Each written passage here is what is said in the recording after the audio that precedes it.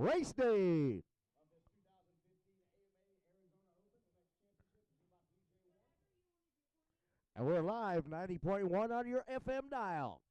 And of course, it's azopenmx.com/live for live audio and video viewing for the people that weren't able to attend this prestigious event. And for live updates, you can text AZ Open MX to 313131. You can listen to the live broadcast here at the trackside broadcast at 90.1 FM to hear Shan Garcia and JT Parsons. The two dynamic duo, good-looking dudes, I must say. That's right. JT was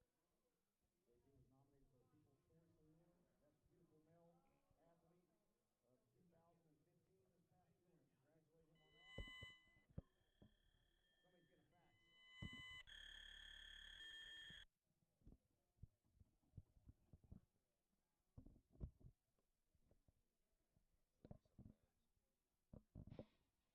2015 this past year. And congratulate him on that. Somebody's getting a fax.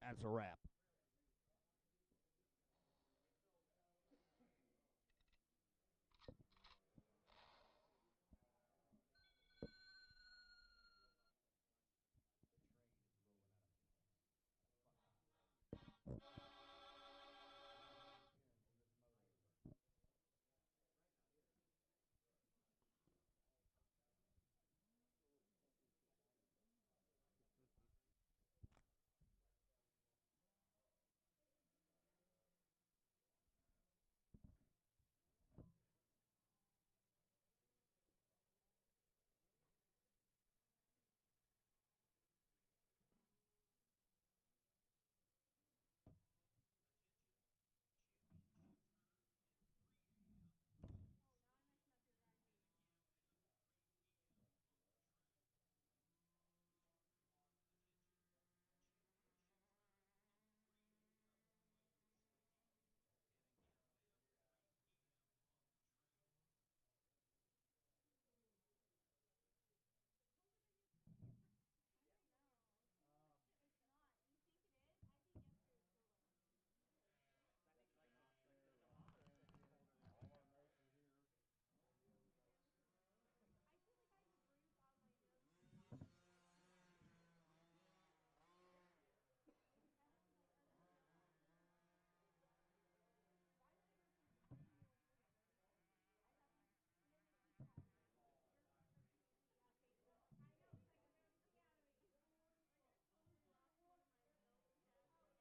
out of fuck. Appearance in this moto. All right, ladies and gentlemen, our first moto of the day is going to be the 450A Pro-Am Moto 1.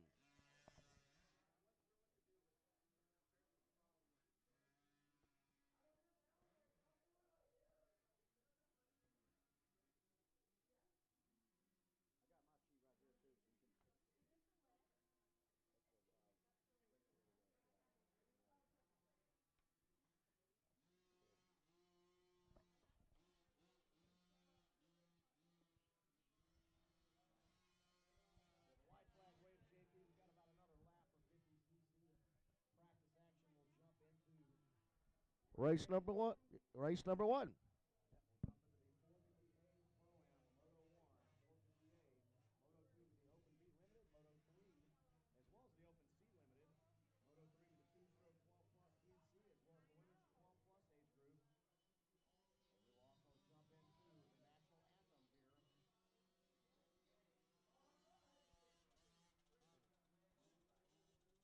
And you know what goes along with moto number one?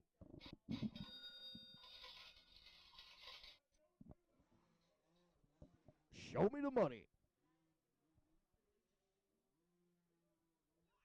Yeah, that probably works. Move everything over. Put this over there. Stack bottles of water on top of it. Put it right there. Okay. Yeah, we'll just leave it and grab it.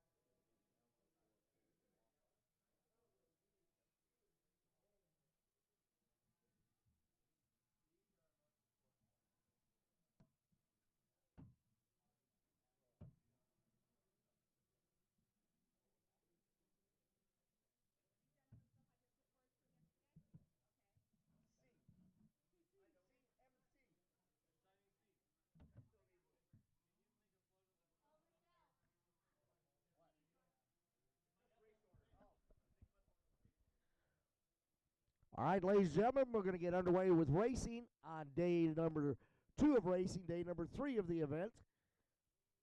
So it's going to be the 450A Moto number 1.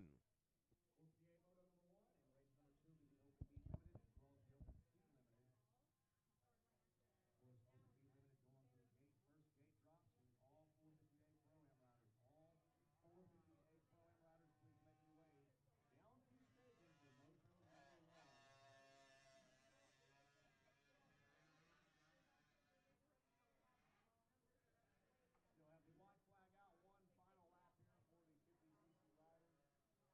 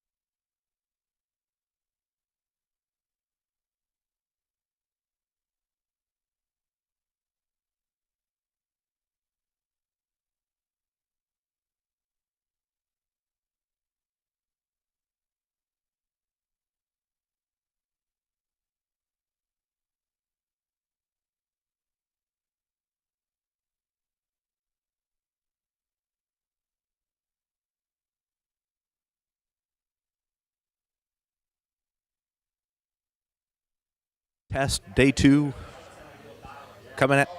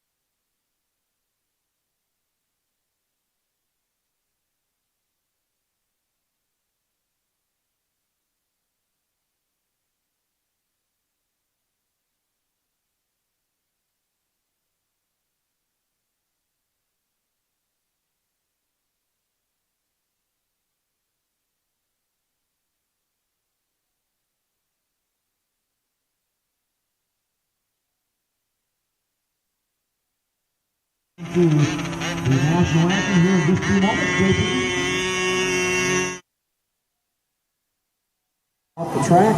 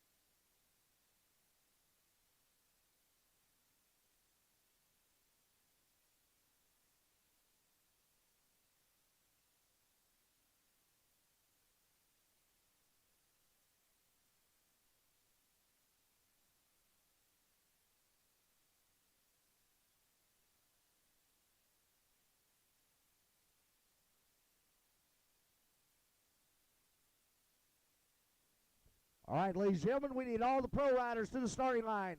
Race number 1. Welcome to Arizona Cycle Park. Race day number 2. Hey, buddy, how you doing today? Up here with the Carols, hanging out in the Tower of Power. We're going to get underway with racing. You ready for some racing today? No? You just want to watch? Check it out? Hey, you probably need to go to the fly zone where they got the toy track. Probably have some fun over there. All the kids have a blast over there. I got a little motocross track over there. You take your motocross bike, you just go check it out. Don't just get by, fly. Big thanks to PJ1 Lubricants out of Gila Bend, Arizona. They're back. One of the #1 lubricants helping and supporting amateur racing since 1973.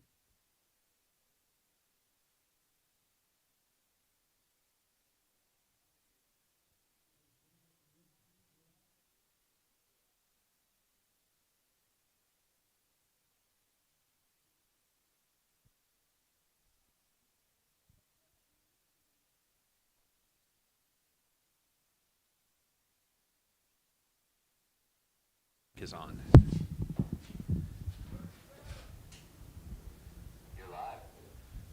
We're live, day 2, 2015 AMA AZ Open here at Arizona Cycle Park. We're just getting ready to launch the 450 Pro-Am. First moto of the day. On a nice, crisp, brisk morning. Brisk but not windy. Yes, and that's what we want. We want to keep this track nice and fresh. I know Brian and Bobby worked super hard on it last night, put a lot of work into it. Looks like we had the pros out in practice first, so guess what that means? Good lines, Chris, huh? Good lines, first moto. They should be pretty quick. Then they're going to race their second moto a little bit later this afternoon. And they're getting actually a really good track right now, which is kind of a freeway. No really bumps, just good lines. And shoot, we got a good pro turnout. I'm really happy to see that. A lot of local yokels and Sean Cantrell coming out of California on the Troy League KTM. But yeah, we'll see. He looked good in practice, and there was also a couple local yoke kids that looked good too. Yeah, we've got a few pros from outside Arizona, some local pros, so it should be good to see how the two areas mix up and how it shakes out for Moto 1, and then again Moto 2 is a little bit later this afternoon for the pros. Well, I tell you what, I'm a little hoarse last night. We did the tricycle race. Oh my God, literally a world championship of a tricycle race, and it was. We had 6 tricycles and 4 came out alive. It was unbelievable, adults and kids, and really fun. But then it got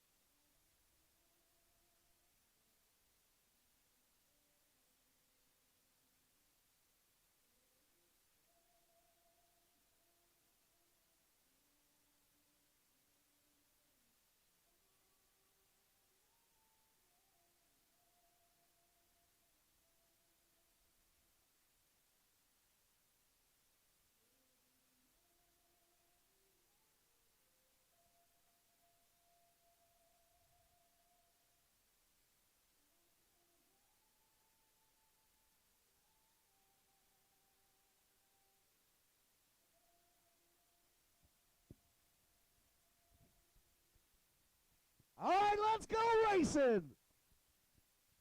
Race number 1, 450A. Man, Chris, how about that? We hired Miss Leanne Rhymes to come here. Cost us $280,000, but hey, Spared no expense. spared no expense for Leanne Rhymes. I'll tell you what, that's one of the best, hands down. I recommended Leanne Rhymes to sing this morning, and we choppered her in on a full private jet plane to the Arizona airport, then choppered her here. And on such a cold morning, it sounded like Yeah. she was like a nice summer day. It's perfect. But unbelievable how she can rip that. No, again, man, we got a pro race here, so this is exciting for us. We had great racing yesterday. I'm sure we got, how many motos today compared to yesterday? We have 27 total motos today, 23 yesterday, so you're getting 4 more motos today for tuning in. And you know what? I'm sure right now there's some people just laying in bed watching this, nice cup of joe. Maybe have mom make some scrambled eggs and bacon, you know? And we're out here for you guys. So enjoy this today, please. Oh, yeah, did you see that? Ryan Surratt's out here riding a Honda. I was wondering about that. He's been a Yamaha factory up and coming. I recognized the number, didn't recognize the color on him during practice today. And then I saw him switch to a YZ250. So he's got a 450 four-stroke Honda and now a Yamaha YZ250. So Now he just needs to switch to Husky for another class and get the red, white, and blue. go GNCC racing. We got a track out here for it. Again, we're going to be doing hot laps or parade laps before each moto today. Talk about some of our local guys that we have. Well, we have Bob Jones. Number 215, Price Sandoval. He's riding on a brand new bike. He just got a Honda 450 about a week and a half ago, and I think he's maybe had about 2 or 3 rides on it. So he's coming out to see where he fits in amongst the pro class. Ed Fodish. He's been around a while.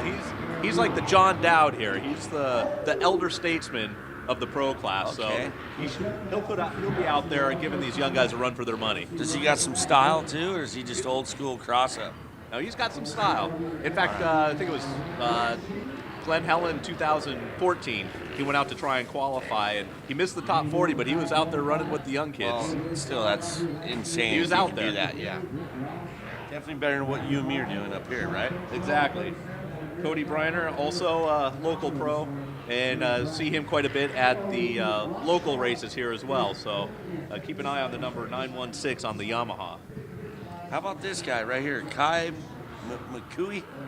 Mukai. Kai Mukai. I talked to his dad last night at the Justified Chill Zone. Nice family. One of the pros off the track. He's all right. Came up short on that triple. Came up with a new nickname for you guys if you're tuning in. Chris, my man over here, came up with it. I had no idea, but I love it. Six-pack saloon. Six-pack. That's good. That's Take that one. Make or break your race. It's a triple section or double single, but new you got a added. lot of time going triple if whoever's behind you or whoever's in front of you is only able to double single. A lot of time can be made up there, or a lot of time can be lost there. So it's a good section to come in, especially if it's a close battle. Fly day today. Fly day. We're going to have a good one today. Justified yesterday. Fly day today. Tomorrow, we're going to just do the Justified AZ Open It's shirts. the AZ Open day, so. Guys, check out those shirts, too, online. They came out really nice. Fly coming to the table with $5,000 in contingency money, and even the tricycle race last that night was cool. was $500. Did you hear what happened? So No. the guys that won were all like sponsored riders and they get free gear. So they took their $250, donated to the kids class, and the 3 kids that won last night had no sponsors at all. They bought everything. Mom and dad were crying. Oh, it was awesome because they got $500 worth of gear. So now each kid got a Pan Jersey So glove. the best looking kids in the fly gear are the ones to keep an eye out for today then? Hey, I want to thank Red Bull this morning for my Your little pick-me-up. I see we have some sponsors we're going to be plugging in all day long. Also, if you're not able to watch us live, you can also text AZ Open MX, text 31 31 31, and get live updates as the races are going on today. So text AZ That's Open really cool. MX 31 31 31. So if Grandma and Grandpa had you come to breakfast this morning and you got to go to their house, well, guess what? You can stay social media'd up. Well, looks like we're getting a bird's eye view from Austin's drone. Follow the pros here into the first turn.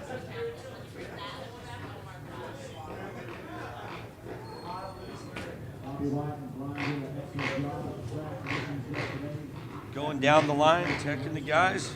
Again, we want to just welcome everyone to the 2015 AZ AMA Open here, presented by PJ1, Fly Racing Scott Goggles, FMF AEO Power Sports, AMA Red Bull. We're sideways, getting ready.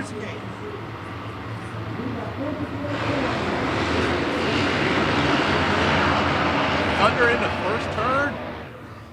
It looks like it's red. Through clean. Sean Cantrell in second, and just OJ's Looks over like the this 31 of Greg Schneider.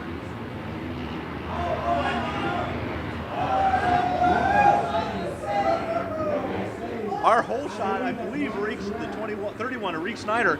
Just got kicked sideways going off number 3. And it's Sean Cantrell out in front. out front. Taking over that gnarly mistake and the lead there. That could have been really bad. Looks like he recouped. Second now. On a Honda, might be the same. Could be Surratt. Same guy, I think. First one of the day, everyone's got sweatshirts on. It is Surratt. And mind you guys, Sean is on a KTM 250 and Ryan Surratt is on a Honda 450. So you know Sean's got to keep his momentum up everywhere he goes. Well, during practice, he was working those outside lines. Here we go, coming out of the desert. It's Cantrell with, we're pretty sure that is Surratt. There should be a 151 on a Honda here. Let's see, my eyes can catch it. And it sure is. Wow, Surratt has turned it up since practice. And the number 52, Simon High in third place.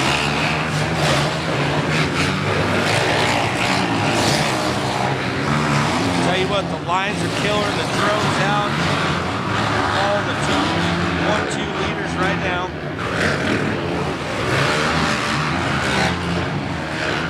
Texas, let us know how the feed is at your house. Love to hear a little feedback, because this is the first new wave of new doing this now. We plan on doing this and getting way better. Here we go into the 6-gun saloon. Cantrell's going inside and able to triple. Surratt having to go on outside, but missing that second triple.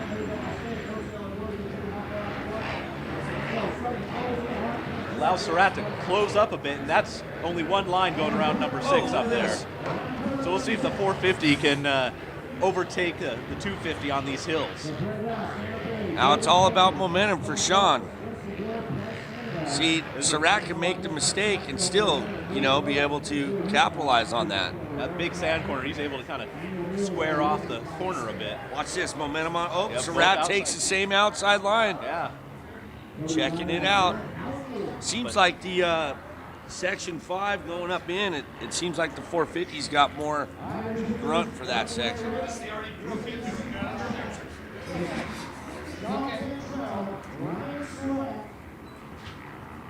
And these two checked out, so they're in a race of their own.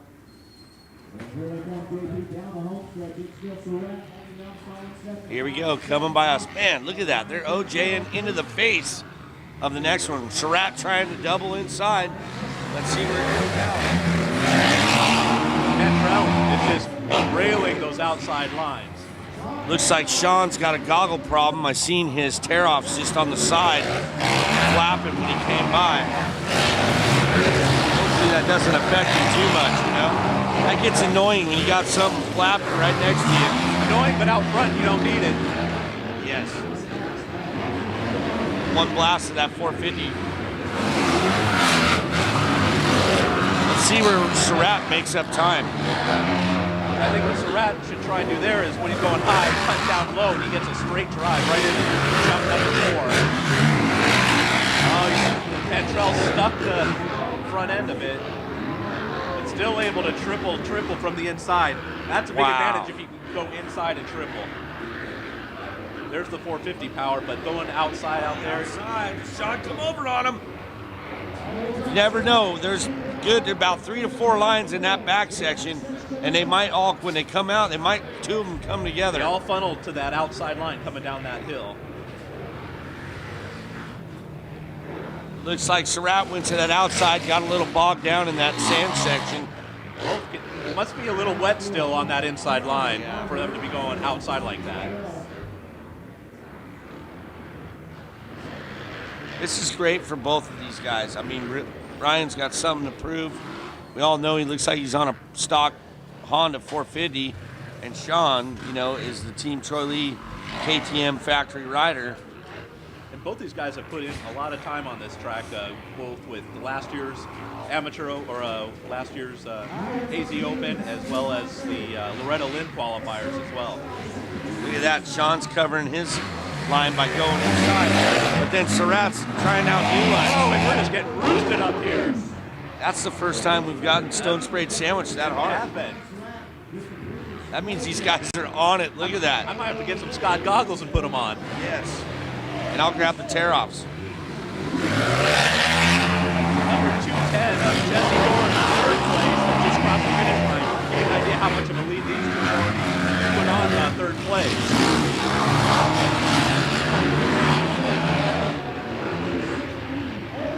Surratt's hanging back a little bit, but I think once we get to the hills, we'll see that gap close up a little bit. Even Cantrell going to the outside. Looks like there was a lapper on the inside line. You know what I noticed, Chris, on that lap? It seems like Sean's picked up what Surratt's lines were. So he ran those lines, and look, there's something that Surratt's doing back there that is allowing him to catch Sean's tail.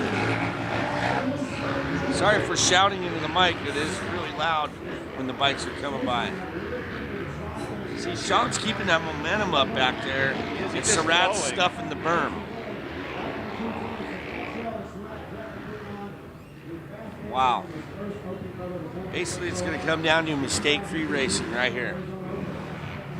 Or Surratt can get close enough just to run it up the inside when Cantrell goes the outside. But Cantrell seems to know when to go to the outside and when to go to the inside. Besides having that tear off, he can hear pretty darn good then. Look at that, jumping into the face of the finish line table. Here they come. Surratt's going to try on an outside move. Surratt was kind. He didn't roost us that time around. These lines are shaping up really good. God, Sean, it just looks like he's on a roller coaster out there. They get a good view of the different lines that the 250 takes versus the 450 from that overhead.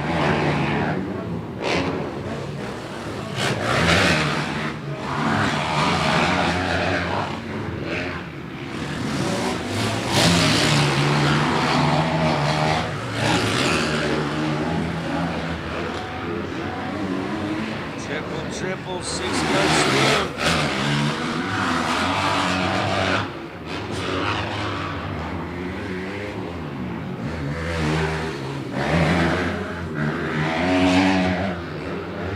I don't know what Surratt is doing, but he has definitely got this 6-gun saloon. That number 5 is a live section up there. Now, with Cantrell, it looks like he's working to get over the triple, and then you have to get on the gas to get up over 5 and up.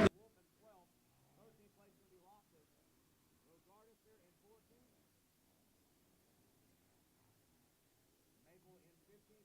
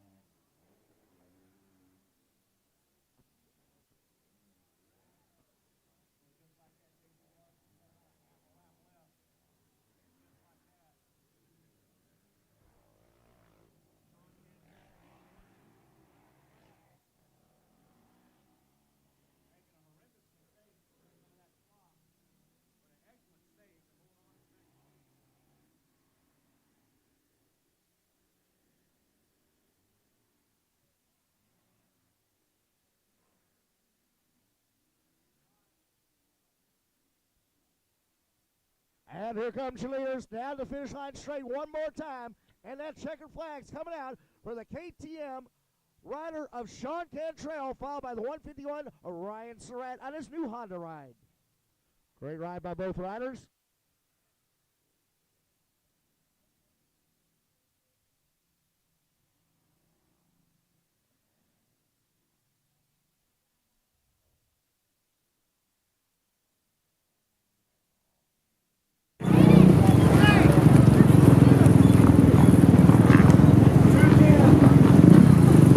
And the 210, third place, just going on a turnover, Shan Garcia over at the PJ1 podium.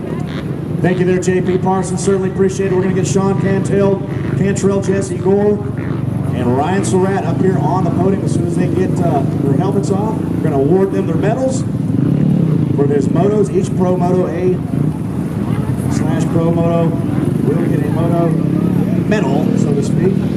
Sean Cantrell, let's get with you real quick. Man, not the greatest start. You're in there in second place. Looks like Ryan Surratt made a little bit of a bobble, a little mistake actually. Kind of ejected up, almost went into the desert weeds up there. And that kind of opened the door for you. And once it did, you pretty much put in a pretty blistering pace. He was back there behind you, trying to chase you down a little bit, but you rode a flawless race. Yeah, thank you. It was a good track. It was like you said, Ryan, it's not.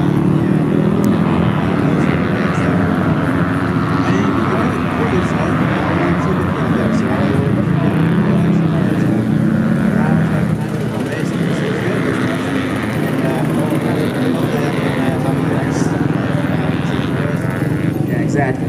That was all helping you out.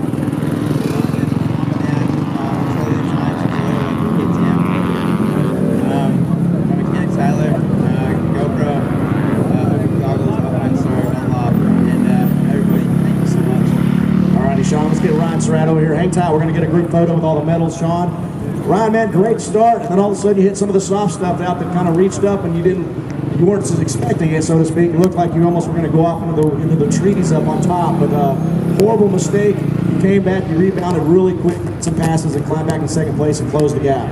Yeah, I know. I have no idea how I saved that. The bike just came right off underneath me. And had a good start, and then the track's so muddy right now, you just can't pass. It's so one line, so I'm just hopefully the track dries out and get some better lines, and then we can have some good racing. Right on, Ryan. We noticed you're on a Honda now. Who's helping you out? Dr. D, Fly Racing, X-Brand Goggles, Garnet, Spectra Oil, and that's about it. Right on, Ryan Surratt, folks. Jesse Gore, step on up here at the 210. How's it going, man? Great ride there. You led kind of all the rest of the guys. You're there in third place. These cats kind of separated pretty quick, but you held on for a solid third position.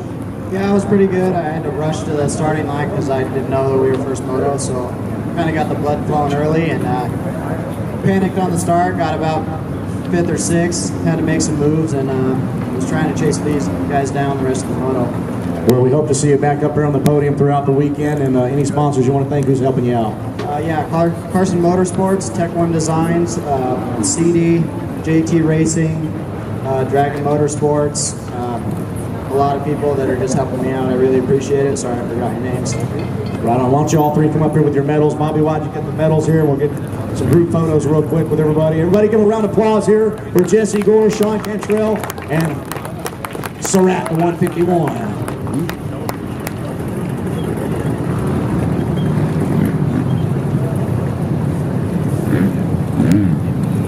All right, guys, thank you very much. Hey, back to you guys, JP and Dano in the broadcast booth.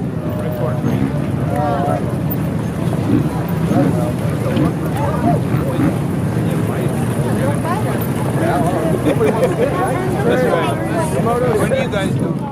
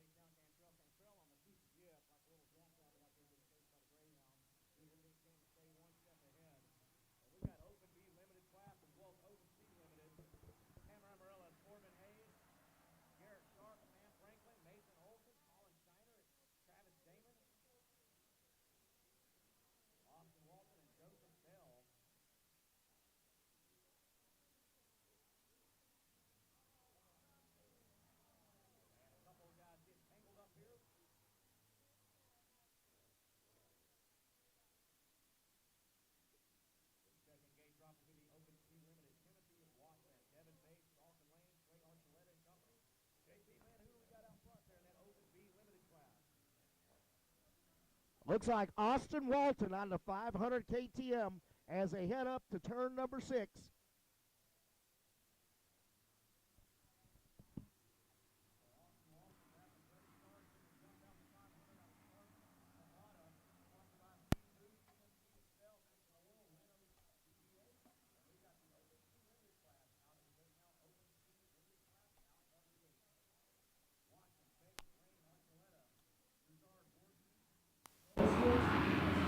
Well, when I talked about that Sam Franklin luck, it looks like he is down in the number 5 section, getting up. So bad luck for him. He's got a heck of a lot of stuff to throw the wood down and work his way up, back up into that leader pack.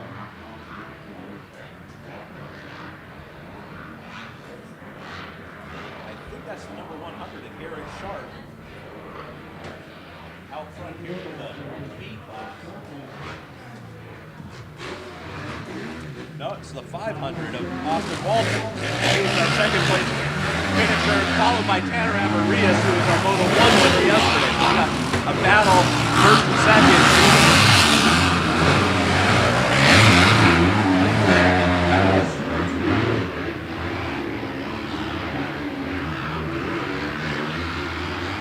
Still a few of these guys are wearing sweatshirts for the morning chill.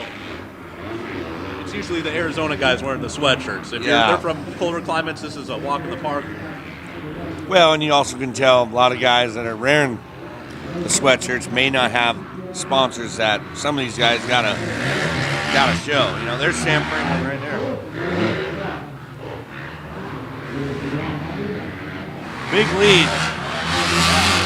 Austin Walton starting to open up on Amarias.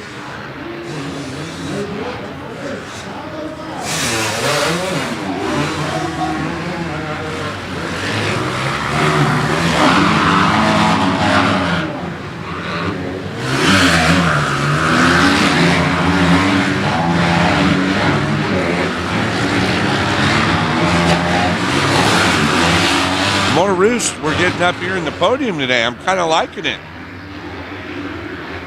A little organic to go with your breakfast burrito, huh? Why not? Little powdered sugar go good with some chorizo and eggs.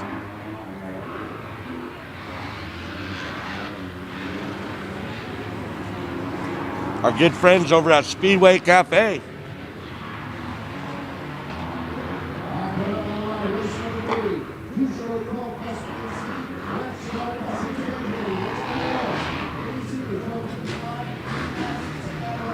Keep an eye on this battle with you guys ready to Austin Walton. Another just came through. Still a good ways behind him, but still within shot.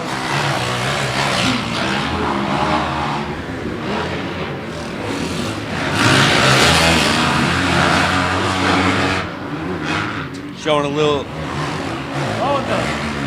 Not sure if just went down on it. That sandy section is tough because it's always changing. It's very soft, and it's hard to push through there because that front end is easy to wash out in that soft stuff. You know what's funny? I know you've ridden here, I've ridden here, and you're right, because at the end of the day on that, you go in at one time, you go in for that line that you had the lap before, and it's totally, completely different, gone. So it's like a Rochambeau when you go into that corner.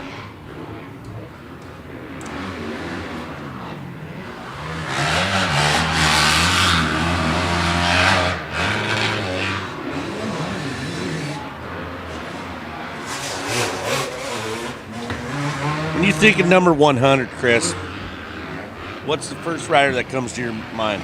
Josh Hansen. Okay. I'd say like Jimmy Button.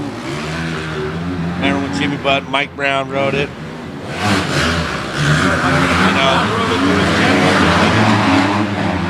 Did Mike Brown wear it to his championship?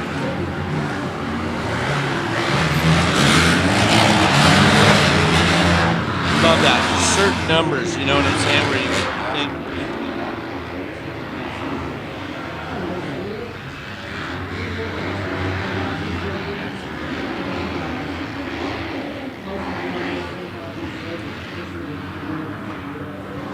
And then you got Garrett Sharp out of Decatur, Texas. And he's rocking the number 100.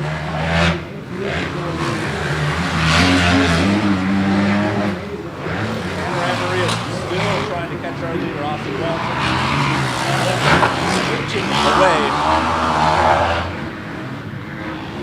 Again, Tanner won yesterday's first Walton got a reversal here. That was a pretty awesome battle with Tanner on that. Yesterday's race. Tanner looking good on that number 4 KTM.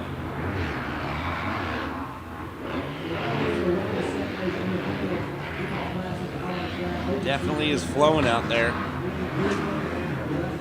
Big lead.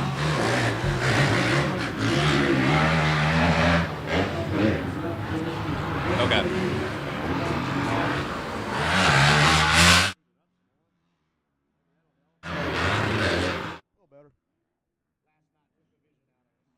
All right, there's our leader in the open C.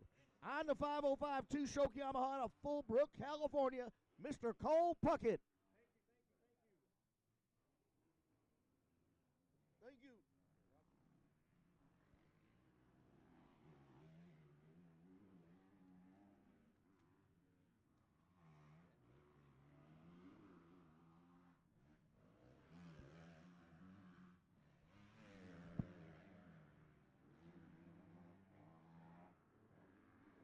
Walton making his way. Roller section into jump number 10, the final jump before turning up to the finish line. He'll be getting the white flag. Austin Walton out of Sparks, Nevada. That'd be cool. White flag is out. He definitely got some business by Tanner that lap around. Tanner just came through the finish.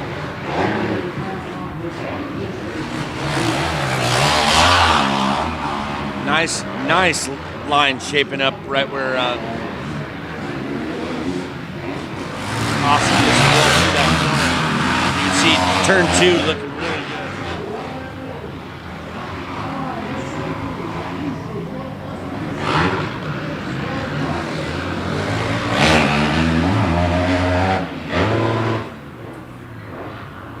Walton putting Tim Watson a lap down coming into the triple section.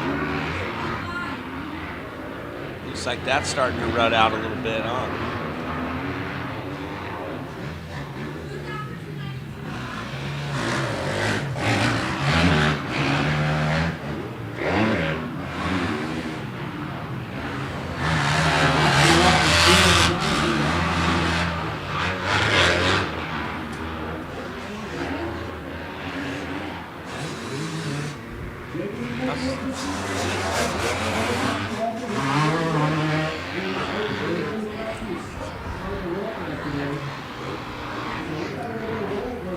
Must be nice to be young, Chris. I'm still young, Dano. Well, yeah. We're just saying, we're up here in this booth and we're bundled up. We got gloves on, the whole deal, hoodie, and a little girl just walks in with a t-shirt on and jeans. Nah, she doesn't know any better. Yeah. Mom and Dad don't know any better, one or the other. Her parents must not be cold because she's not cold. We got the checkers out here for the number 500, Austin Walton on his KTM out of Sparks, Nevada. Making his way up to here Tanner comes Ramirez. Looks like he took a little bit of a detour. He crosses the line in second place.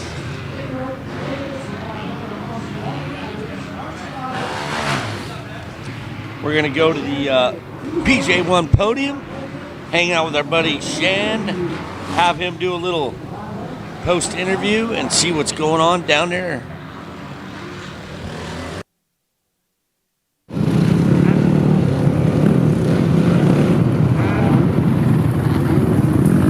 JP Parsons checks down. Got Austin Walton up here out of Sparks, Nevada on the 500. Austin, great ride. Thank you, guys. Finally got up the podium. We've been trying to get up there all day. Everyone's been riding good, so I mean, they made it hard for me, but I'm here, so I'm happy. Amarillo's kept you honest yesterday. He won the first moto. Now you win it as 2-1, 1-2. So it comes down to the third moto, man. I hope I can get another start, but it's riding really well, so we'll see. All right, any sponsors you want to thank? I want to thank my mom, my dad, my dog, Keep Me Safe, Trainer Kurt, TNC, CD, Ruben, Canvas, and Tech One. All right, Austin Walton, great ride there. Congratulations on the second moto win. We look forward to watching that third moto. Thank you. All righty, check it out, JP. We're going to wait to get Cole Puckett up here. Where is Cole Puckett, the 505? Here is Cole Puckett.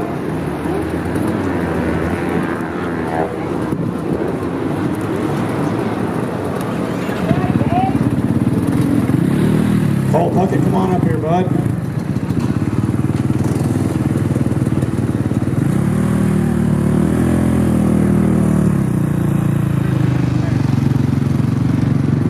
Cole Puckett take his helmet off, man, putting it that two-stroke out front one more time in that open C limited class. Cole, how'd it go out there this morning?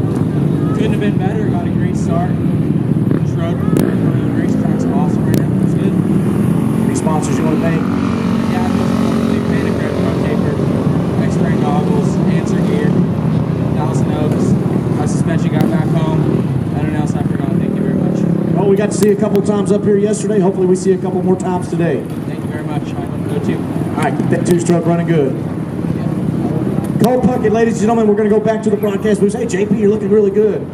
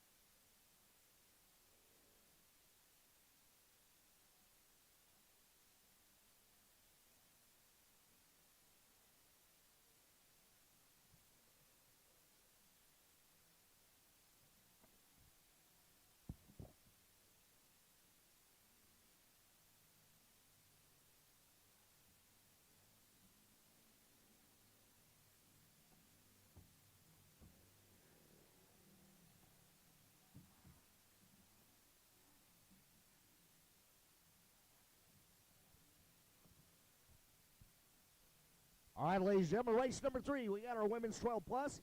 Aaron Malcolm, Brooke Whipple, Lauren Thompson, Carrie Killebrew, Riley Horney, Katie LaRosa, Felicia Webb, and happy birthday, Courtney Brundage. Just turned 16 years old. Happy Moto birthday.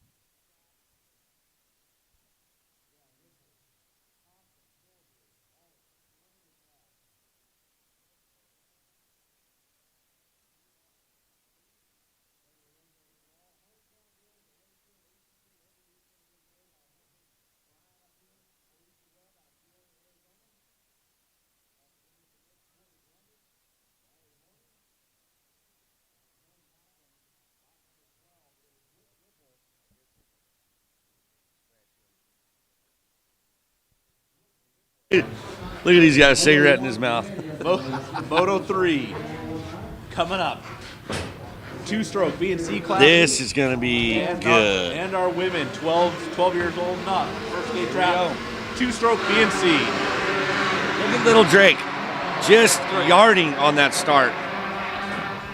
Well, picking up where he left off yesterday with his moto win, putting himself out front for a... Oh my God. Oh my God. Please get up. That was. That was bad. So he was riding those handlebars there for a little while. Hey, keep it G-rated on the... You guys are just tuning in. Drake just hole-shotted this race. And for our radio guys, if you guys could, please keep it G-rated on the radio. We are live. Thank you. Drake extending that lead out. We got a Yamaha in second and third. Gate drop for the women.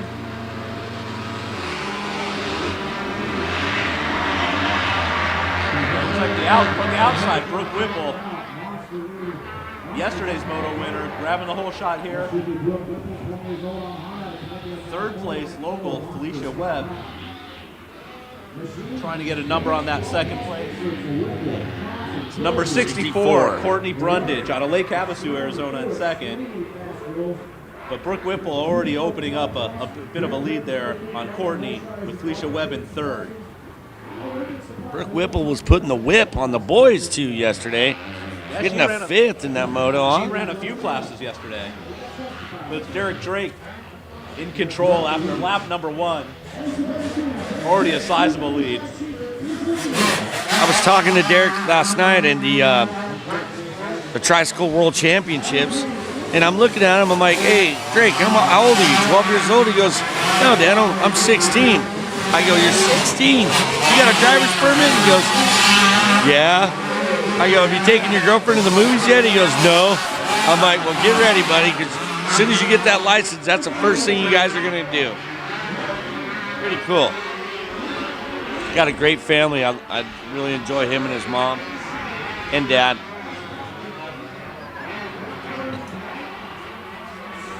Drake out in front.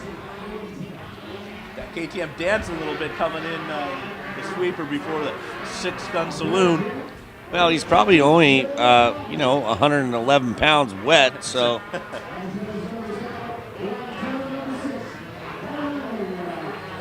I believe it's our local Kyle Deering, number 19, on his YZ250 in second place. But a ways behind 33, Derek.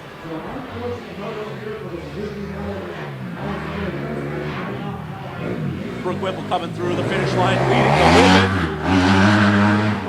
64, Courtney Brundage also coming through in second. Third now, 57, Carrie Killebrew. Moving her way up to third. Lab battling with Lauren Thompson. These two have battled on these tracks for the last few months as well.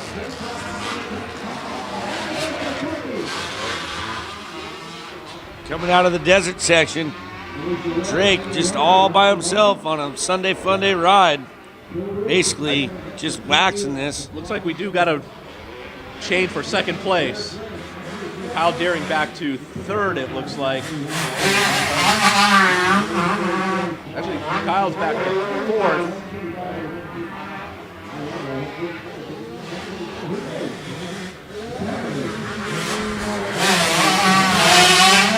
It's a 288. Connor Milanix in second.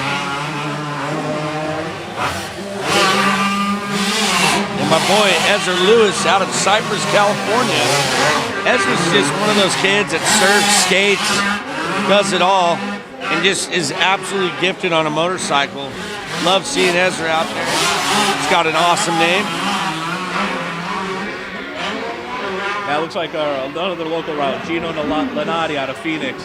He's getting towed off the track there, having some bike issues. There we're getting a good look at first place in our women's class, Brooke Whipple out of Temecula, California.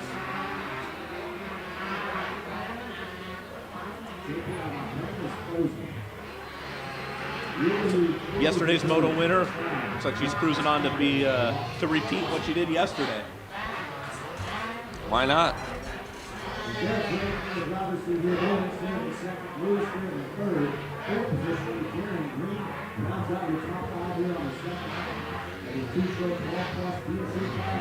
Here we go. She's up and top right with the finish line. Right where we are at. Got the bird's eye view of old ACP. Took a quick look behind her, see what kind of lead she has. She's like, I got 2 minutes. I can hang out, smoke break. So she's heading up jump number 1. We see her in the number 64. Carrie Killebrew's caught up here, so we got a battle for second in the women's class here. 250F versus CRF 85. Yeah. Wow. Carrie puts the pass on her. She's the daughter of local rider Kyle Killebrew. They runs the West Coast motocross schools.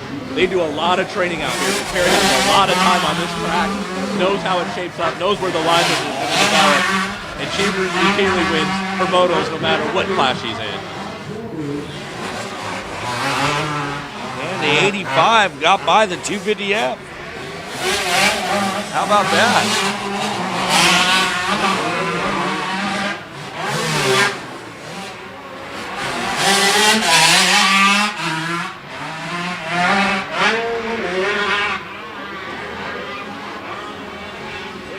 Drake is now caught third and second place in the women's 12 plus.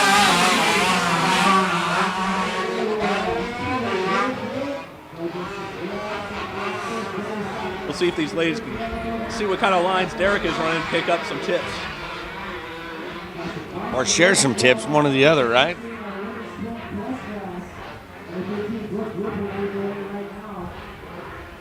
Wow.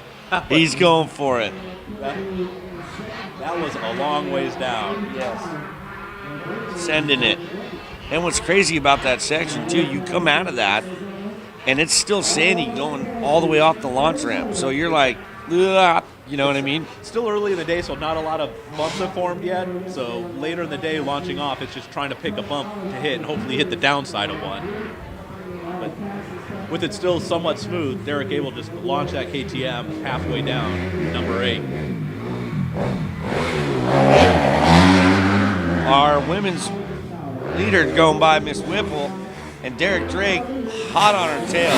White flag is out. Last lap. Whoa. Almost lost an eye there. Yeah, Thanks, did Derek. you see that? That was a rock that flew back and hit the wall behind us. I'm going to start ducking here.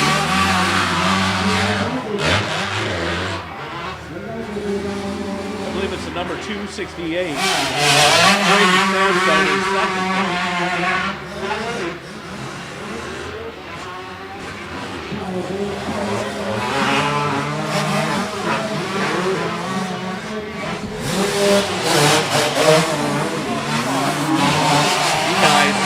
Be nice.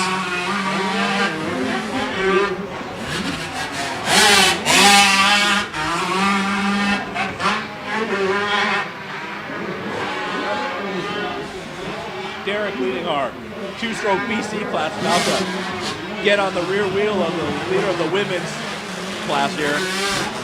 Able to get by pretty easily.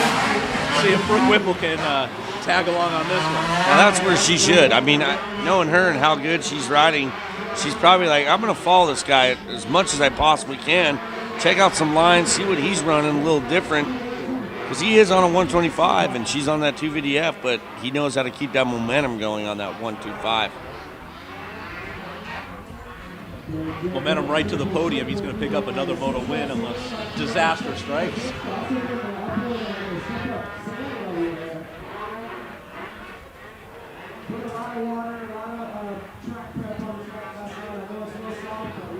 Looks like there's a couple 2 rollers to just the flat. And the finish line. Yeah, when we get Brian out here, we'll ask if he changed anything up on there last night or flattened anything out. Whatever track changes we might not be able to see from our camera angle. Yes. But that wraps up Moto number 3. Derek Drake picking up where he left off yesterday with the Moto 1 win, along with Brooke Whipple in the women's class. Shan's heading out to the podium. We'll get a chance to talk with them and see how their race went.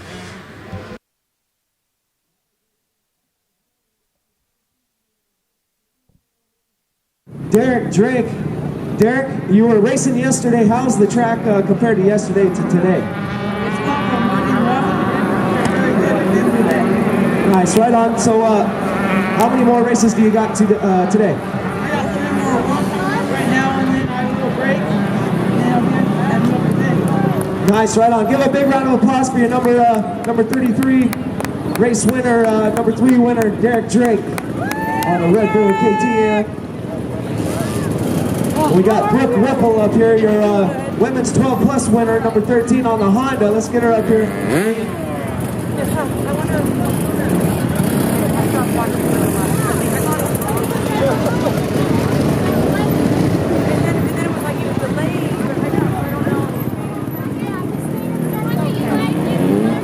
Come on over here, Brooke. So how was the track?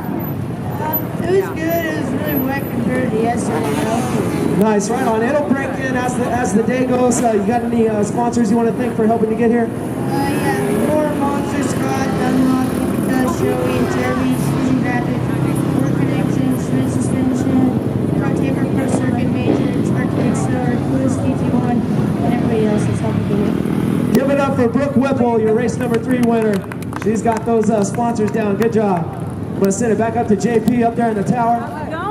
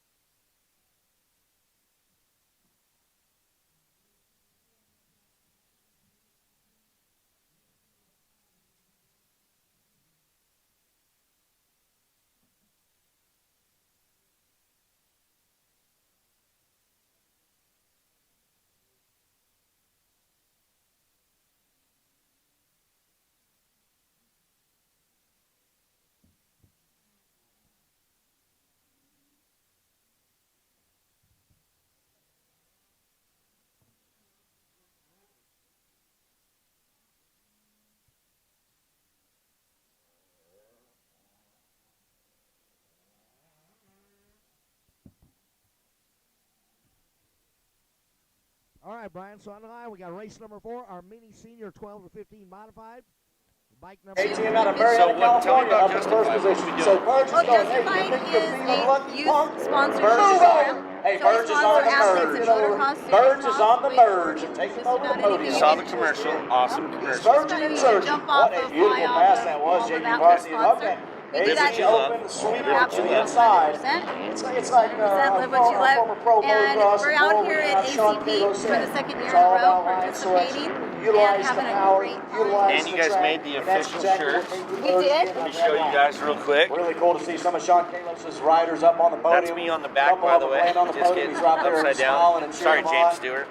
You know, it's just like, And tonight we're going to have the official chill zone He's got some from guys 8 he's to training. 11. I heard. All right. So we're going to have all the festivities down at the All right, where's the 41? Cool. And But then he's you got have pressure shirts. from the 505, all the the stuff hard you have. charging cold we bucket. have shirts, hats, On the beanies, two-stroke. custom apparel, And look at obviously the event tees today. Bracelets. Buckets, utilize that two-stroke power, and JP we're Parsons an all authorized over. dealer for Rockwell.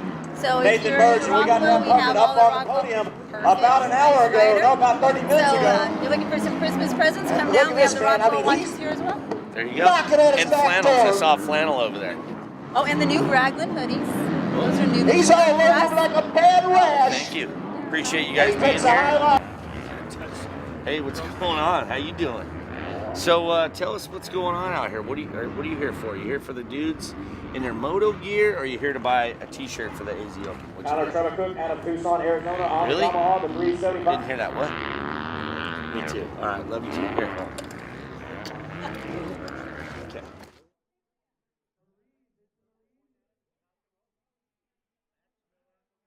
Number 4, just mini senior 12 to 15-year-olds just left the gate. This is second gate drop for the 85cc 9 to 11-year-old mods.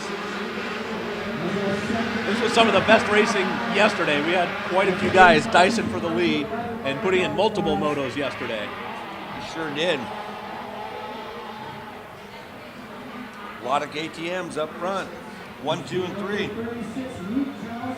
Looks like it's a 36 KTM Luke Calatesian from La Tuna, California, grabbing the whole shot in the 9 to 11-year-old mod race.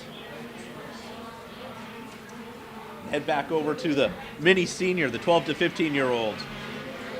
We got, I believe, Joshua Brise, 24, running up front with Dylan Schwartz, along with Kai Aiello. And Dylan Schwartz got that whole shot, but the Freezy, we all know him. He's only 70 pounds wet too, so KTM's like riding a 450 for him. Oh, looks like Max Miller's in second. Man, Schwartz was going at it yesterday. Looked like the fastest guy on the track. Today's a different deal. We got Joshua Brise coming around in first, the 604 of Max Miller, and then the 74 of Dylan Schwartz in third, the 110 of Kai Aiello in fourth. It looks like Max Miller, even though he had a fifth in yesterday's moto, he's going to make a case for a moto win and try and bump Josh Brise off that top step.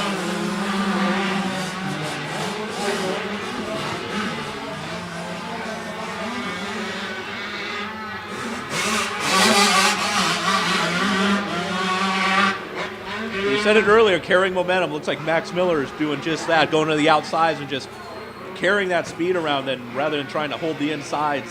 It might be a little bit slower, especially in these early motos. Especially with Freezy, he's so much lighter. He can apex that stuff more than Miller, when Miller's just got to carry that momentum everywhere, like you were saying, Chris. Miller coming up a little short on that uphill double before the tree turn up on number 6. We'll see who has the horsepower advantage going up and down these hills.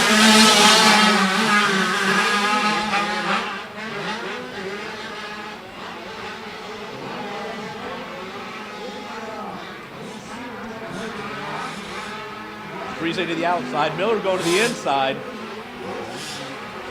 Looks like Brise had a little bit of issue coming out, but both of them hucked number 9, the uphill triple. Max Miller, I think he sees his chance. Here we go. Coming out of the desert.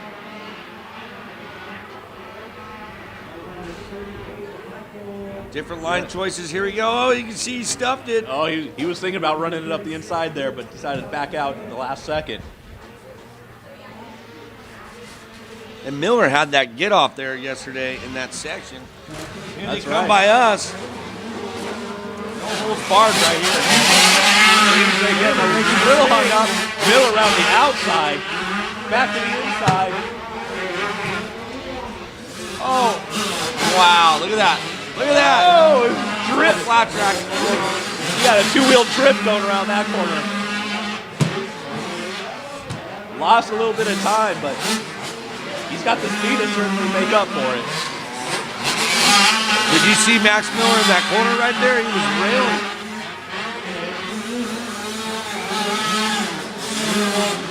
I was talking to his mechanic last night, and they said they had a few problems. They think they've worked it out since coming from Mini O's, a different temperature changing and whatnot. But look at this battle right here. Scrub with some leg swagger coming up for these guys. He's caught back up to Friese. Miller not able to do that uphill double. But did it look like it was worth it, though? He's right on him still. Yeah.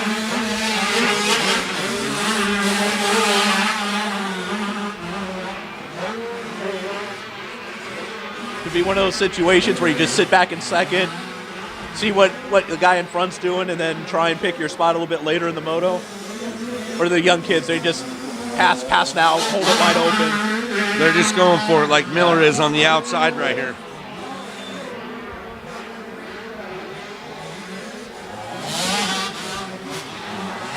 I'm sure the white flag will be coming out soon. So Miller needs to make that magic happen sooner than later.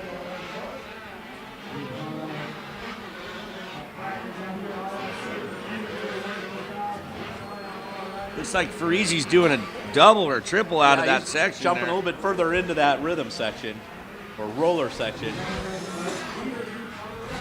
We got the number 94 stalled out right in the main line. Miller get by. Number 74, Dylan Short, starting to creep in. Yeah, I just noticed that. I'm just saying the whole time we're talking about these two kids up front. Mr. Schwartz made a Schwartz be with you. Maybe got a little. What was the movie? Spaceballs. Yeah. Oh, Blue's down, Ryder down. Is that Josh Reese? I think the jammer went down, tucking the front end. Coming out of turn 2, going into turn 3. Let me see this on the live feed. Maybe they didn't catch it. Right now we're getting a look at the number 51, DJ Weber, local here out of Scottsdale.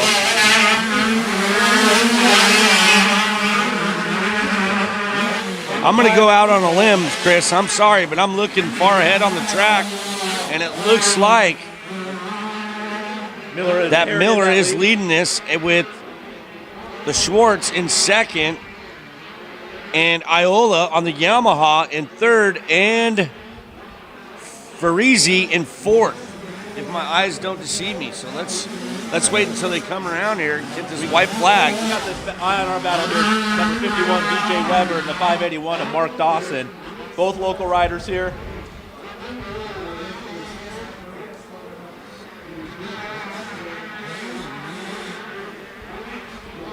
DJ Weber looking to improve on his moto finish from yesterday, 11.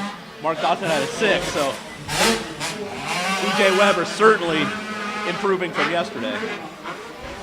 Yes, ladies and gentlemen, Max Miller is getting the white flag along with Schwartz in second. Let's see where Varizi's at. He's got Aioli from Yamaha, and then it's Farizi right on top of him. Looks like DJ Weber just had an issue with that inside line. Mark Dawson. What's the rule? Don't follow. Mark Dawson followed that rule and was able to get by DJ Weber after a little bit of a mistake in that corner back before the uphill triple.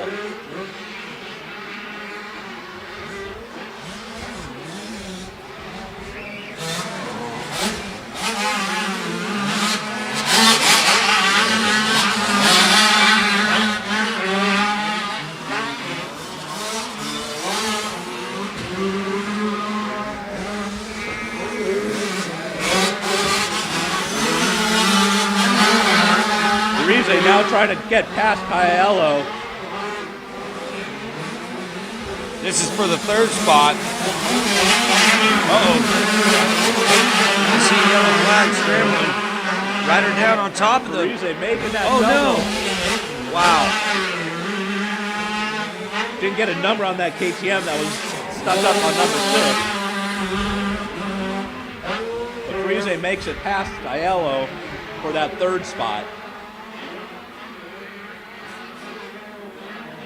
So Parise may go 1-3 on the day. Aiello going 3-4.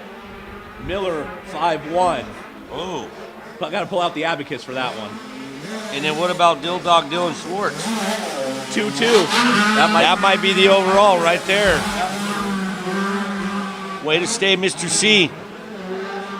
And here he comes, Max Miller, airing it out into the face of the finish and taking the checker flag. Miller across the checker. We're looking at Parise and Aiello, 3rd and 4th. Dylan Schwartz bringing home the 2nd. I don't know if Dylan realizes that might be it for the overall. Or, no. If Parise got 3rd, Parise went 3-1, they both got 4 points. Parise gets the overall because he's won a moto. I'll leave the scientists to do the math on that. I just like to figure that stuff out sometimes. We just call it as we see it. There you go. All right, well, let's go down to the podium, see what Brian or Shane has going for us. Get your gear down. You're having an awesome battle there, hanging back in 2nd place behind Joshua Parise. You had a little moment there coming up jump number 1, and then something happened on the backside of the track we didn't see. It took over the lead. How was that race for you?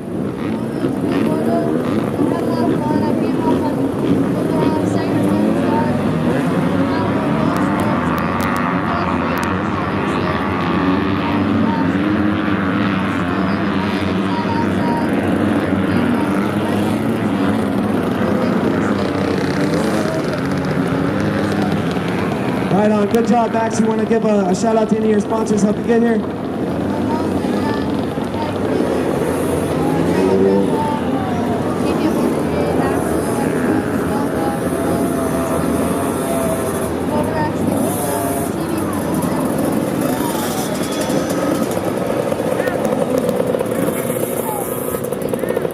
Good job, Max. Nice racing out there, buddy. We'll see you later on. How many more motos you got today?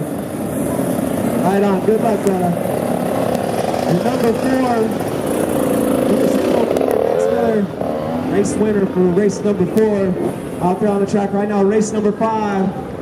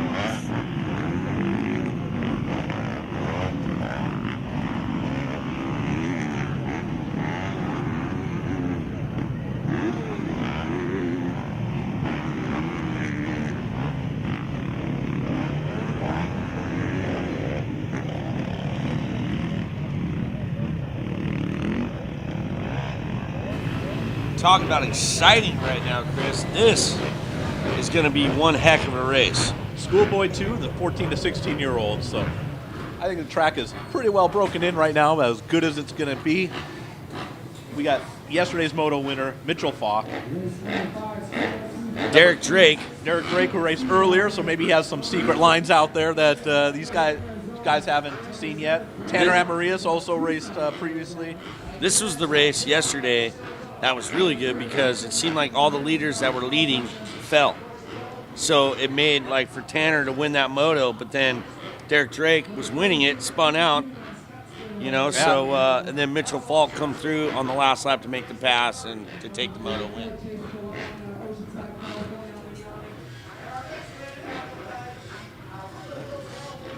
Riders getting checked down. How about little Richard Taylor too? Just here in X-Brand goggle. He got 4th, just missed the podium yesterday.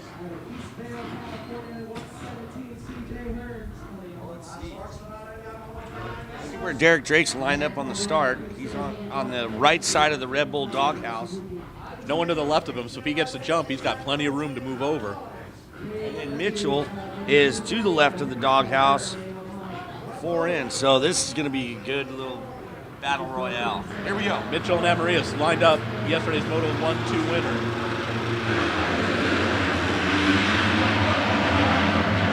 Looks like Mitchell Falk, Richard Taylor, 1-2.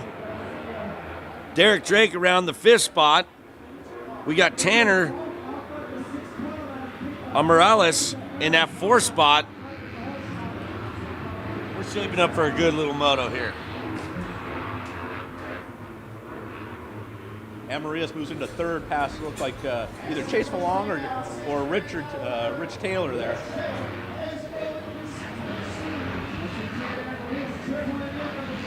Well, Tanner's in 4th. Falk already opening up a lead.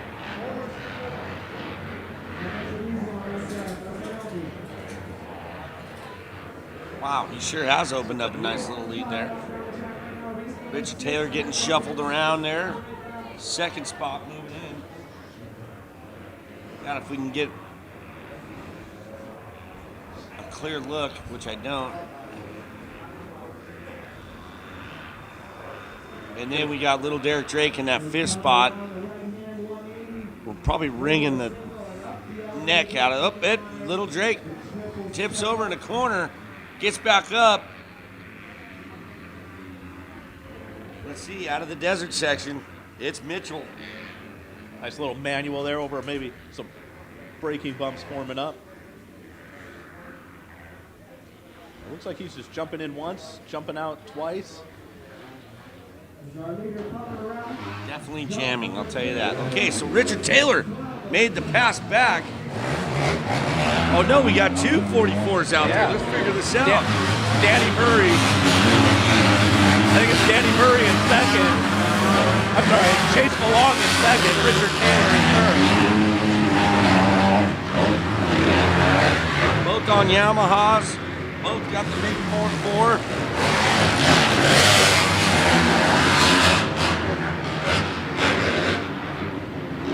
I think Richard Taylor is in 3rd. Who is in the other? Chase Falong. There we go, Mr. Furlong. It's a battle for 44 supremacy. Yeah, bragging rights. All right, I don't want the X. You got the X now.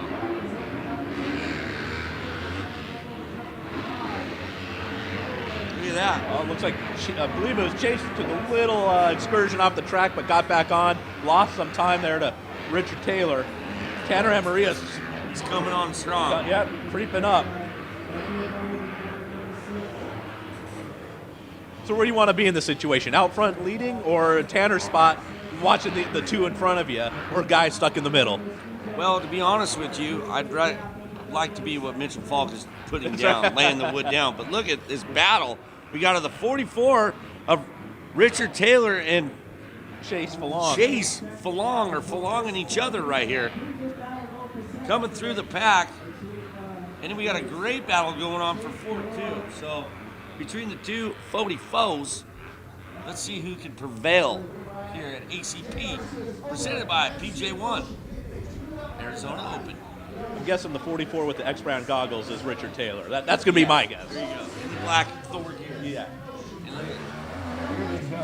Mitchell Falk coming by us right now. Finish line. Wow, Chris, there in Canada. Yeah, Richard Taylor in 3rd, Chase Falong in 2nd, Tanner Amarias getting on the tail end of this And Tanner has 3 other riders behind him, one of them being Drake.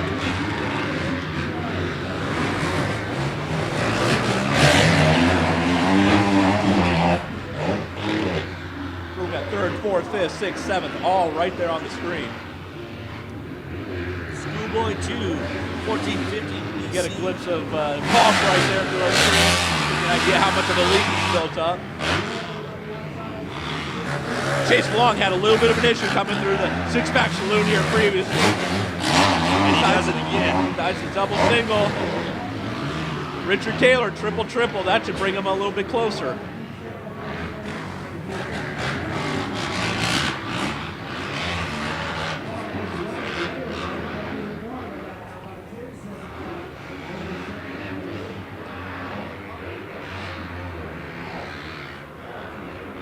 Now, Chris, how about you? If you're battling for bragging rights of having the 4.4 bike, where would you want to be? In 2nd, or would you want to be in 3rd right now? I would not want to be part of that sandwich.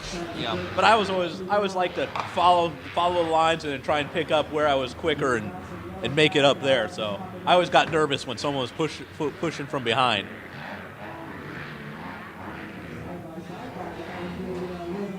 Or you'd ever get nervous for the last 2 laps and you got a big lead and you're like, okay, just keep it on 2 wheels, keep it rubber side down. I don't think Fox having those nerve issues creep in at all. And here he comes by us with a huge Fox at the finish line right now. We're going to take a look at Chase DeLong in 2nd, coming over number 10, making his way up, complete what I believe is going to be the 2nd to last lap. Check out the battle for fourth right here. Richard Taylor. Not sure who that was battling with Amarillo. That's the 500. The 500 of Austin Walton. And we know Austin Walton goes good on those dude spokes. He won, 2 motos yesterday? So he's no stranger to being up front.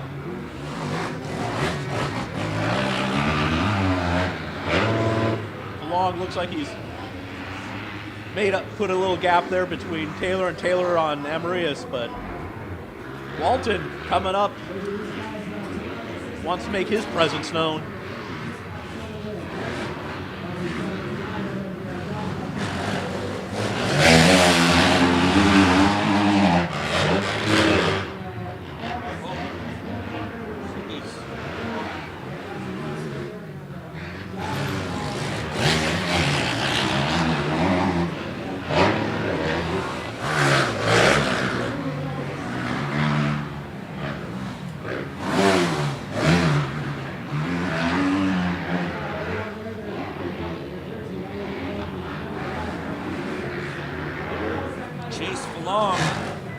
Is saying to Richard Taylor, hey buddy, I'm furlonging you right now because it seems like you're pulling out a little gappy for that 2nd spot. Here comes Mitchell Falk catching his white flag. He's looking smooth. Yes. I don't think he sat down once through the whole section here. Fallon's coming through, number 10, the little double uphill. Oh, Richard Taylor almost going down right here at the finish line. Right in front of us. That would have been a bad last lap.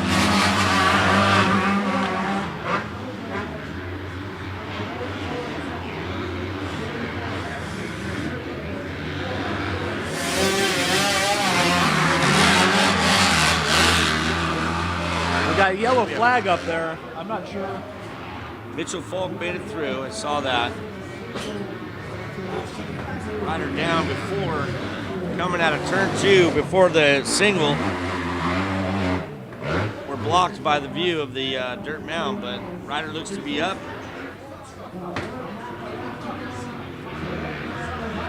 Oh, Richard Taylor cases the first triple.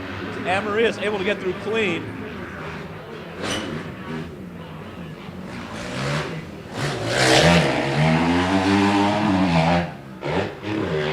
Battle for 4.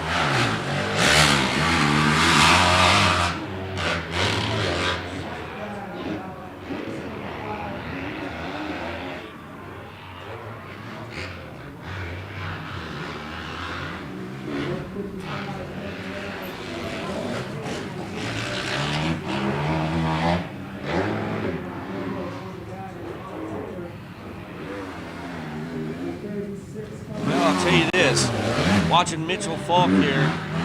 Line choices. Look at just still charging till the last of it. Doesn't realize he's about This is the lead, yeah. million Mitchell miles Falk away. just won the race. He's going to be on the podium while these guys are battling for second, third, fourth, and fifth.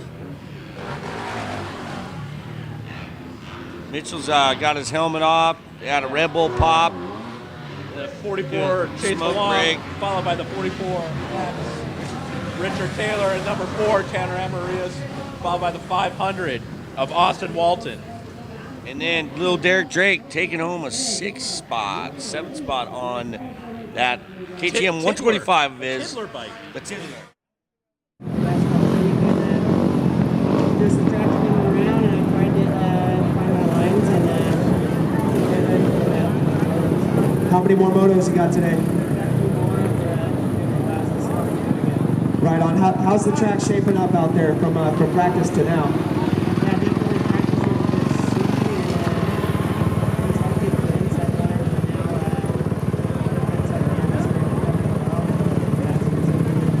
Right on, brother. You got any sponsors you want to thank before you take off?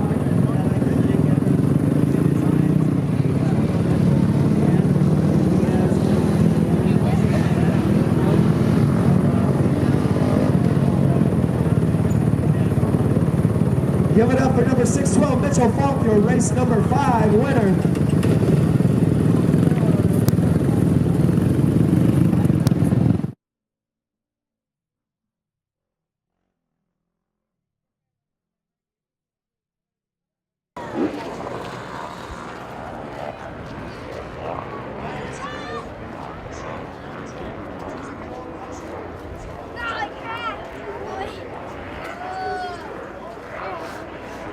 What's up, guys? We got some Rams going. Where's our bike? Ryan Dungy's over here. What do you got? All right, let's see what we got. That's Marshall. What's up, dudes? What's up, AZ Open? We're over here at the Fly booth, checking out, building the track with the kids. What's up, guys? Hi. Get wild. Let's build some supercrossy action. Hey, how about some whoop-de-doos? Can we build some whoop-de-doos? The back fit through the front. We don't need It's a big We'll be back. We'll be back to see. There's a Supercross track ride. Oh. That's why there's no motor.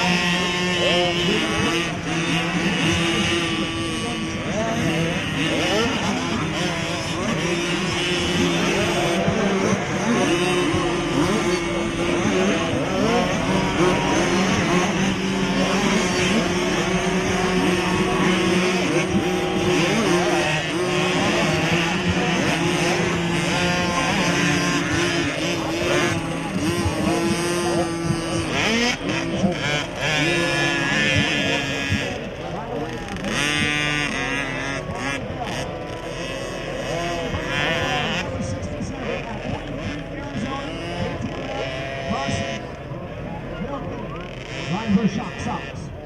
On the 115, out of San Diego, California, KTM, Dylan Cato. On the 117, KTM, out of Frederick, Colorado, on the 137, Cobra, Escondido, California, Rick Parrish. On the 157, Race number 6, loaded in the gate. We got the little guys, 51cc, 7 to 8 year olds. This is my wife's favorite sound ever.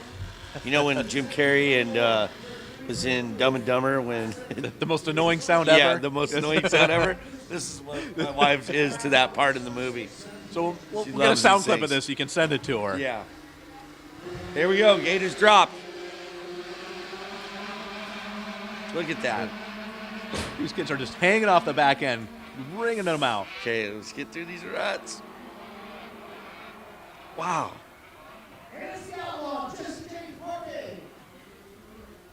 Whole shot, Jesse James, yesterday's moto winner, picking up where he left off.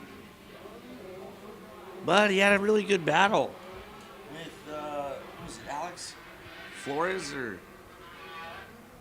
Yeah, the 2X Is it of 2X? Alex Yes. Flores. Flores, I've seen him in Loretta Lynn's, winning a championship there. So Jesse James off the track. Taking the fast line around the six-gun saloon. You think Jesse James would just be at home right there.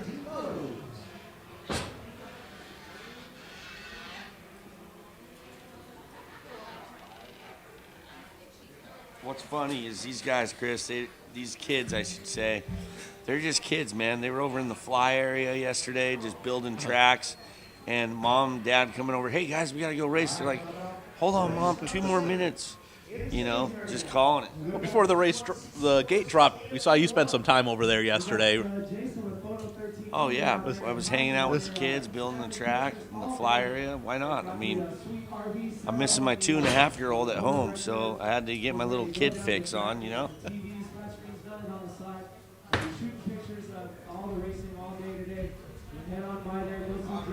Jesse out in front. Pretty big lead. Let's just throw down a little PJ1. Huge sponsor. We're glad to see PJ1 back. We got Fly Racing, Scott Goggles, Scott Mountain Bikes. Go on by, check those dudes out. They got all their Scott line. If you're a Scott rider and you need goggles and tear-offs, guess what? They're here for you. They're going to help you out. Go on by, say hi. And don't forget about Little D at FMF having his baby boy. And AEO Power Sports, Jeremy's here in full force. And AMA and Red Bull for your wings. And here comes our leaders now. Jesse James in the lead. 134 or 137. Luke Harrison third. I didn't quite get the number. Little guy in second. Was Woody in third? He could be in second. Evan Woody running third. That's who that was. Was it? Someone went down number 2 there. Just tipped over in that rut. He's back up and running again.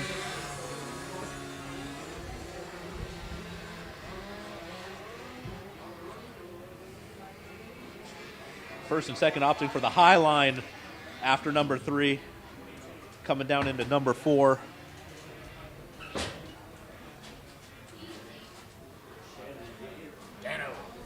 Did he get you?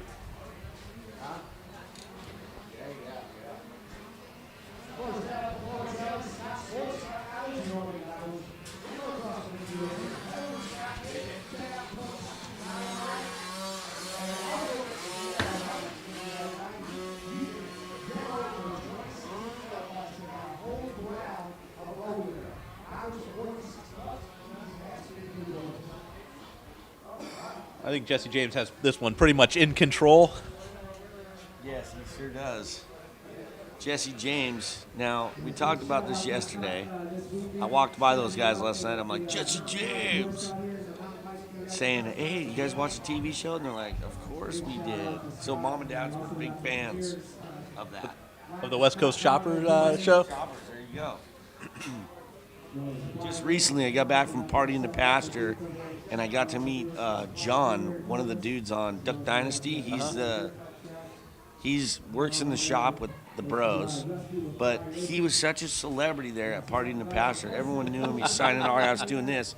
And I said, John, so let me tell you, how is it when you go with those brothers somewhere? You guys can't even walk anywhere, right? And he goes, I'm a redheaded stepchild. He goes, those guys are so popular, so gnarly. It was just cool to see it. And then there's Jesse James out with a huge lead. With his little rodeo jacket on. Yeah, looks number 67, Carson Miller out of Queen Creek, and number 6, Jet Lessing out of Eastvale, California.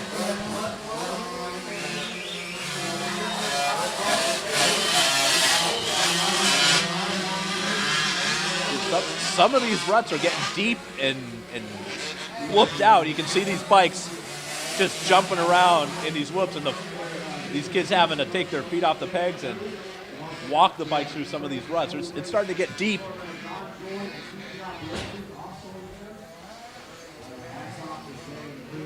Remember, if you guys want to text, go to AZ Open MX to 313131. Get your racing results while you take grandma to breakfast on a nice Saturday morning, or you start your Christmas shopping early. You can always walk around the mall, text the AZ Open MX 313131 and hashtag AZ Open MX. The number 7 of Texas, Lindsay, leading around. The number, I believe, was 304 of Evan Woody.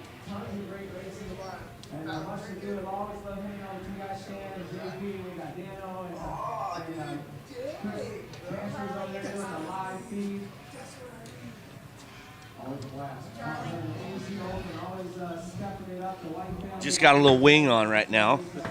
Took a little gulpy gulp of that Red Bull, giving me some wings. Seemed you were faltering a bit. You needed a little pick-me-up.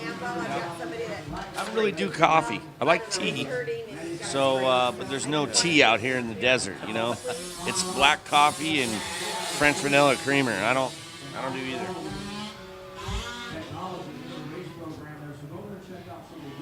Got a battle going on here, huh?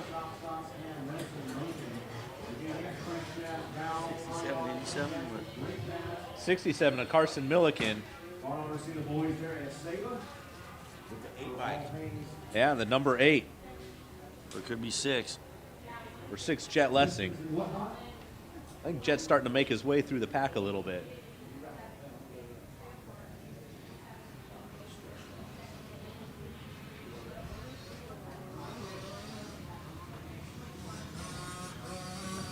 White flag is out for Jesse James coming around the finish line. As we're taking a look for at a battle of, I think it was battle 4th and 5th. Yeah, it is 6 bike Jeff Lessing out of Eastvale, California, riding for Malcolm Smith Motorsports, Troy Lee Designs, Lucas Oil.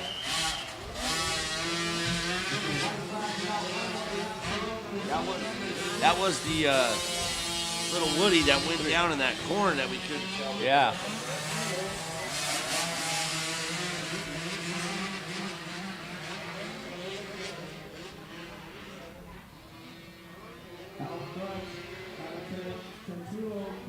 Texas on the Cobra, Jesse James Parquet, number 157. Coming up over jump number 4 in the sand section. You can just see these little bikes dancing around on these sandier sections as the bumps change from lap to lap.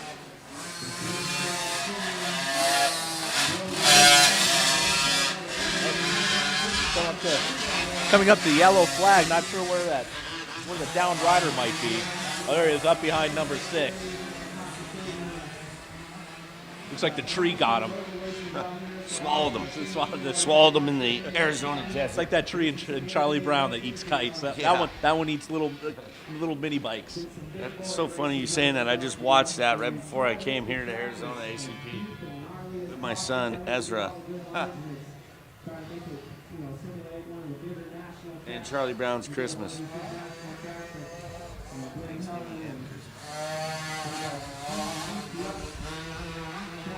Were you much of a Peanuts fan back when you were a kid? Not really. No, but I enjoy watching the Thanksgiving Christmas specials that they air every year on with our kids. With the kids, yeah. The Halloween's funny. Or Charlie Brown. I got a rock. I got a candy bar. I got cookies. I got a rock.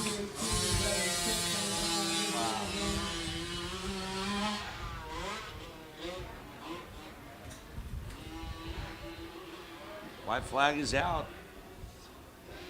Jesse James. Coming up number 10, last jump before jumping to the podium. There he is. Checker flag is out. Jesse James taking that moto win. It looks like Brian's headed out to the podium. Talk to Jesse James.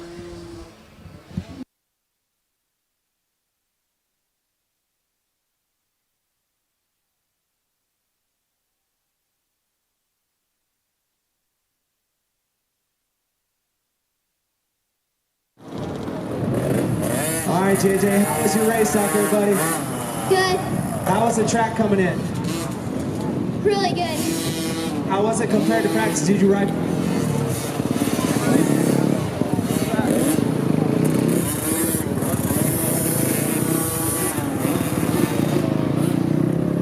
Test. There we go. You got any sponsors you want to thank? X-Brand goggles. I want to give it a safety, film, alias, and all the others. Right on. Give it up for your race for the 600 Jesse James Park.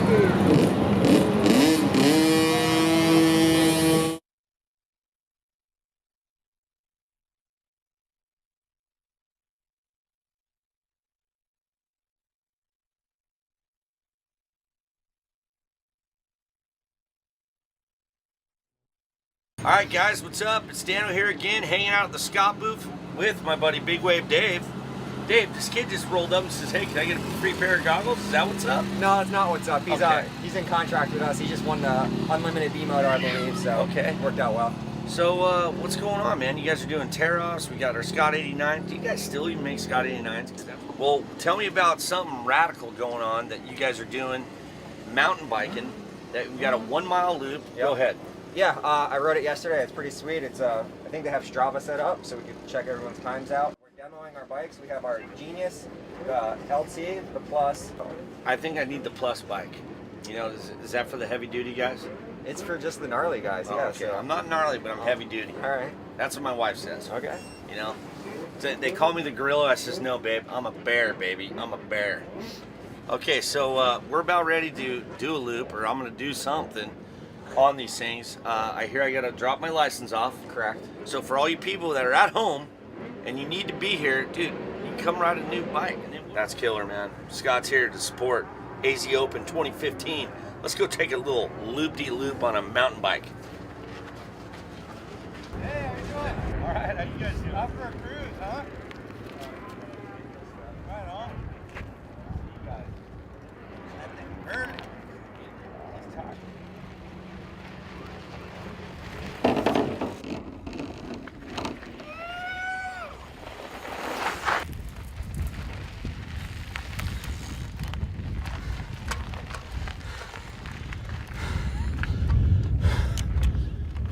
Dude.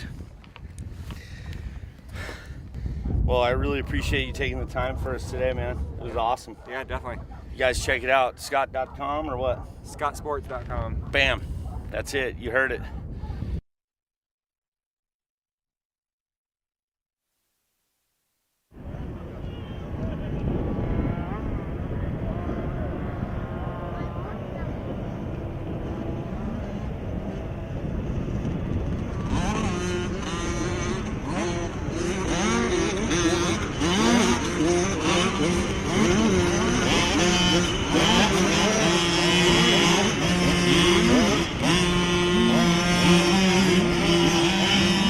Race number 7 out there, wrapping up their parade lap. CC 426A in the main one. We got number 5, James Brown in the Golden, Colorado. Number 18, Boris Acosta from Mexico. Number 14, Brandon Reed out of Temecula, California. 27, Austin Ashford out of Phoenix. 33, Trayvon Payne out of Victorville, California. 65, Maria Bednar out of Chandler, Arizona. The 111 Rider Record out of Lake Havasu City. 191 Austin Camden out of Palmdale, California. 199 Jeremy Lawson out of Los Angeles, New Mexico. The 508 Noah Jones out of Surprise, Arizona. 511 Gavin Gamble out of Phoenix, Arizona. The 529 Sam Durowet out of Watsonville, California. And the 881 of Cameron Bradley out of Kingman, Arizona on the Cobra. Race number 7, 13 entries. In the stage area will be race number 8. This will be a good one, ladies and gentlemen. It'll be the 250A Pro-Am Moto number 1.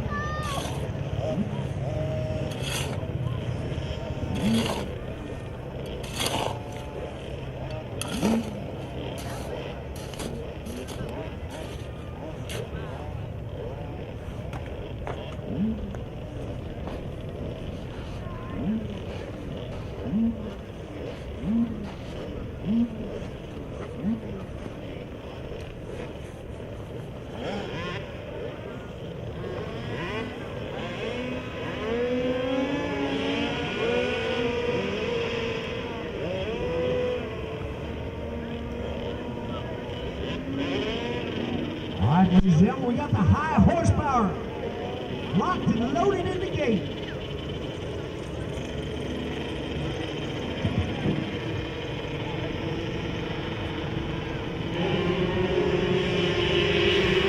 Here we go, gate drop for race number 7, the 51cc's. This time it's the 4 to 6 year olds, a little younger. So keep an eye on yesterday's moto winner, Sam Root out of Watsonville, California, followed by Austin Camden, who was second, and third place was Brandon Eads. We'll see if any of those can switch up or dice up and improve their position. Little Mr. Groot He had some moto wins yesterday. out as here well. shredding. And you know what, man, Chris, the way I look at it this way for these kids, I mean, this has to be so intimidating. The kids are going so fast on these little kids' wheels, and the ruts are 4 foot deep. You know what I'm saying? Get So, deeper, the bumps are getting bigger for these. and it's sandy. You know, we got. They just go into the doubling that. Boys doubling in on those little 50cc's, man. These guys At that age, I wasn't even jumping off the curb on my little Huffy. We got up. He had a Schwinn Stingray. Actually, Schwinn Predator. First BMX. If you want to be in shape, have a kid that races 50s. You'll end up running around this whole track on foot Yeah. a few times. Good question. I'm gonna steal that one from Brian, our live announcer. That's calling the race live. He goes, if you want to be in shape, you have a kid, you chase him around this track on a 50. You definitely be in your cardiovascular shape. Especially at this track, you get some hill runs in too. Just like that mountain bike run we got it yesterday on that Scott bike. Looks like it is the 529. Sam Groot out in the lead. We are experiencing technical difficulties with our live body. Our technicians deep into it. Out of the desert section, hanging out with the coyotes. You can tell just him coming down right there, how ruddy that is and bumpy. He's literally on 2 wheels just coming down that, bouncing back and forth in between those You ruts. just keep the bike straight. Keep it straight. And we just now can hear these guys coming around, so Not electric.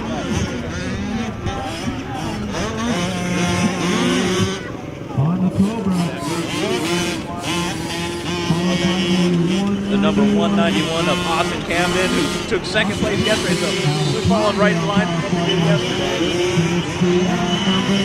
And the 33 of Price and Payne. 65, the 199, and the 14. 14, Brandon Eads, our third place finisher yesterday, starts way back today. And Braden Hayden, our third place finisher yesterday, 6 spots, so they got some time to make up. He's got it. Hey, he's rocking that number 14, so you know what that means. He's your favorite rider. You can totally hear the moms and dads yelling on the track. Like we're up here in the Tower of Power, and you can hear the parents just running this track yelling. I get a good way though, is what I'm saying. Acoustics is a weird thing. I was out here for a local race, taking pictures, and I was on that opposite hill there, just sitting there waiting for a race to start. So bikes hadn't started yet. It was all quiet. I could hear the conversation they were having in this the starter booth here, like they were sitting next to me. It was just projected, and if you were to go stand on that hill that what we're looking at pretty much right now, you go stand on that hill, it's quiet, you can talk normal and have a conversation. You'd be able to hear what I'm saying. How's from that? here? I don't know. I guess this shed is an amplifier. Where did all the dirt go that was around the track? Awesome turnout here. The Pro-Am's doing like 20 minutes, right? Arizona Open at Arizona Cycle Park. AMA AC Open. Track really starting to shape up now, getting some good lines out there, but still staying nice and tacky though. Tons of traction everywhere. Flaggers, everyone. Are the Pro-Ams doing 20 minutes? Jump places still got a little bit of water on them. That's the one thing we try to keep an eye on is once the jumps start to dry out, we got to put some water on them. They don't start to dry out, turn to powder, and get the kickers in them. Get square edges, and don't like square edges on jump pieces. We're landing. Started to get some of those yesterday. Had some guys get some flat tires towards the end of the day because it was just. Yeah, I hear you. I was just wondering if they're going to do a time limit for the Doubling up. But these might be under attack here.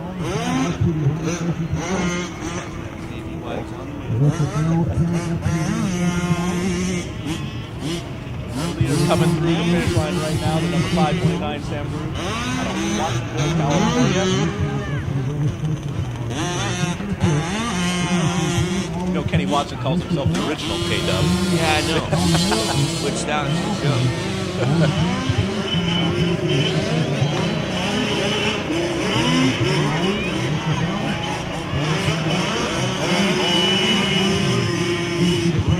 Go have some fun, Dano. See what kind of trouble you get into.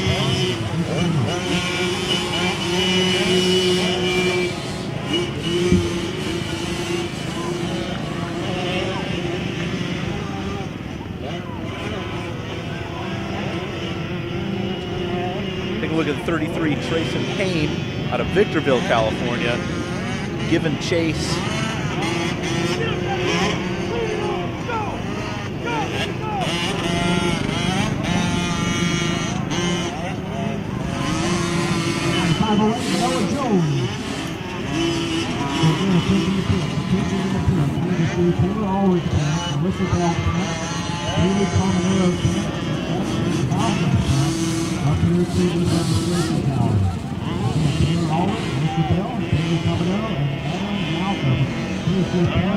There's a 199 at Gannon Lawson, 5th place yesterday, getting chased down by Trayson Payne.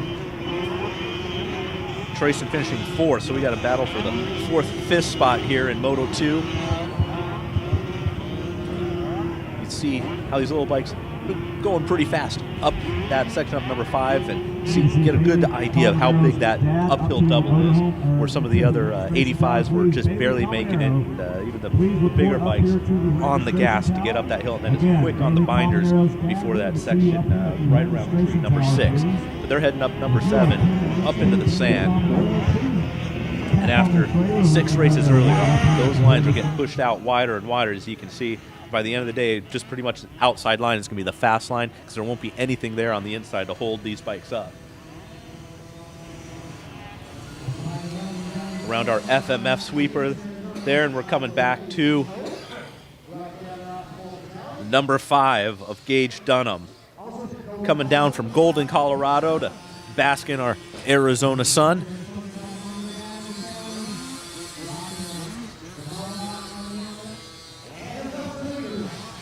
White flag is out. We got Sam Garut taking the white flag, leading this pretty much from the get-go. He's be catching Gage down, putting him a lap down. Here's the lead. Sam is already built up. We got our number 191 coming around in 2nd place, Austin Camden. So it looks like it's going to be a same thing for one as yesterday. Sam going 1st, 191 to Austin 2nd. The 199 of Gannon Lawson took a 5th yesterday, so he's improving his spot by a couple.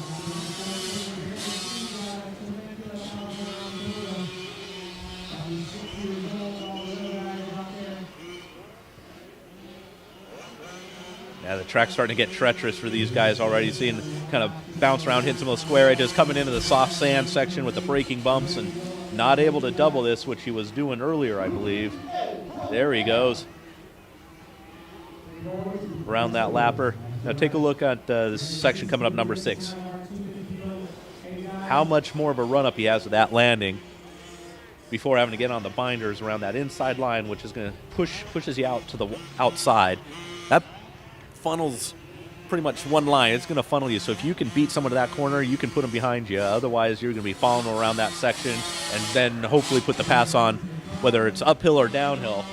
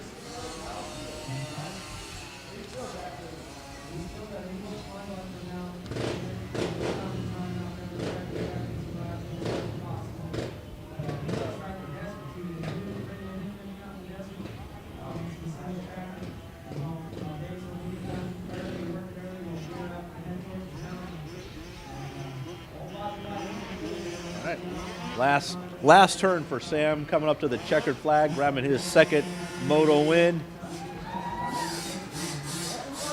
He's heading off to the podium once again, just like he did yesterday. So we'll turn over to Brian, who's going to go see how his second moto win went today.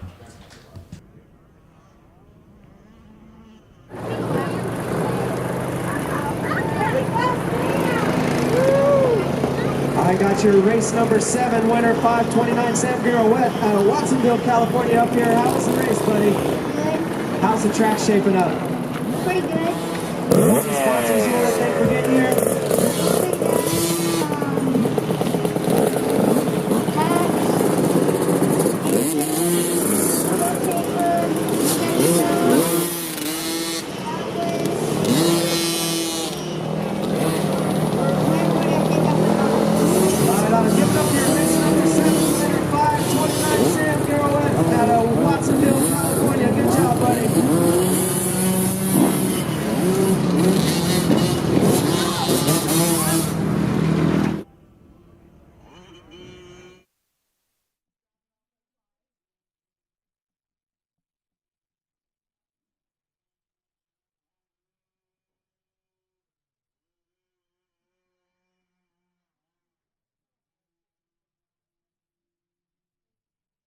All right, guys, what's up here? Dano hanging out with the Ortho Sport guys.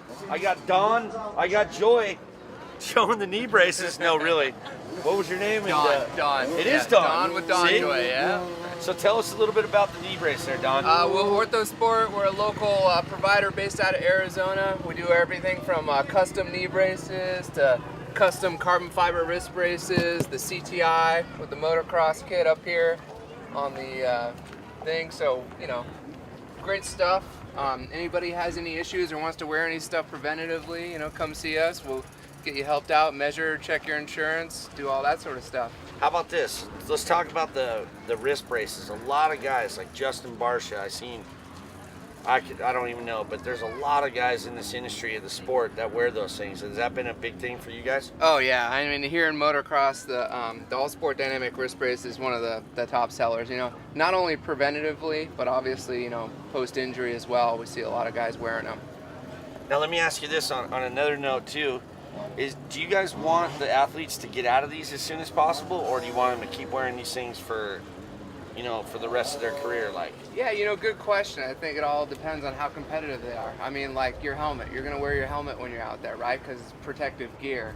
A lot of the athletes, they feel a lot more confident in these braces, right? In the knee braces, in the wrist braces. They feel confident, they're going to charge harder, go faster, longer. Okay, cool. Yeah.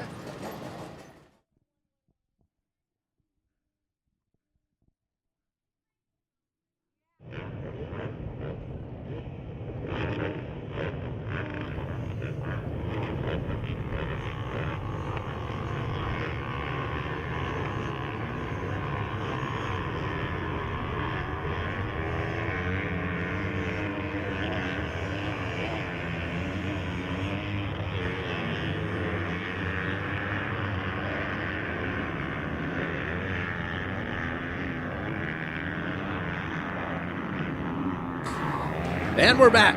2015 AMA AZ Open presented by PJ1, stepping up to the table with $15,000 in contingency and product for these guys.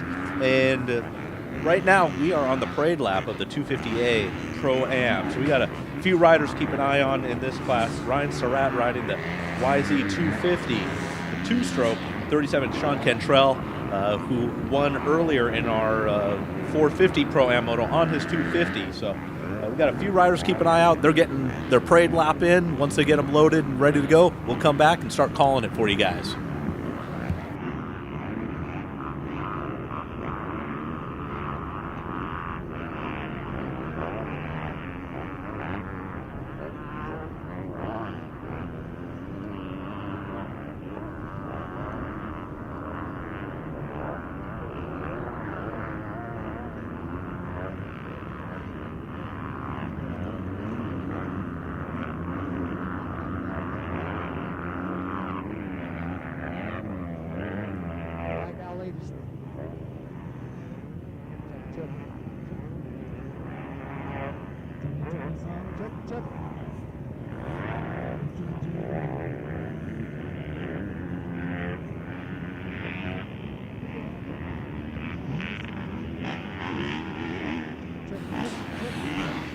If you're watching live right now but not able to watch second motos of the 450 Pro-Am or 250 Pro-Am, be sure to text AZ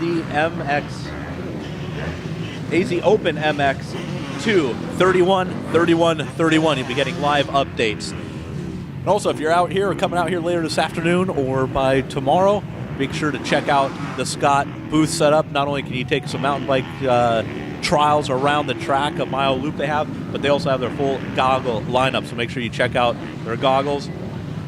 Also, big thanks to Justified Clothing for setting us up yesterday with the ping pong and the cornhole games going on, so a lot of bragging rights up for grabs. And today being Fly Day, Fly Racing, they were able to contribute 500 fly bucks to the big tricycle team race last night, and they're also bringing $5,000 in contingency money for these guys. So getting loaded up, we're going to get ready to drop the gate for 6 laps of 250A Pro-Am action.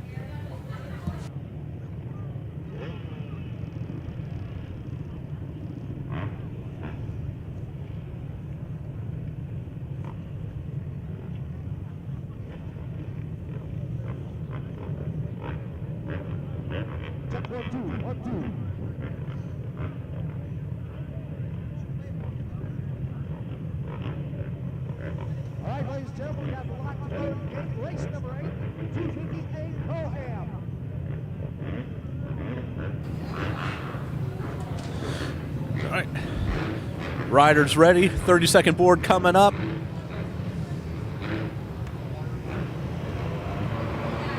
Gate dropping, see where the whole shot comes from.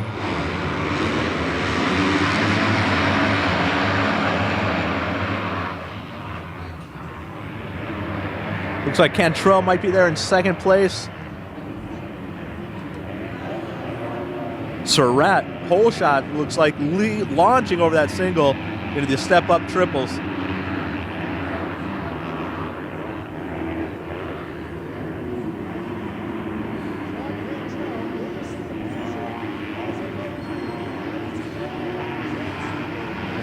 Surratt easily triple from the inside, opening up a bit of a lead on Cantrell.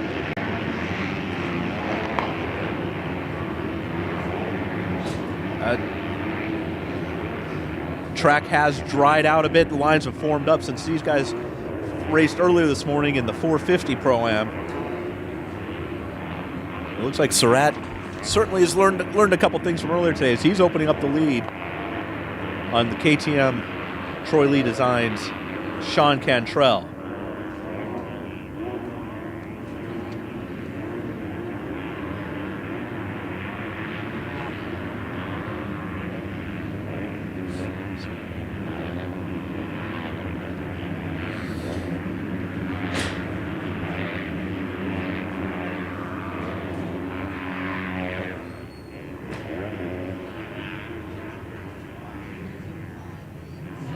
Here they come around the front section here. Get a first look of Surratt on his YZ250 coming up over number 10. Sean Cantrell, second place. And so number 83, Kai Mukai out of Hilo, Hawaii in third. Losing touch with these guys.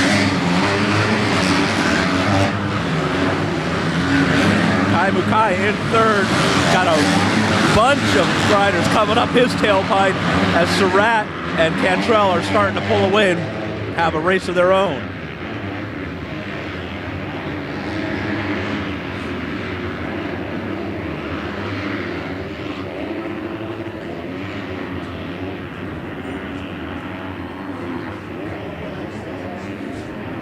Surratt seems to have that 250 dialed in. Little seat bounce triple,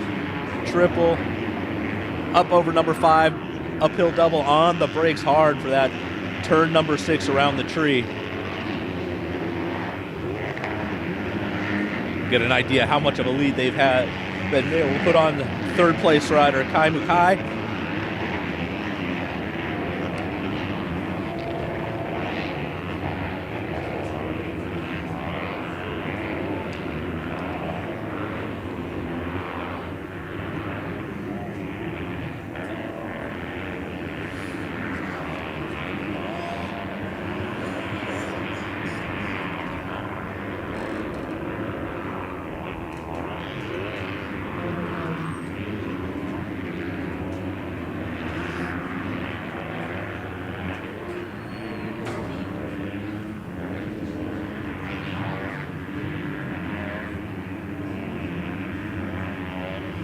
Again, look at there, Sean Cantrell in second place. The lead he has over third, Kai Mukai. And Ryan Surratt coming across the finish line here, finishing another lap on that 250.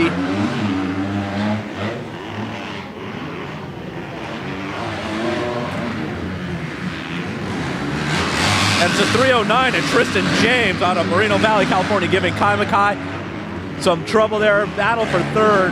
We've got 4 riders battling for third.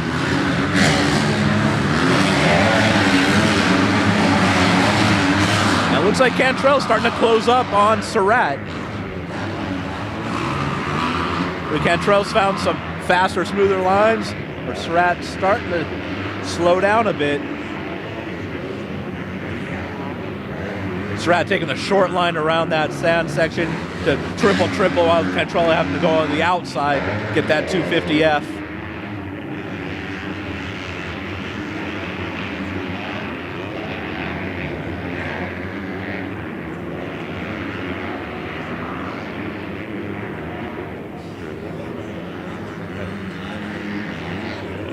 Cantrell trying to cut off a piece of the track there.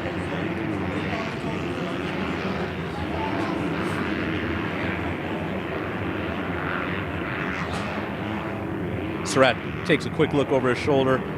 Heard Cantrell around the inside line there. Definitely these guys are taking different lines. Some inside, some outside. But Surratt able to keep Surratt behind him, maintain that distance. I like that line of Cantrell's right there, going to the outside, cutting to the inside, and able to double up. Whereas Surratt is more on the inside and having to slow down for that little roller. Cantrell able to pull that momentum around the finish line one more time. Surratt leading Cantrell.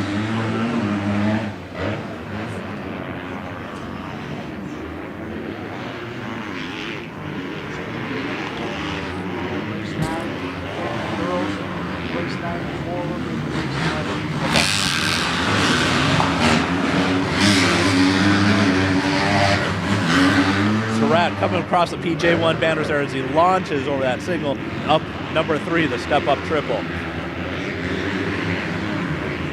It's probably a little bit wetter this morning when they first raced, but now it's dried up, that inside line holding up. Again, Surratt. Cantrell follows him around the inside. He's able to get that triple from the inside. I think that's going to save Cantrell some time rather than going to the outside. Then it's just one line there around that tree number 6. Cantrell getting a little sideways coming down that hill, but maintaining that distance behind Ryan Surratt.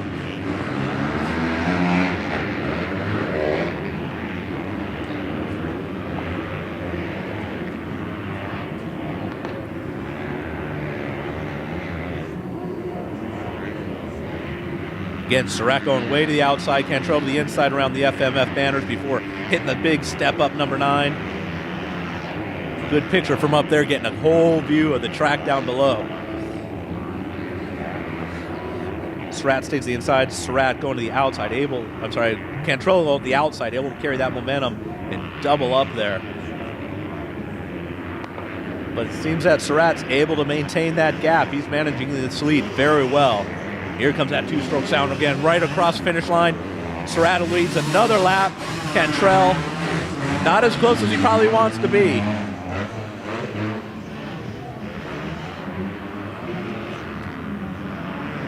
I'll give you an idea of their lead here as we're taking a look at Surratt and Cantrell. Third place has not come across the finish line yet.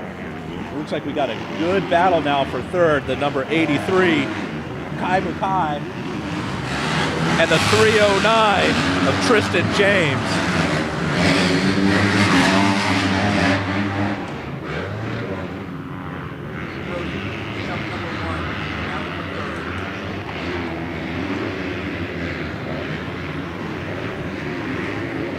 Take a quick look here at what's going on for third. Kai Mukai out of Hawaii, battling with the 309 of Tristan James out of Moreno Valley.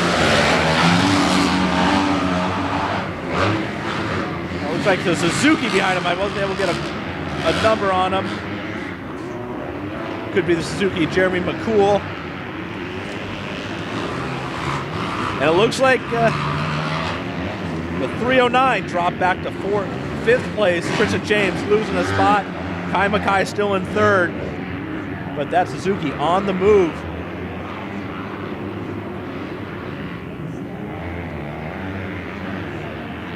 No, it's a 65. Tanner Berry making the move.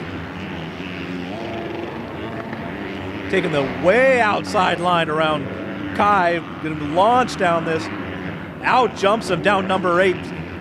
Should keep to the inside, maintain the lead. Kai Mukai trying to get to the outside, but I think that outside line's starting to get a little rough. Not as smooth as it was earlier where they could rail around it. 65 Tanner Berry moving into third place now. We got the white flag. Oh, we got a lead change. Sean Cantrell is now in the lead. Ryan Surratt. Not sure where that happened as we were watching the battle for third place. Cantrell able to get by Surratt.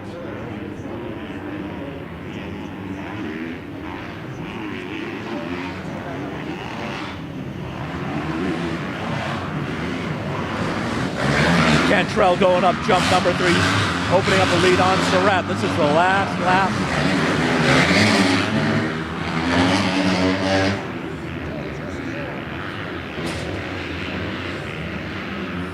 Not sure where Cantrell was able to make the pass, but evidently he was made the pass, and he's starting to check out on Ryan Surratt.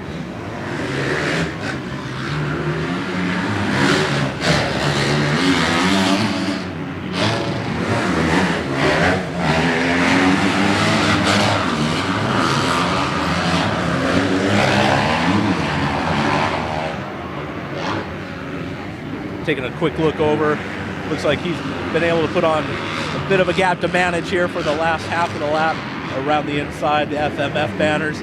Coming up to number 9, the big step up here at Arizona Cycle Park.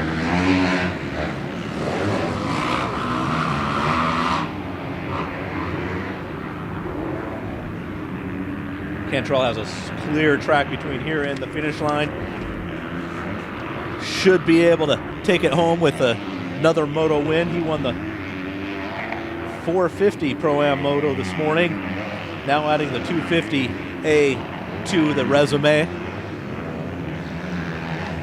That's it. The checkers are out. Sean Cantrell with another moto win today, followed by Ryan Surratt. Second place on his YZ 250.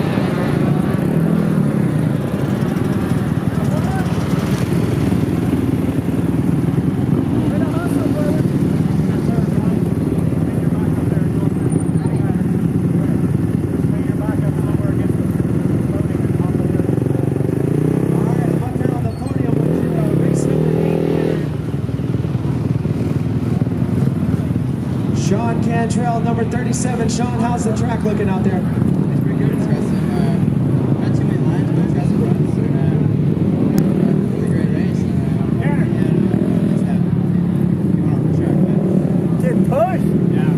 What was that going through your head when you were coming in that triple section? I didn't see what happened. You went off the side of the track. What was going through your mind right there when you seen that? Yeah, it kind of seemed like you just made it right too much.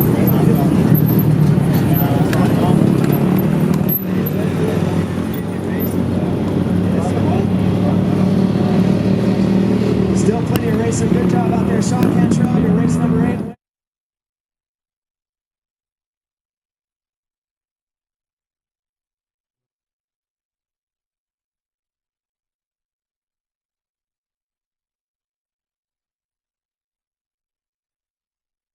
Now we're over here, standing here with my man. What was the name again? It's Rob. I thought it was Captain Hook, man. Look, wait, or Captain Morgan. That's what it was, dude. So Rob, tell us about what we got going on. I just rode the mountain bike, completely smoked. You got anything to give me a couple stretches? I probably should have saw you first. Exactly. Before I rode the mountain bike, but you got some tips you can share with the fans? So I'm here with Medicine in Motion and Desert Institute of Physical Therapy, and our main role here today in this whole event is to take care of the athletes pre-ride and even post-ride. So it might entail stretching, body work, loosening up shoulders, backs, legs, hips, so that they feel a little more ready to go when they compete. So for kids, and you're tuning in all weekend, and you're here, get over here, come see these guys, talk to them, because honestly, you're gonna have 3 days of riding. By the Sunday, you're gonna be really sore. You need to get stretched out, seriously, because I'm gonna need it tomorrow morning. This it'll pop out. Let's take a look. Some of the things we might be doing is loosening up the front. Oh yeah, that feels good actually. When you're riding, we tend to be tight throughout our whole bodies, right? So we're keeping the machine underneath us. So loosening up these structures can help you prepare a little bit more before you get out there. What about for arm pump? Arm pump. That's a good one. Yeah, arm pump. This, if you guys don't have one of these at home, this is really key. You get it online, and you go like this. Before you ride, right after, it helps that arm pump. Kind of loosens that up. Oh yeah. Right? Wow. It's good to get worked on, but you can't get somebody to work on you. You get one of these, travel with it. I got arm pump just doing the other side. Just kidding. Do that. That's great. Not bad, right? Simple but effective. Keep you on the bike a little bit longer. Now you'll have to come back over here because he's got 1,000 more. So get over here. Come check it out.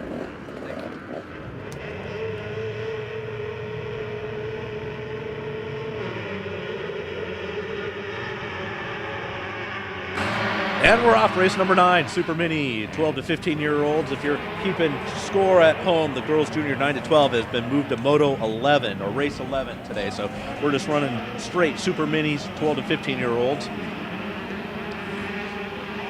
And it looks like Josh Rize's picked up where he left off yesterday in this class. Whole shot, Moto 1 winner yesterday. But I think he's going to have some company here. We got race Joe Shimoda's in this class. Dylan Schwartz. Seems these guys seem to find each other no matter where they go on the track, what class they're racing. They're usually 1, 2, and 3.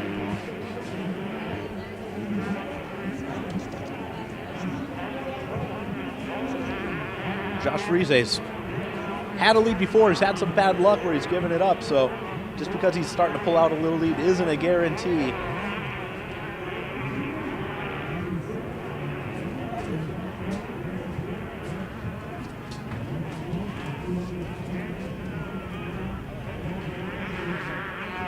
And it looks like it's the number 74, Dylan Schwartz, in second place.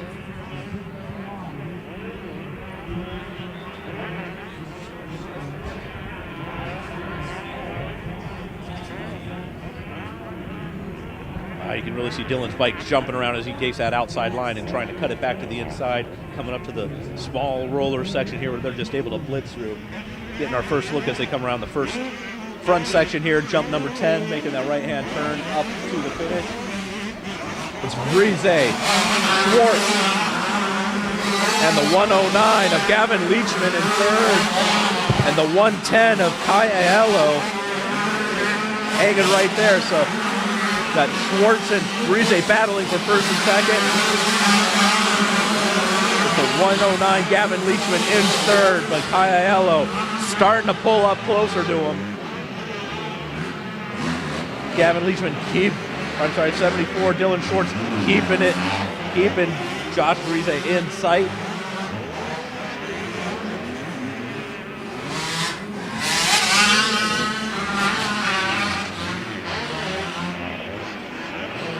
Into the rhythm section, the six-gun saloon. Rize able to get up and over that double along with Schwartz. Looks like Gavin Leachman able to get up that step-up double as well, heading up into number 6, and then it's just uphill sand, soft section, number 7, around the big sandy turn and launching down number 8.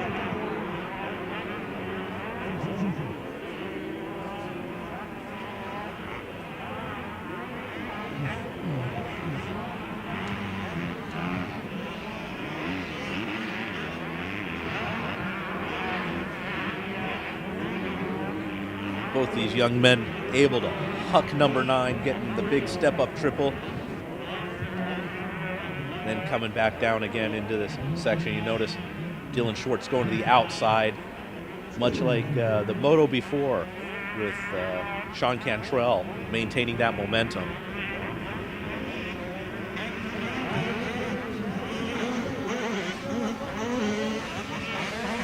Take a look at the battle between number 80 of Preston Kilroy, the 240 of Alexander Vestal. 109 Gavin Leachman still holding third, but the number 80 Preston Kilroy airing out number 10. And this is the battle for third right here, looking at the 109 of Gavin Leachman. And a little mistake there by the 47, Joe Shimoda, making his way back from back in the pack. Joe Shimoda taking third in this moto yesterday. Looks like he's trying to put the pass on Gavin, who was fourth. So this is a battle for 3-4, 4-3 for these guys. Shimoda going to the outside. Pulls the triple. Not able to triple out. And then not able to double up while Gavin Leachman able to get on top there before number 6. And looks like he's maintaining the lead, but it's not by much.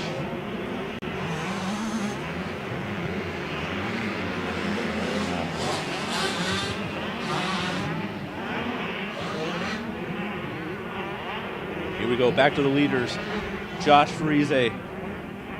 Gap has closed up between him and the 74 of Dylan Schwartz. Rize taking the top spot yesterday with Schwartz coming in second, so Schwartz needing the pass for the 2-1 overall.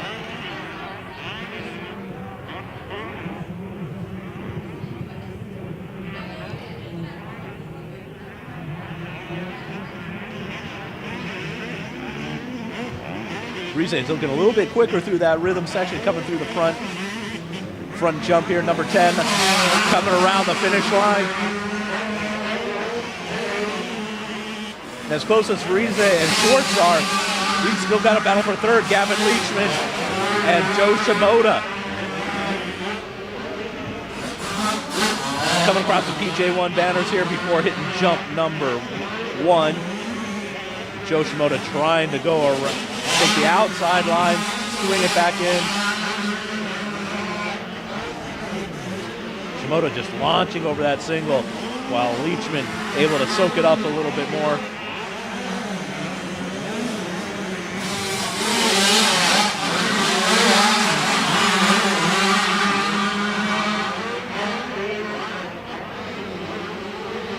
Leachman going to the inside, Shimoda around the outside. Not sure if that's going to be any quicker. Of course, when you're tripling, triple, that'll definitely close the gap on whoever's in front of you if they're only doing the double single. Both of them able to double up around turn number 6 and back down the hill, hitting a sandy corner right down here before on the gas and hitting a couple step-up doubles back up the hill here on the west side of Arizona Cycle Park.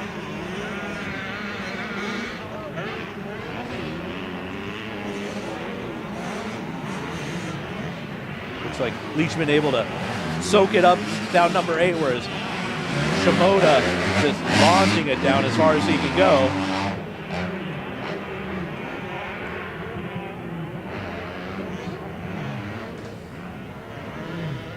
Around the top of the desert section, and then it's a sharp left-hand turn before they come back down again. And Shimoda taking that middle line. And it's the number 604 of Max Miller starting to creep up for these guys. Brise and Schwartz just coming across the finish line, grabbing the white flag. Looks like the battle for second, third, and fourth.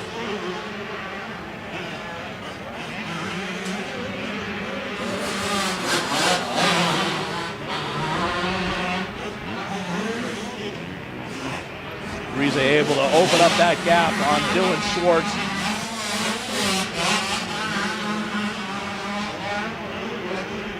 We'll see if Schwartz is able to make up some time. If he's going to the outside, no, he's sticking to the inside, so double single for these guys.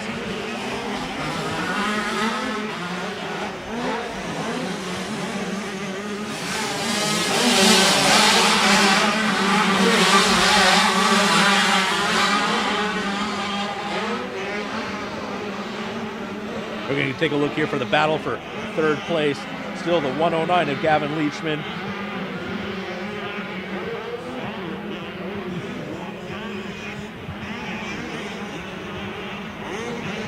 Well, it looks like Brise is getting caught up in this battle. He may have had a mistake allowing Schwartz to get by him. And now it's a battle for second between these four riders. Brise down number 8. It looks like 47. Joe Shimoda going to the outside, trying to pass all three at once. Not able to do it. Brise still in the lead. Second place. 109, Gavin Leachman trying to get by him, with Joe Shimoda trying to get by 2 of them, but then we also have Max Miller behind all 3 of these guys. It's going to be a battle to the end. All going to the outside, Max Miller trying to go where these 3 guys aren't to get out of that roost. But Brise looks like he's going to have second place wrapped up. The 109, Gavin Leachman.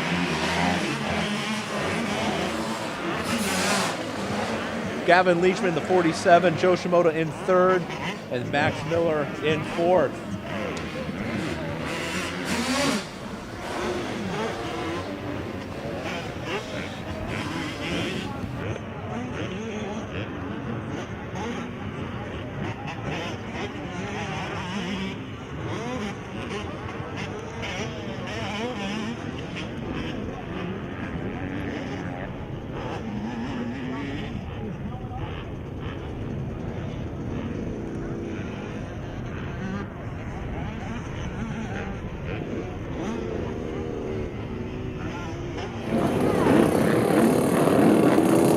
Man, Josh, what a race that was. Put that 24. You had Schwartz all over the entire moto. How was that?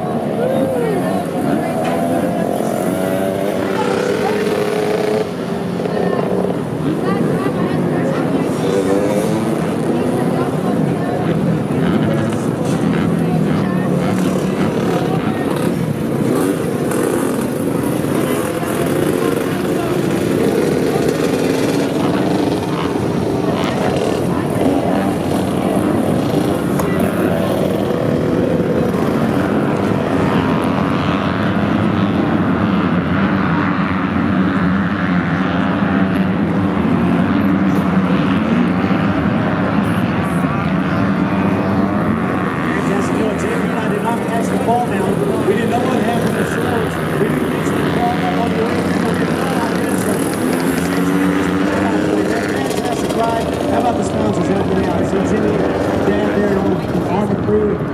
Give us a rundown.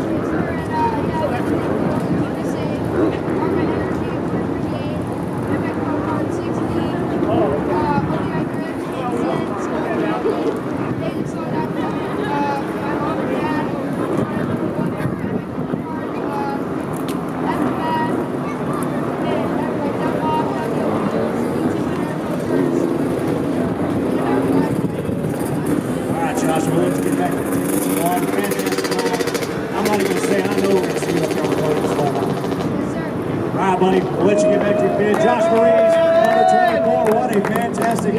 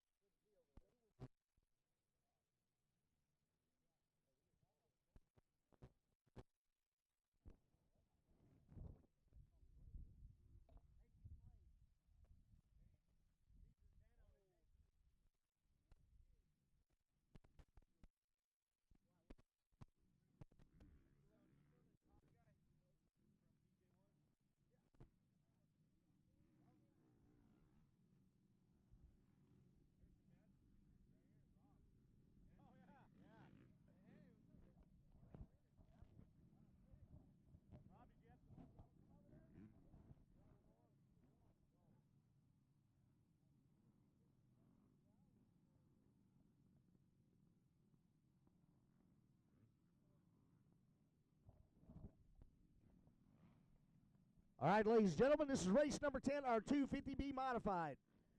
We got the young lady out there, number 13, Brooke Whipple, 19, Kyle Deering, 25, Corbin Hayes, 25, Slater Colby,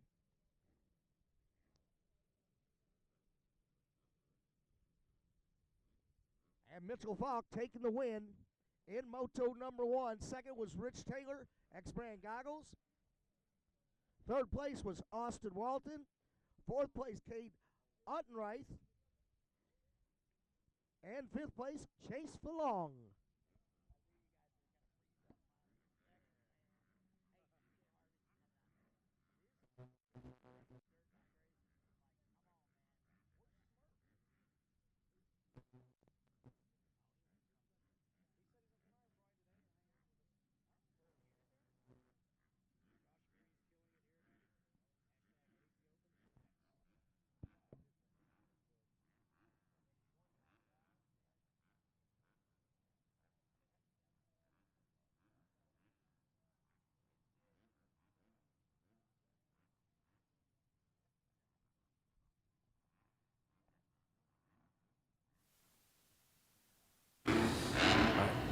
Our starters checking them down.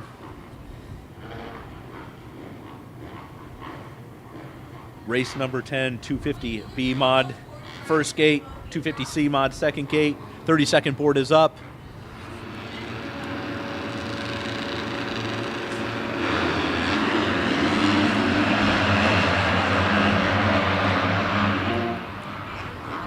And it looks to be a KTM out front.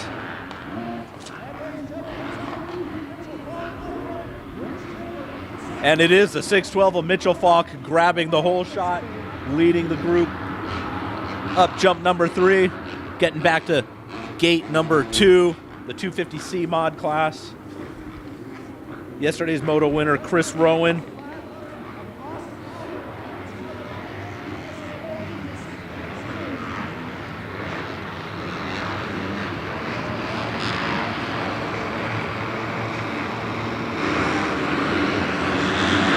And the C class is off. Looks like to be a Honda out front.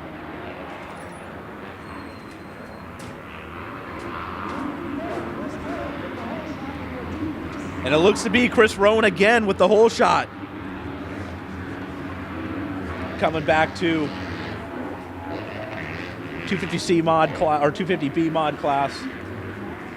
We got Mitchell Falk up front, starting to pull up a little bit of a gap already on second place.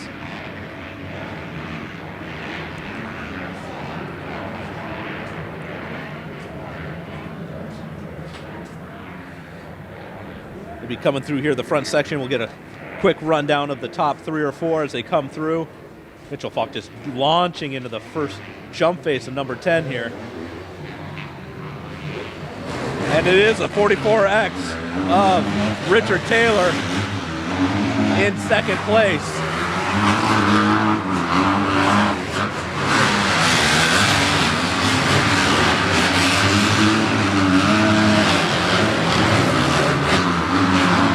Richard Taylor in second.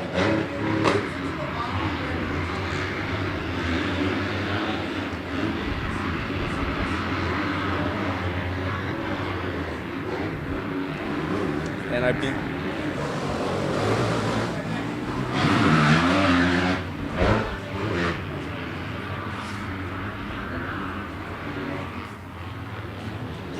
still trying to grab a number off there who is in third place, trying to run down Rich Taylor.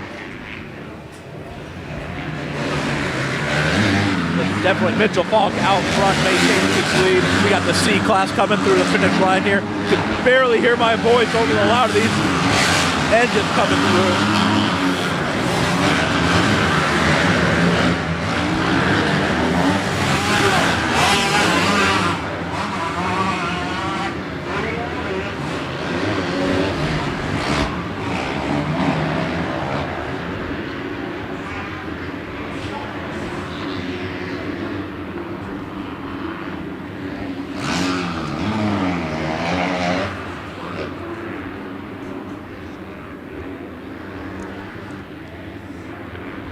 Looks to be Chris Rowan still out in the lead in the C class.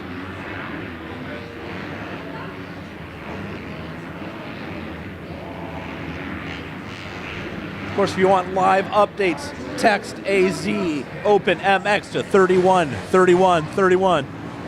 Oh, Mitchell Falk coming through the finish line here and getting a little sideways. Looks like to be the number 500 Austin Walton in second place. Now with 44X, Richard Taylor in third.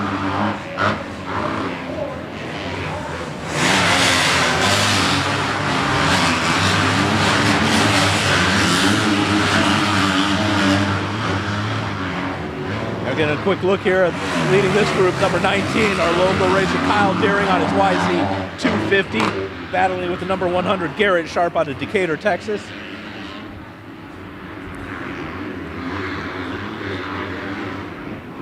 And we got Dano back after some debauchery, I'm sure, that will... Oh, we got into little shenanigans. I heard I missed an unbelievable super mini race. That was pretty good. I thought Grise and Schwartz were going at it, and then all of a sudden things shifted, and all of a sudden there was a battle for first and fourth, and then there was a winner. I don't know what happened. Right now we have a little bit of Kyle here. A lot of time to back like the YZ 250. Wow, this is a big class. 42 riders.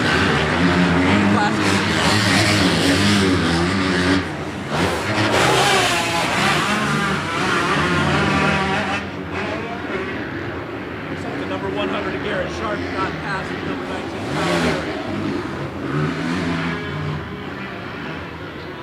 I imagine this is our leader right here, Mitchell Falk. coming through. Jamming right now. Second spot.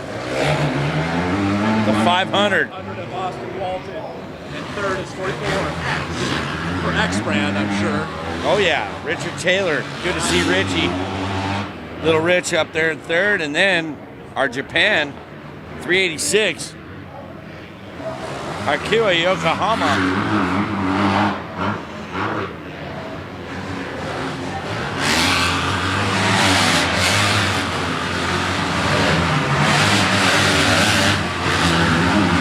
A lot lot of roosting up here in the tower today. That just means the lines are that good that they're just coming outside.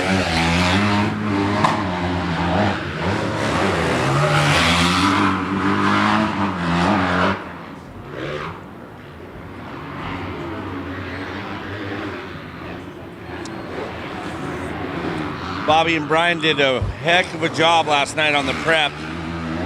They haven't had a water once yet today. Yeah, it's definitely looking good. I'm looking around, lots of line choices, ruts.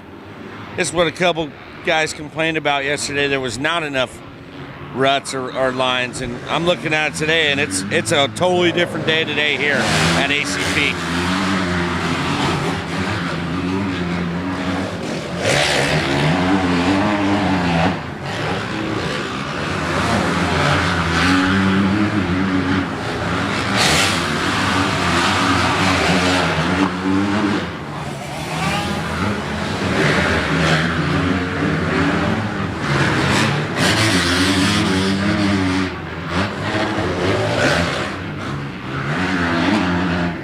I still have not found us a Red Bull yet, but speaking of Red Bull, this kid, Mitchell Folk, has got his wings going on because he's already lapping into the field.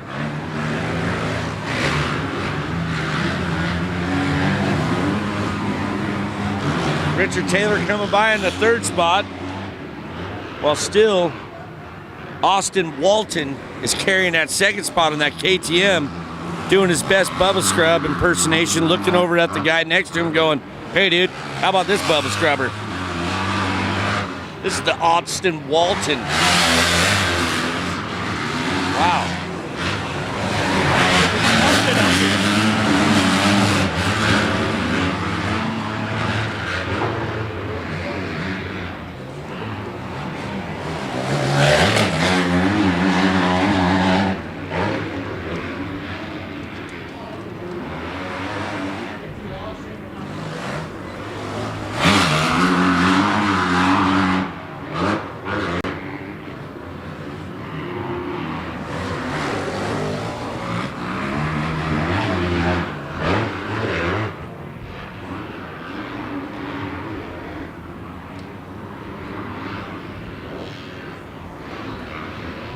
Everything's pretty much spread out now.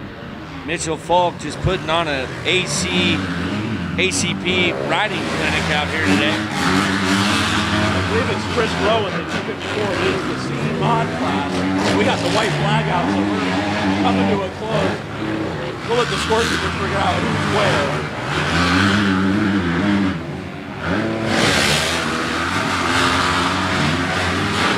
And here he comes. Coming through.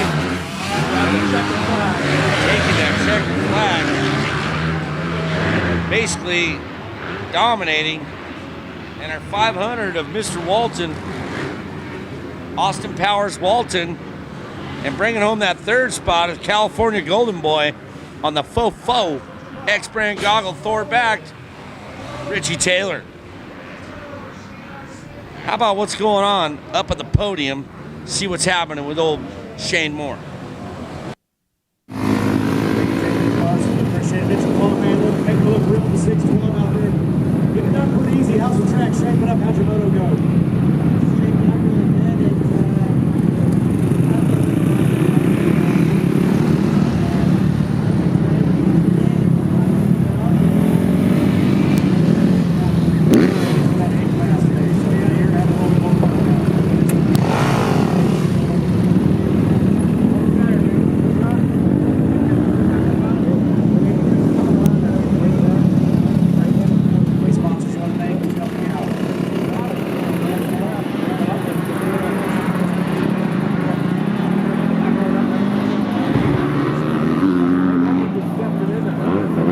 Mitchell Falk, the 612 on the KTM, taking another moto win here on that second start.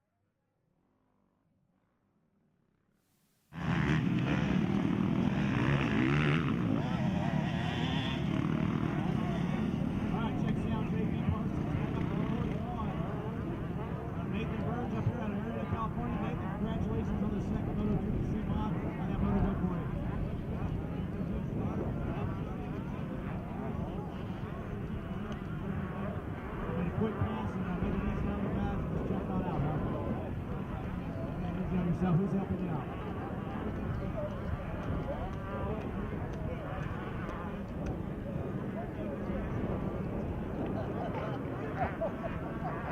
Nathan Burns, folks, number 41 out of Marietta, California.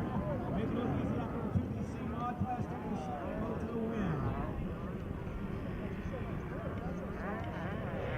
2 JP.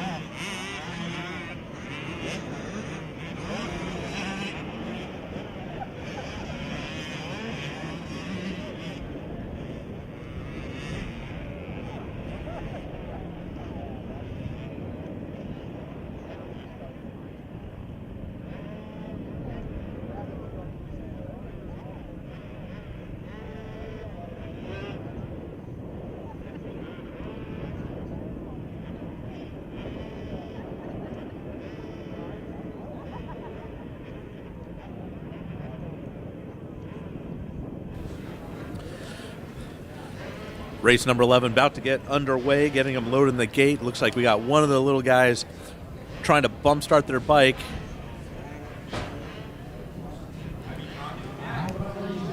This is going to be the 65cc 7 to 11 year old open class.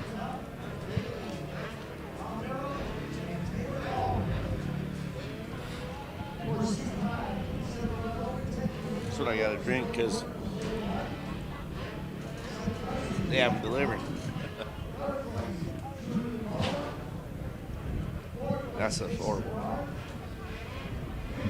Just need a little pick me up. Well, we're already 10 races in, 11th race ready to go out of 27 motos today. Still have second motos of the 450 Pros and the 250 Pros. Hopefully that'll be by the end of the day so we can see a little track action because those guys got lucky having that first moto, first practice, riding the freeway, you know. What do you think?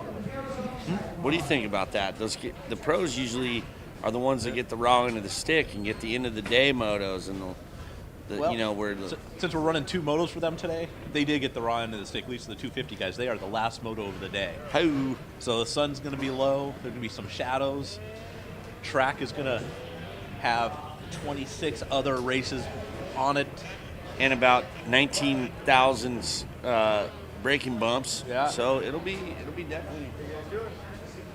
Wind has picked up a little bit.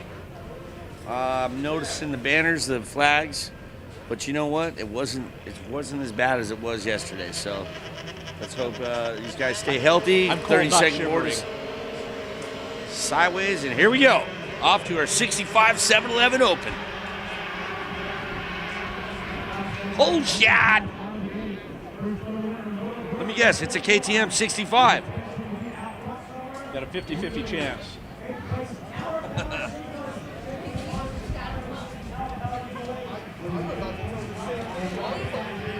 I see the 41 bike is in third place. Noah Gordon out of Tucson, Arizona. Because he's got that. I've heard it as Tucson as well. Tucson. I like Tucson. I got my tux on. I want to be like. Oh, Larry, loop out.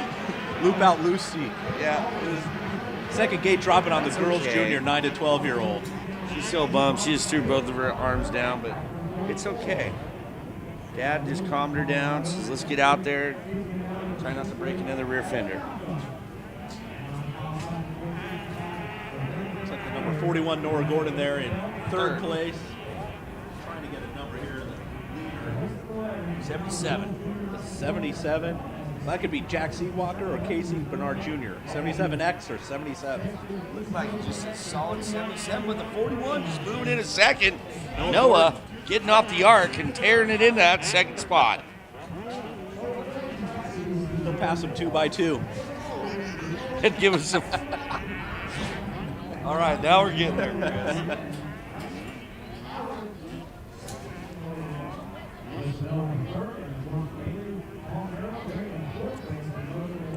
Looks like he's got the Motorcycle Superstore helmet on. If I'm gonna leave it at this finish line and get swapped. maybe that would help.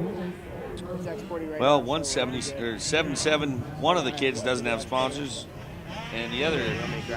So let's see if we got an X. All right, they're coming around the finish line.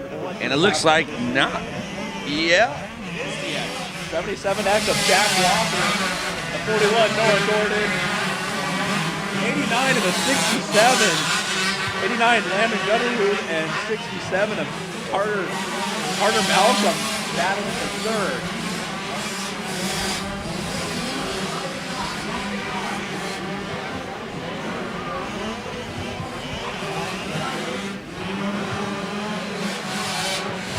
There's the 77X of Jack C. Walker. Guys able to get up that first uphill jump number 3 at Arizona Cycle Park.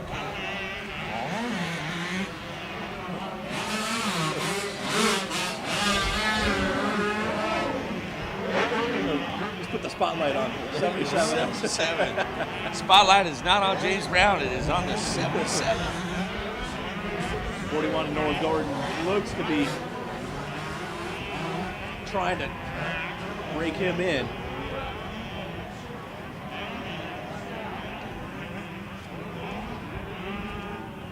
Having a great night at Justified Chill Zone. Looks like they're doing it again tonight. Oh, jeez. With such a success, it's night number 2. Success, yes.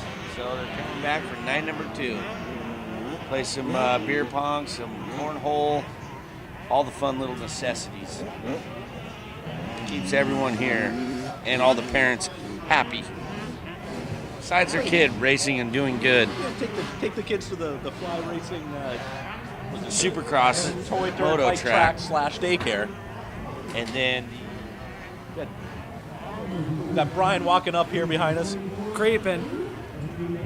Any changes to the track from last night? It looks like the rhythm section over where they're coming up to now, it looks a little smoother once they get in there. Do you have to cut down or change anything over there? Yeah, we've been each day today we're trying to change it up a little bit. I think Bobby added at least one more, if not 2 more, and kind of mellowed them out so much so they're not so much jumps. We're trying to make it a little bit tougher on them, trying to slow them down a little bit through that section, make for some tighter racing, and change it up, make some different lines out there. Yesterday during practice, the track ended up getting kind of hard packed because of the wind and things like that. So that's about the main adjustment we did last night to our program was a lot more water. Well, 11 races in and no water today. So no, not yet. That's what I was just kind of looking at, walking up and down and checking out the jump faces. I mean, as far as the corners, we're probably not going to put any water on them. It's mainly just the jumps, trying to keep them held together. Once they start to dry out, they get silt pockets in them and get square chunks in them and things like that. So. Well, hey Brian, I don't mean to interrupt you, but I don't know about you guys, but if you see Noah Ark, that 41 bike, he's coming. He's reeling in our leader, Mr. Walker. Check it out. He's not in that screen. There he is. Making some moves. Some high moves. That's a new section that we just added this week, that section number 6, a high-speed section, and then it really slows down in that turn number 6 really tight, and lots of sand in there. From there on up till right before number 9, it's a little bit of dirt, and then you get a little bit more sand up at the top of 9. So this year we added a lot more sand to the track as well. Brian, doesn't that blow your mind that the kids are on 65s and they're making that uphill double and airing it back out? It just... Dude, it's blowing me away. I noticed at least 2 or 3 kids on super minis and 85s jump in the triple section, which I ride a CR 252 stroke and I would never even want to touch that, but I'm not even that good of a rider. But I never thought that someone on an 85 would be jumping it, because we had guys on 450s that struggle with it. And you know, I noticed our 2 leaders. I was calling the races earlier with JP and Shan, and our 2 front runners in our schoolboy class on super minis were tripling through. Well, if they start doing it from the inside, I'm selling my bike. Right, yeah, I'm done. I quit. I used to ride back in the day, and that was back when Carrie Ann Killebrew, she's racing out here, a female racer out here. She's about 17 now, but she, at the time when I was racing and riding at Speed World, she was like 12, and I had a few instances where she passed me on a 65, and I parked it, and I was done. I quit that day. Well, you know what? I'm going to rephrase that.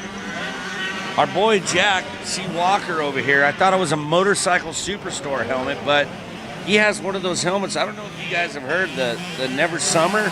It's a snowboarding company that they only a select amount of kids got lids that are custom painted Never Summer.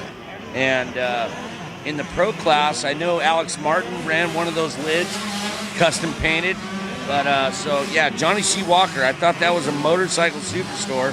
But if Never Summer, you're tuning in, hey, your boy's out front right now making magic happen. Noah's trying to kill that magic, though. He is. He's trying to pull the curtain back. That is what she said. Look at this, right here. Uphill battle, he can hear him. Coming out of the 6th turn, drop down. KTM versus Cobra. And Stalker Walker getting out.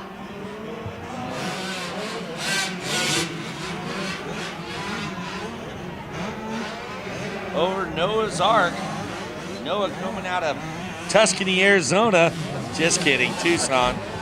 I've heard it both ways. Yeah, look at this right here on the downhill. One's going outside. Oh, he went down. Put him in the FMF banner. He took out the FMF banner. Not even a look over. He's just gone. 2 lines going into 1. I don't know, but that was Rubbins Racing. Hey man, that was clean. It was clean.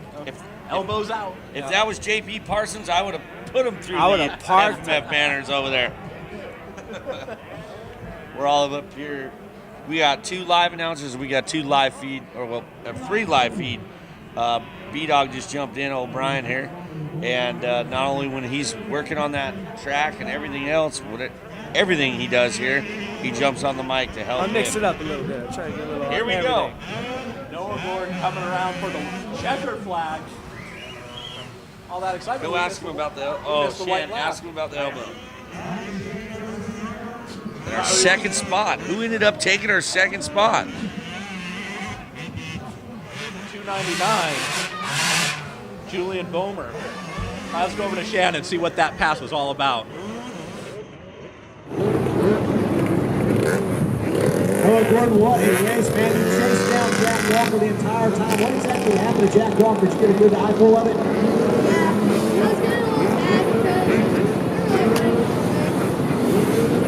You did get the win. What happened to Jack Walker right in front of him? Could you tell?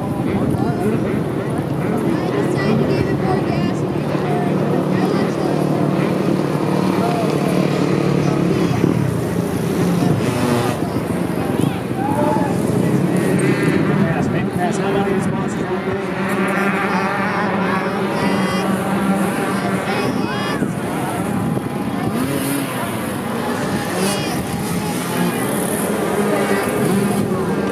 We saw you up here several times yesterday on the box. Championship runs. Alrighty, Noah Gordon, 41, folks. Your winner here in the 65cc 711 Open class. We got Riley Knott going to make his way up here. Recipient of the Fly Racing, Shane Garcia, JP Parsons, Tower of Power giveaway. Riley Knott, you know what I'll do? Call you up here, but let's take your helmet off. Let's take your helmet off. You know why we called you up here to the tower? We're giving you away the Tower of Power, Shane Garcia, JP Parsons, Tower of Power giveaway, presented by Fly Racing. You're the 8th place rider on the opening lap to come through out of 16 riders. You're mid-pack, so we decided to select 8th place rider for a Fly Racing. There you go, check it out. He's wearing fly gear. Awesome. Here's Rusty Nelson with Fly Racing. Let him put that backpack on you real quick. Good job, Riley. So Riley Nelson taking away a backpack. Awesome job, Riley. Best of luck next moto. Yeah, the guy that got second.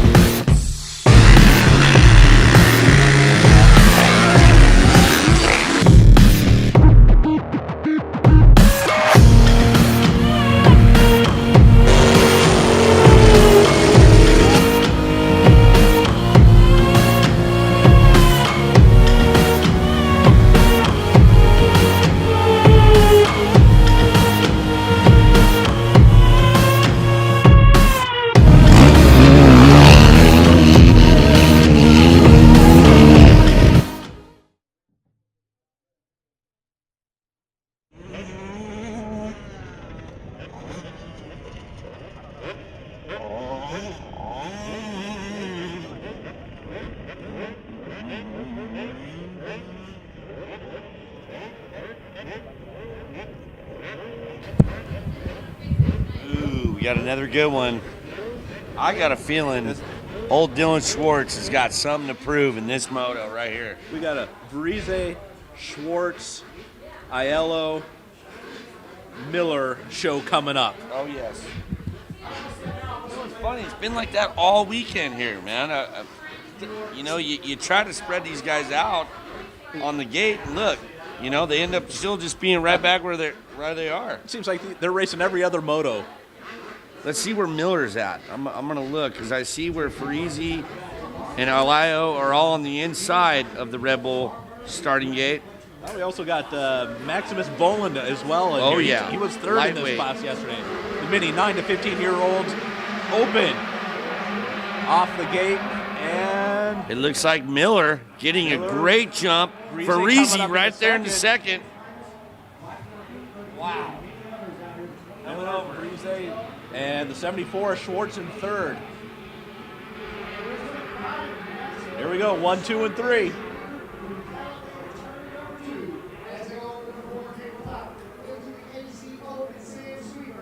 And Leo on that factory Yamaha in fourth.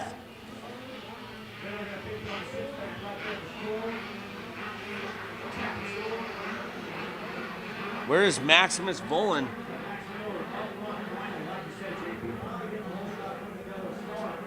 Looking around, I think 7th or 8th spot. Both Miller and Varize able to do that step-up double. But we got to remember, Maximus Volan, I think, is like 9 years old, so he's young buck of this class. Actually, he's 12. He's right smack dab in the middle of where he needs to be. But he took third in yesterday's moto, so we'll see. Maybe he's a late moto bloomer. Look at, what did we say? Dylan getting back Varize right there. Oh, and then Dylan almost goes down. Yeah, Schwartz making the pass for second, Varize to third, Miller still in first.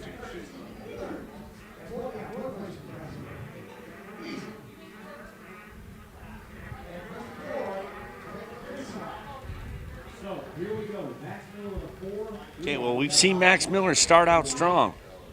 And then it seems like Josh or Dylan, they get settled in, and next thing I know, they're laying the wood down, and they're clicking off lap times. So this is for bragging rights. These are moto finishes here. What did Max Miller finish in his first moto?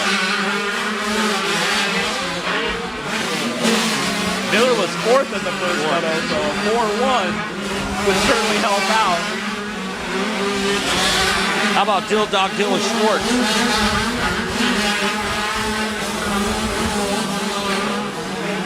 Oh, Dylan Schwartz won the first moto, and he's running second. So a 1-2 right now is looking pretty darn good on the radar.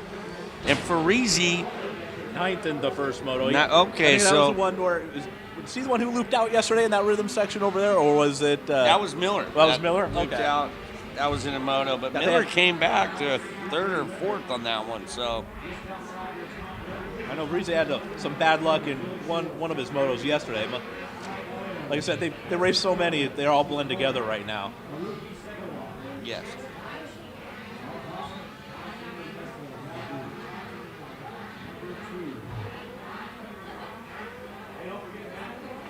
Chris, what would be the Jeff Emig keys to this race? Well, Max Miller already got key number 1, the start.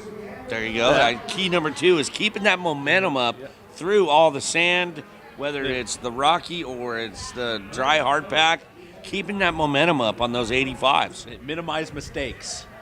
Key number 3. Jeff Emig's key notes. You always see that when they do Supercross or out. It's they're life lessons, really, applicable to life outside of moto. Well, we all hope you're enjoying this 2015 AMA AZ Open here, presented by PJ1. Was hanging out with Todd earlier, did some video that you'll be seeing a little later. But I'll tell you what, this guy has got some PJ1 going on, because Max Miller is laying the cable down right now. You know what? They said they had a few issues with the bikes yesterday, but I'll tell you what, his bikes seem to be flying today. Taylor Muto worked out those kinks and got the KTM 85s. Oh, Josh Freese making another costly mistake, almost going down. He's losing touch with Schwartz and Miller.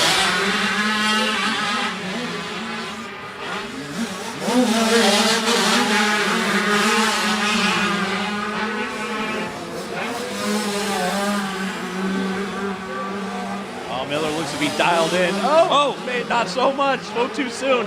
Missed that inside line. Dill Dog Schwartz is coming up on him right now. See, keynotes, not a mistake-free race.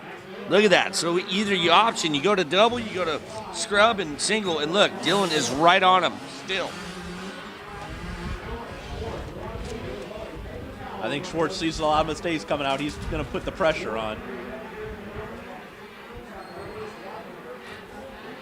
Breeze starting to lose touch with these guys as they're pushing each other further from the pack.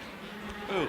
Did you see that impact? It was just a little 2 inches short on that. You could just see the amount of impact that it takes out on these kids.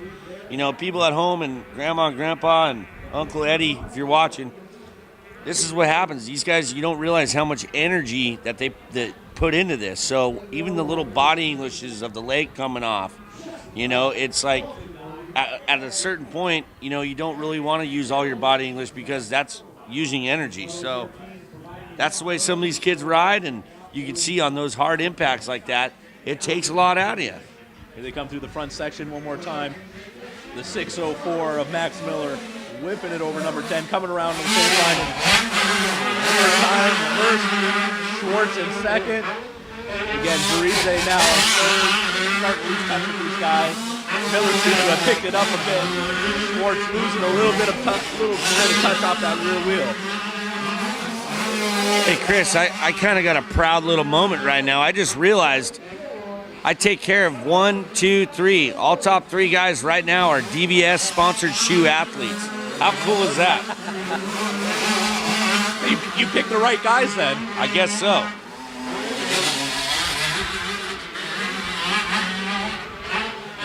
Dylan Schwartz is the newest rider on my team. I put him on Von Zipper and DBS. So stoked to have the kids on board, man. I think the Jammer kind of lost sight of these guys. Max Miller saw his mistake and was like, you know what? Hey, I made that bobble. I'm not making another bobble again, because look, he's pulled a little gapper out on old Dill Dog.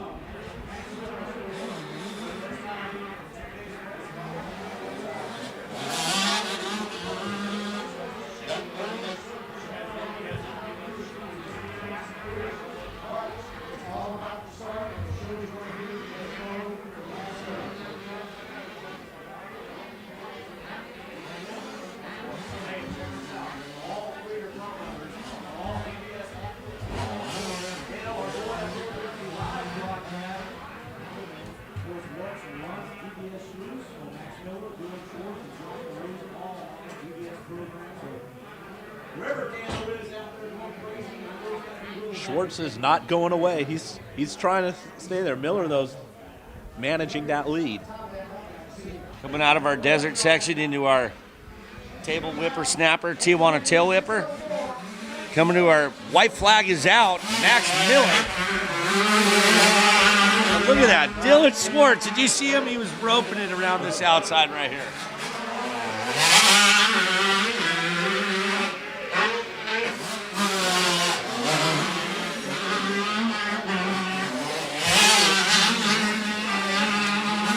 You know, Chris, I'm kind of shocked. I'm kind of shocked that we don't see more green out here. More green up front, Dyson with these 85s. We all know Kawasaki's got an unbelievable program for their mini kids, but I would have thought there would have been some more Cowie to, you know, bleed some of that orange blood. You know what I'm saying?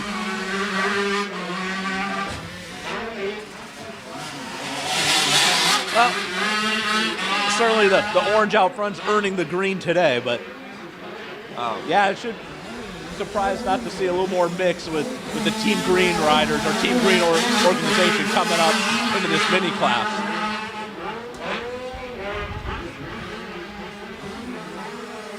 A lot of these KTMs, you know, we're talking about FMF racing. Little D just coming out, unfortunately had to stay home. Well, not unfortunately, because he just had a baby, so I know depends on what side of the fence you're on exactly, that's what I meant to say. Because I know he's not getting any more of a sleep, so his precious little pretty boy sleep. But long story short, Little D, FMF, KTM, these guys, I just realized they're top three. Again, FMF takes care of these dudes' pipes, so FMF, fast. The Flying Machine Factory. No, I know. Remember that was the X-rated one. The G-rated is the Flying Machine Factory. The fast, yes. The other FMF. And here he comes, Max Miller, dropping Dylan Schwartz that lap. Here comes an FMF right now. Yep. Yeah.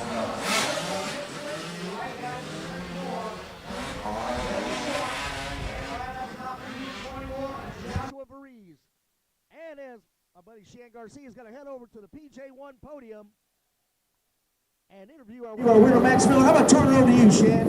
Down to the podium, PJ1.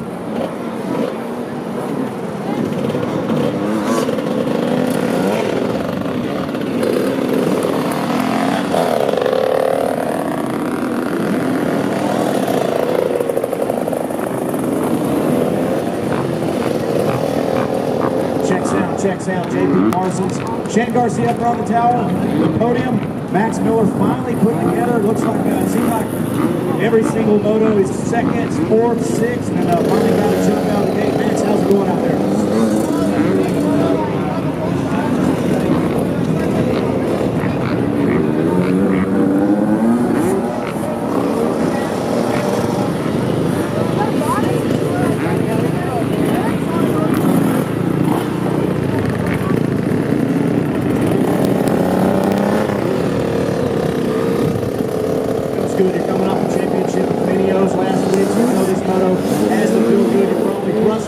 Those first few minutes yesterday and this morning, finally put together. Congratulations. Who all's helping you out?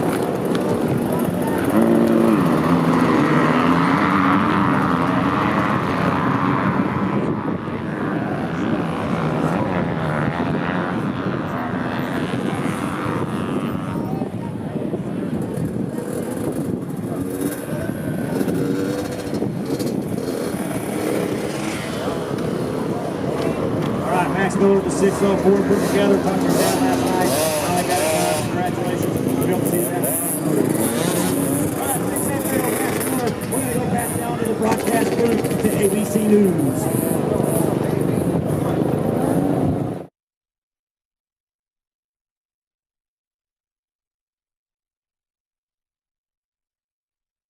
All right, guys, what's up? It's Dano here again, hanging out at the Scott booth with my buddy Big Wave Dave. Dave, this kid just rolled up and says, hey, can I get a free pair of goggles? Is that what's up? No, it's not what's up. He's okay. He's in contract with us. He just won the Unlimited B motor, I believe, so okay. Worked out well. So what's going on, man? You guys are doing tear-offs. We got our Scott 89. Do you guys still even make Scott 89s? Well, tell me about something radical going on that you guys are doing, mountain biking. That we got a 1 mile loop. Yep. Go ahead. Yeah, I rode it yesterday. It's pretty sweet. It's I think they have Strava set up, so we can check everyone's times out. We're demoing our bikes. We have our Genius, the LT, the Plus. I think I need the Plus bike. You know, is that for the heavy duty guys? It's for just the gnarly guys. Oh, Yeah. okay. So. I'm not gnarly, but I'm heavy duty. All right. That's what my wife says. Okay. You know, so they call me the gorilla. I says, no, babe, I'm a bear, baby. I'm a bear. Okay, so we're about ready to do a loop, or I'm gonna do something on these things. I hear I gotta drop my license off. Correct. So for all you people that are at home and you need to be here, dude, you can come ride a new bike. That's killer, man. Scott's here to support AZ Open 2015. Let's go take a little loop-de-loop on a mountain bike. Hey, how you doing? All right, how you guys doing? Out for a cruise, huh? Right on. Perfect. Let's talk.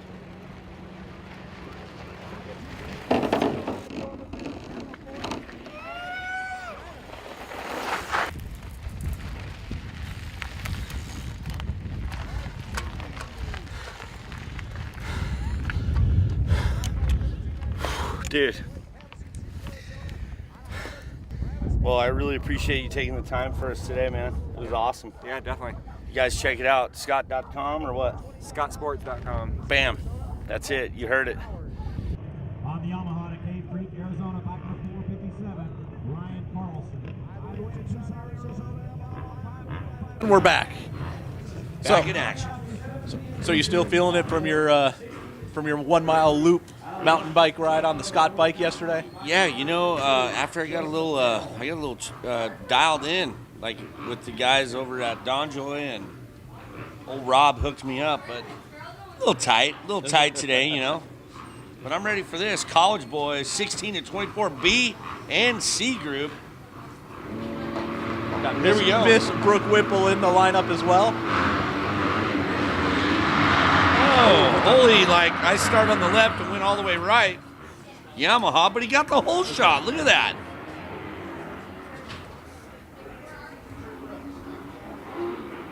I think that's 25, Corbin Hayes. There you go. Yeah. Good eyes, Shark. Good eyes. It was a guess.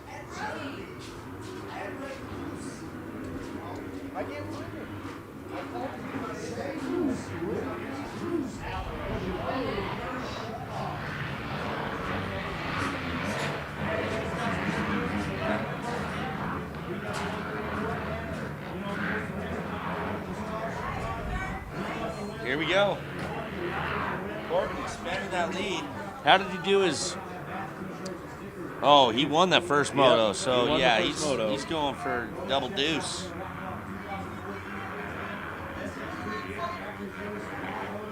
I don't know. Okay, we're talking about being in a pressure situation. Would you rather win the first moto and then you're leading the second moto from right off the bat? That to me is pressure. Well, with the first moto yesterday and the second moto today, it's like a brand new day, brand new race. So I'll probably a little bit less pressure to be out there second moto on the second day. That's a good way of thinking. We got a good battle here for second coming out of Desert Center Drive. The 113 Austin Valerie out of Tucson, Arizona. The 251 Colin Shiner, who took second yesterday. He sure did. So he's got something.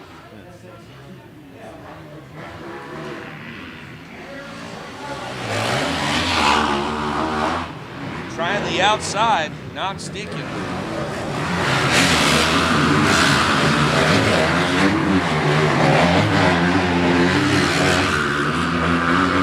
I got to give it up for Miss Whipple running with the boys right now in 5th spot. Yep. 6th spot, excuse me. That is awesome. Still the 113 of Austin Valerie out of Tucson, Arizona. Going for the OJ rubbing elbows. 251 Shiner. Trying to give him a shiner is what That's he was right. doing. One going inside, one going outside. Valerie trying to square it off, but I think Shiner might have it. Oh, look at those bumps coming into that inside line. Oh my God! Shiner almost gave himself a shiner by cross-rutting up the face of the triple. He was going left. His bike was going right. Yep.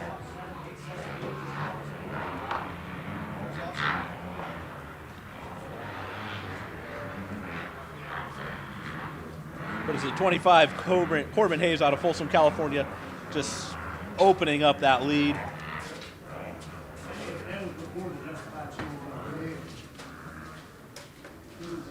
Now Austin Valerie looks like he might be losing third place there to the number 282 or 292 of Travis Damon out of Lake Havasu City, Arizona.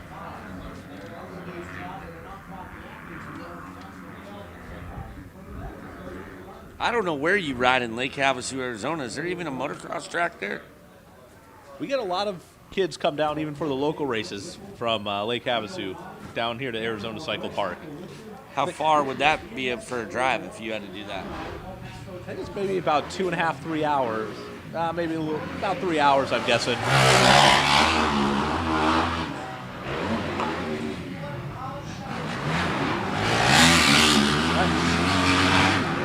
Shiner in second place at 113. Austin Valerie coming under pressure from the 269 of Frankie Martini. Now there's a name, Frankie Martini. Frankie Martini. He's destined to be a Rat Pack guy. Oh, for sure. And he loves those dirty martinis, too. Frankie Martini coming out of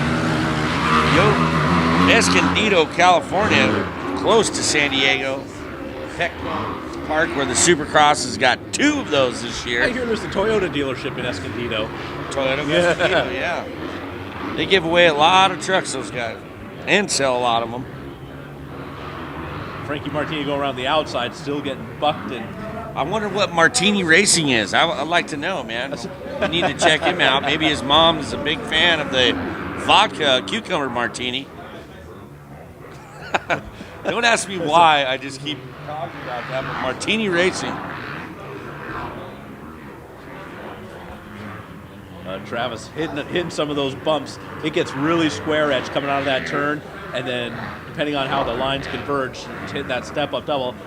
He just put a block pass on a wide sand turn there? Did he? I think he did. Martini dropping the olive on... That's it, Chris. On Austin Valerie. That is it.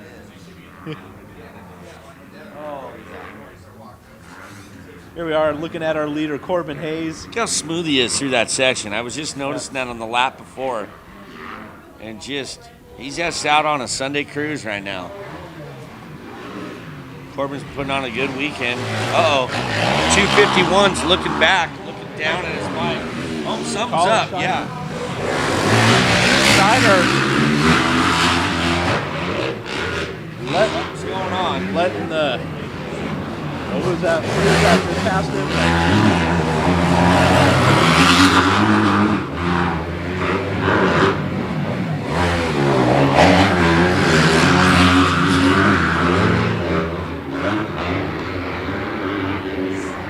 Brooke Whipple running in 6th spot.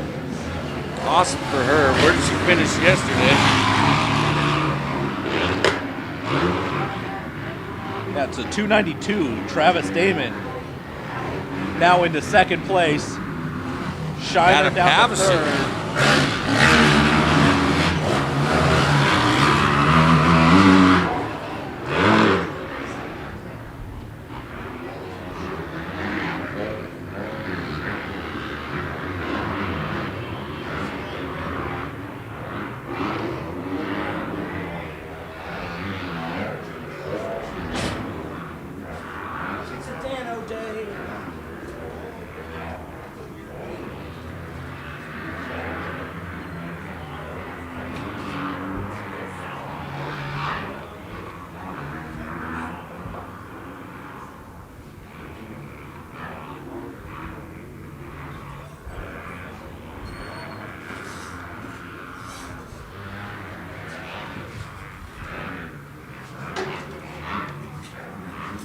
Getting a good look there. The 457 Ryan Carlson local rider out of Cave Creek, Arizona.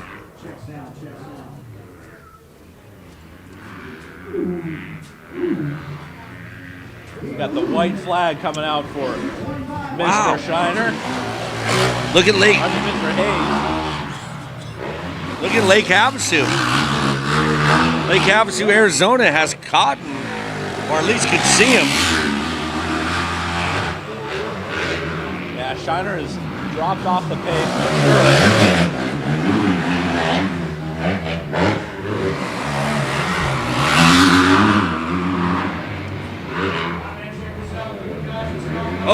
Oh, Rider down. Rider down right in front of us. Trying to go after Whipple. Well, he just got a little special Cool Whip blend by little Miss Whipple. Don't squeeze the Charmin. Cool Whip. Like that Family Guy with Stewie when he's Cool Whip.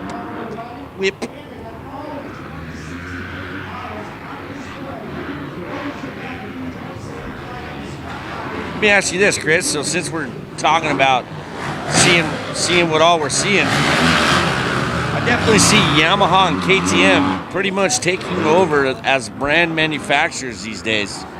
You find that? KTM has so many bikes. Yeah. No matter what you ride, there's a bike for it. And Yamaha, over the last 3-4 years with that new engine design and how they've been able to tweak it, and especially that 250F, there's a reason why they're running up front. There's a lot more blue on the starting line these days. And then, even crazier, I'm talking with Jeremy at AEO Power Sports. And, Jeremy just recently took on being a Husqvarna dealer. And what he's talking about, the cool thing is they do suspension there. So WP has their suspension. But Jeremy's saying that they sold all their Husqvarnas, and they're going to be probably the leading Husqvarna dealer here in Arizona. Hayes taking that win in the checkered flag. You thought he could get him. Almost. He was catching up. All right, well, we're going to go down to the podium. Damon. Travis Damon is second. Yes, Travis. Shiner holds off for third. He might have had some bike issues. So. Yeah, we heard him kind of looking down and looking over. We'll see if Shan can get to the bottom of it. Paulson, let him get his helmet off.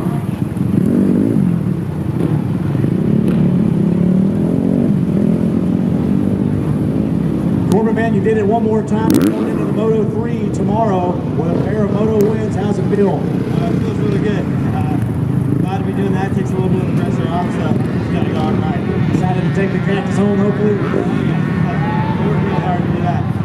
That'd be real nice. We're going to wish you the best of luck. Any sponsors you want to thank? A lot of folks helping you out. I'd like to thank my mom and dad, first of all.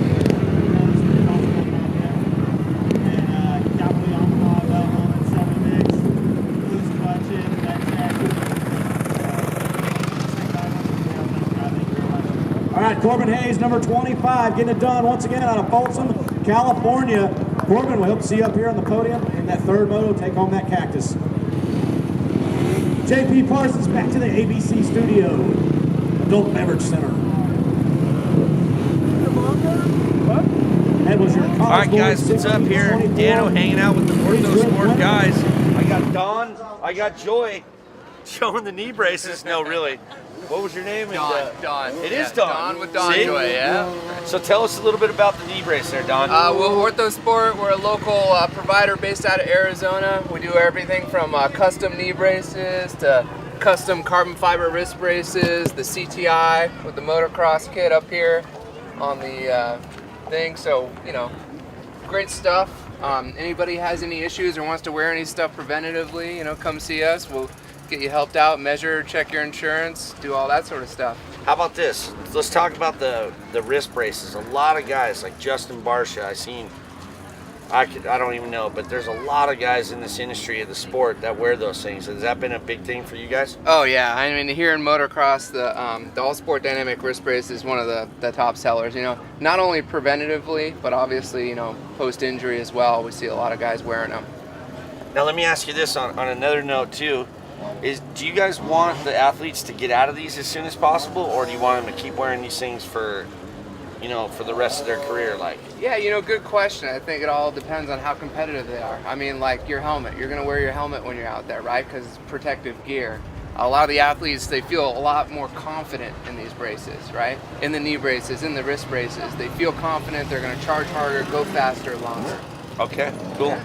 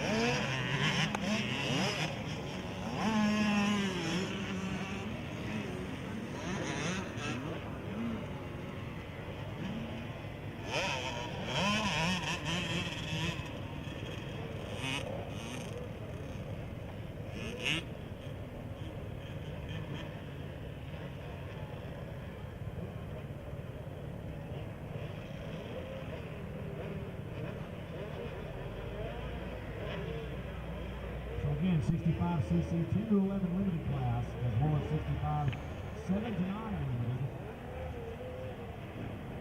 JP, we got a couple of 65cc classes.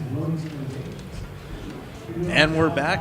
Race number 14, just about halfway done the day. We got 2 classes running today, or 2 classes running in the race 14. 65cc 10 to 11-year-olds limited, and the 65cc 7 to 9-year-old limited. We got a total 25 little guys on the gate, about to drop.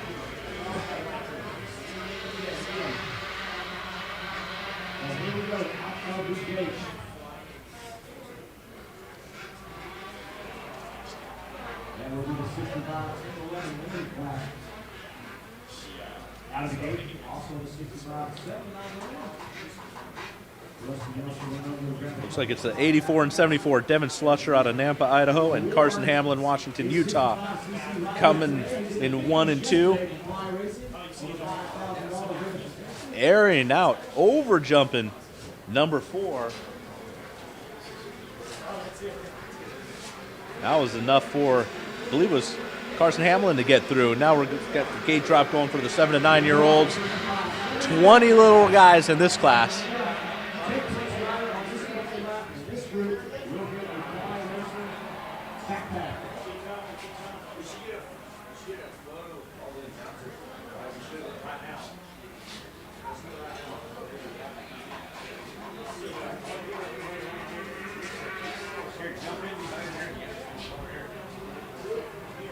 Looks like the number 89 of Landon Gutterud taking second yesterday in this moto.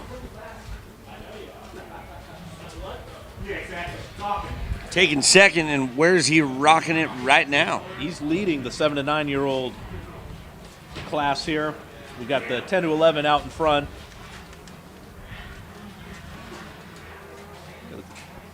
These little bikes and these little side plates. Well, she's going to take the photo. Got to wait till they come around again for us to see who's who. Yeah, we got to do this. Who's who and when is who?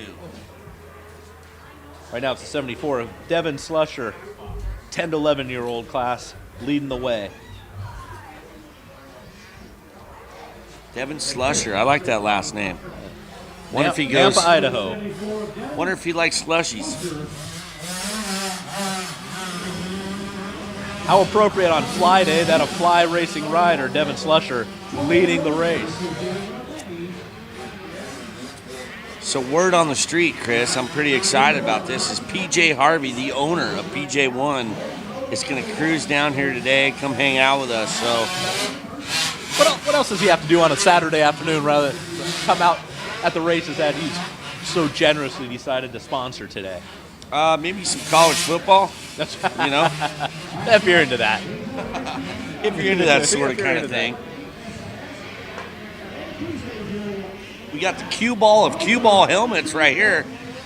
The 89 to 41 and the 289. Or the 299, excuse me. 299, Julian Bomer. We've seen the 41 and the 299 battle it out Royale in a moto before, with the 41 edging out on that last lap.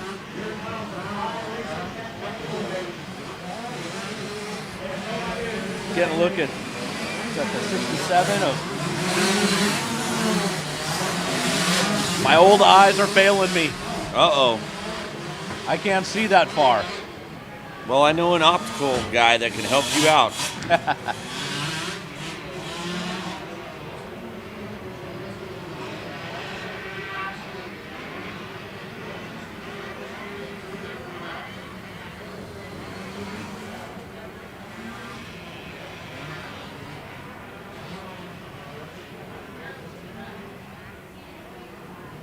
So check that out. Just like that, Devin Slusher leading out of Napa, Idaho, the 65-11. Napa, Idaho. Beautiful place to visit, beautiful place to be. I have never been up to Idaho. Really? I've been close up Wyoming and then a little bit further east into South Dakota, but never made it over to Idaho. Super close on pulling the trigger on moving there. But it's a little colder up there than it is down here, though. Yes, it'd be definitely snowing there. My wife says, you know what, babe? I can't deal with snow. I can deal with heat anytime, but in Idaho, you do have humidity during the summer. So, and in the winter, you do get snow. Here, if you want snow, you just drive up to Flagstaff, spend a day in it. When you get your fill, back down to the valley. You get your fill, you put it on top of your hood of your car and on top of the roof, and then you drive home and let it all fall off. As my grandpappy used to say, you don't have to shovel sunshine.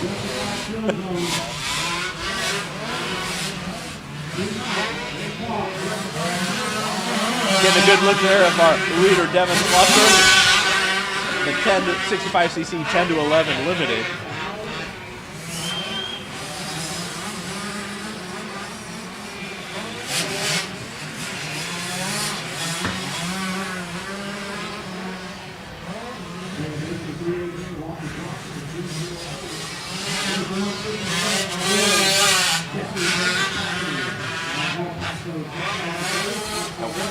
Watch Devin come down this hill. He is bracing for those bumps. His elbows out. Coming into this turn. He's just bracing. He knows they're coming.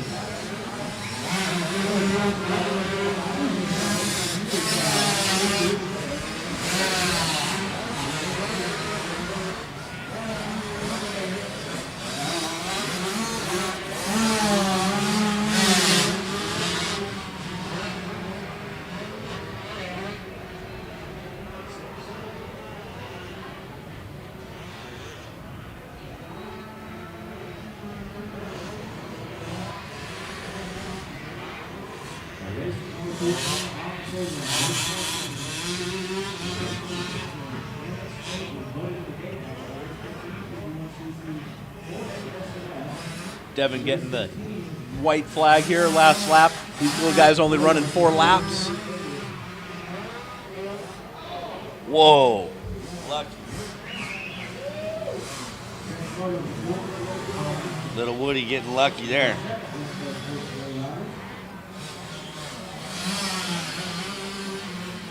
Wow. You have that big of a lead? These little guys sure spread out. It's like herding cats. Who's currently in the lead right now? I mean, I'm 74. Devin Slusher for Devin the Slusher 10 to 11 that big of a lead. So where's the Carson Hamblin, the 84 bike that won the first moto?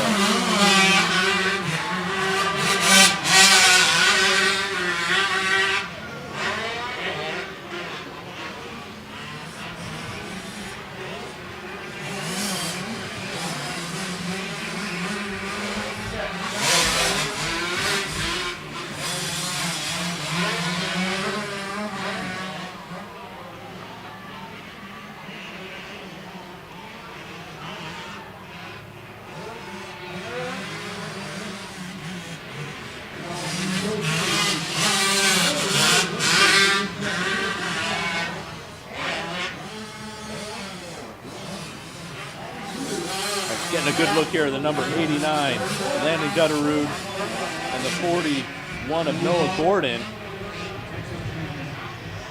These guys are battling out for first and second in the 7 to 9 age bracket.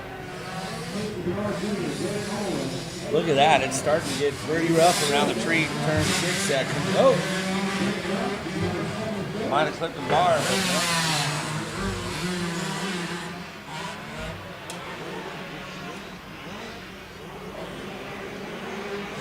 Mistake free right here. Who's it going to be? Landon taking second yesterday. Landon. Noah Gordon won the moto. Oh, look, he's going to get his famous spot where he checkered. These guys battling for first and second again in the 7 to 9 age group.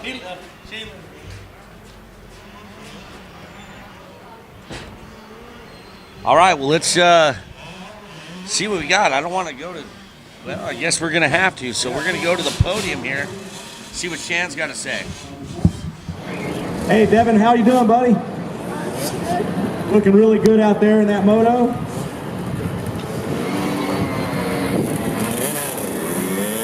Second yesterday and the first today, so how's it going to feel? You going to let the nerves get at you for tomorrow's moto, or you got this under the bag here? Awesome. Any sponsors you want to thank?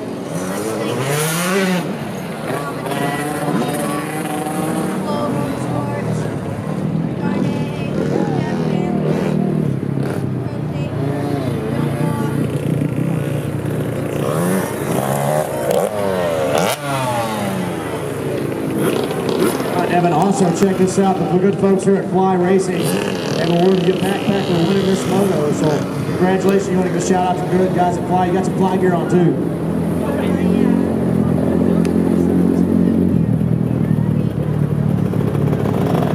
All right, I'll pass on the good word. Thank you, Devin Slusher, folks. Your winner here in the 65 10-11 limited second moto. We'll get number 89. Landon Guitard up here from Phoenix, Arizona with the win. Landon, we'll take the goggles off. How you doing, Landon? How'd that moto go for you? Got second yesterday and first today. How are you going to be set up for tomorrow?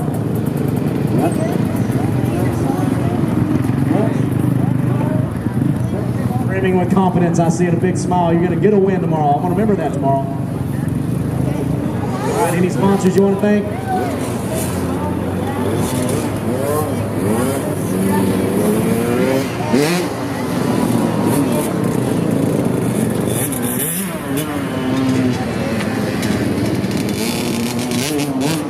All right, appreciate it, Landon. Give it up, folks, number 89. Landon Goodell, number 89, taking the moto win here in the 65 7-9 limited class. We're going to let Rusty Nelson of Fly Racing. Look out! We're going to get Chet Lessing up here on the podium. Yeah, that was a good moto. Really good moto. Chet, man, how are you doing, buddy? Yeah, you know what you're up here for? No idea, he says. We're going to give you a Fly Racing umbrella. Didn't you get a backpack yesterday? Yeah, you think so? And you get a hat. So Fly Racing, consistent stars here. Looks like you came around 10th place in the moto on the opening lap for the Shan Garcia JP Parsons Fly Racing Tower Power giveaway. You're going to go home this weekend with not only a backpack, but now an umbrella and a hat. How about the fine folks at Fly? What do you say? Thank you very much. He says, thank you very much. Give Rusty Nelson a high five. There we go. Jet Lessing right there, taking all the goods. Hey, JP Parsons, back to the APC studio, Adult Beverage Center. All right, what's up, party people? It's Dano here with my friend Dundee. Last night, they took care of us in the chill zone. Justified took care of us, I should say, and got us really justified. Tell us a little bit about Justified. Where did it come from? How did it start? Justified started about 3 years ago with a bunch of friends, family, and athletes all getting together and talking about what it is we love to do. And the idea of Justified came out of just saying, hey, you know, we love to do these things and we justify doing them and we sacrifice doing them. And so the caption, Live What You Love, came to be. And so we run a sponsorship program for athletes in Supercross, Motocross, off-road. Tell us about real quick the kid that you sent to college.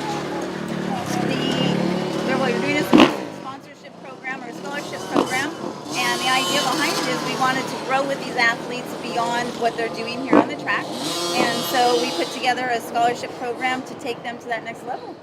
Hear that? So not only can you race a motorcycle, but you work hard and you enjoy your sponsors and awesome people like these guys behind the scenes. I don't know, Dundee, anything else? I mean, besides I had the raddest shirt on yesterday.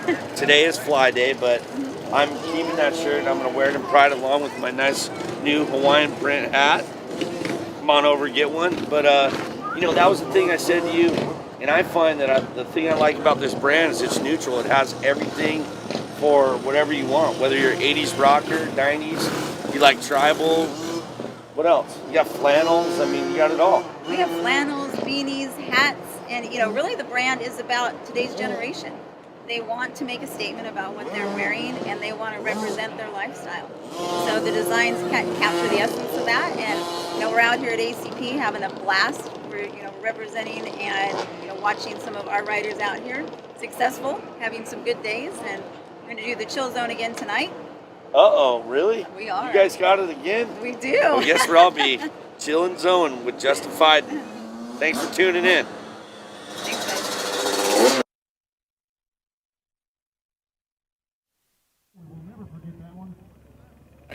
Sean Cantrell lining up for the 51cc 4 to 8-year-olds. He's checking out his gate timing. Oh, little whiskey. 111, Ryder Rickard getting a little extra time across that start straight. Now these guys are running the modified track, the shortened track for this 4 to 8-year-olds.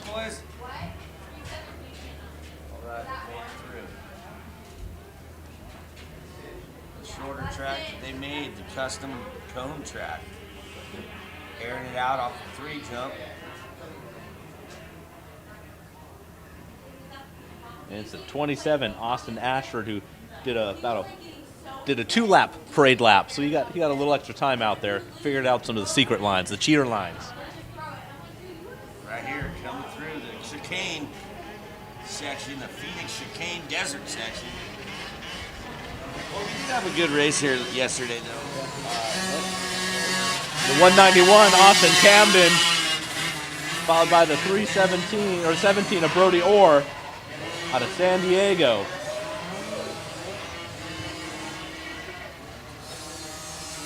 So what's funny about these kids is that it doesn't matter where they start. They seem to just kind of like follow each other, Yeah. They don't want to pass, but they do pass, and, they keep doing it. Todd rolling in here from PJ1. Coming to say hi to the boys. I don't think we'll see too many aggressive block passes out of these guys. No. Rubbin's racing, but hey, we're going to see just follow the leader. He's on a Cobra. The only Cobra. There's only one Cobra. Yeah. And he's in second, right? Right here, flat out over the AZ Desert Chicane section. About the hardest pack, hard pack you'll see on the track all day. Yes, the only Cobra out there on the 191. Trying to go around the outside. Oh!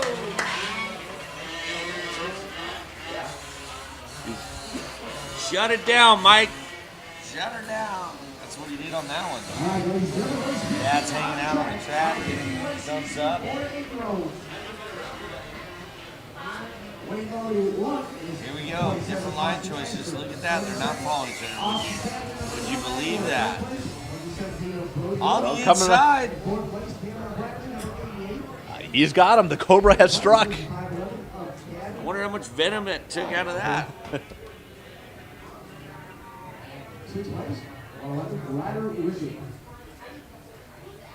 Here comes our 3 leaders through the Talladega turn sweeper, number 2, Talladega 2, Alatu. Battle on our hand, JP. I don't think Austin Ashford's ready to give up the lead yet. When they come off, in the middle of the track and then jump over the berm, this is always kind of funny. Jeez. They're launching the berm out.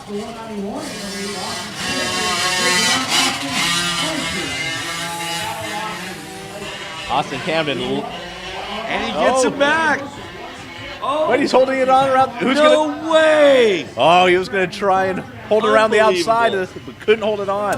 Austin Camden looks like he's back in the lead. These dads are so stoked that they can walk on the track. You know, Bobby's so cool here at ACP. I think Austin Ashford just threw a brake check.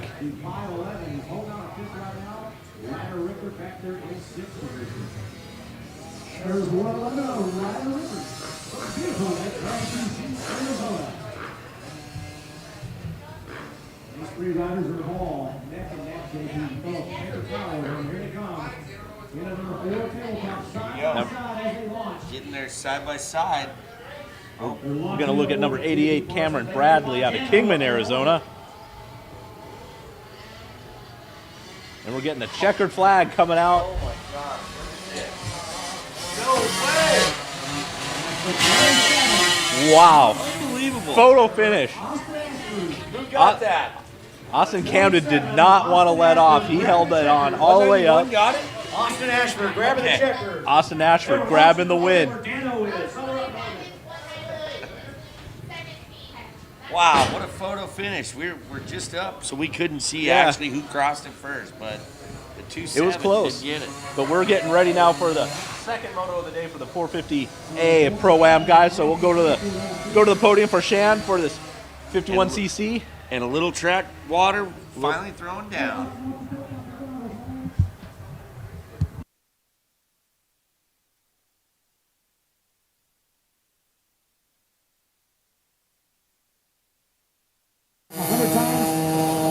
Maybe 103. Kind of maybe 99, huh? You did good. You made that last pass on the last lap and secured this second moto win. You won up here yesterday on the podium, right? All right, we're going to see you up here tomorrow. Moto number 3 and hopefully a championship cactus. You hope so, right? You're supposed to say, yeah, I am. I'll be here, Shan. I'll be here, Shan. All right, how about this? Who are your sponsors? Who all helps you out? Your grandpa and Ashford Grading. Cool deal. We appreciate it. Go and get some water and have fun this afternoon. We'll see you up here tomorrow, right? All right. Check it out. There goes Austin Ashford out of Phoenix, Arizona. Let me help you out, buddy, like we did yesterday. Go get him. Back to the studio with JP Parsons, Dan Olegier.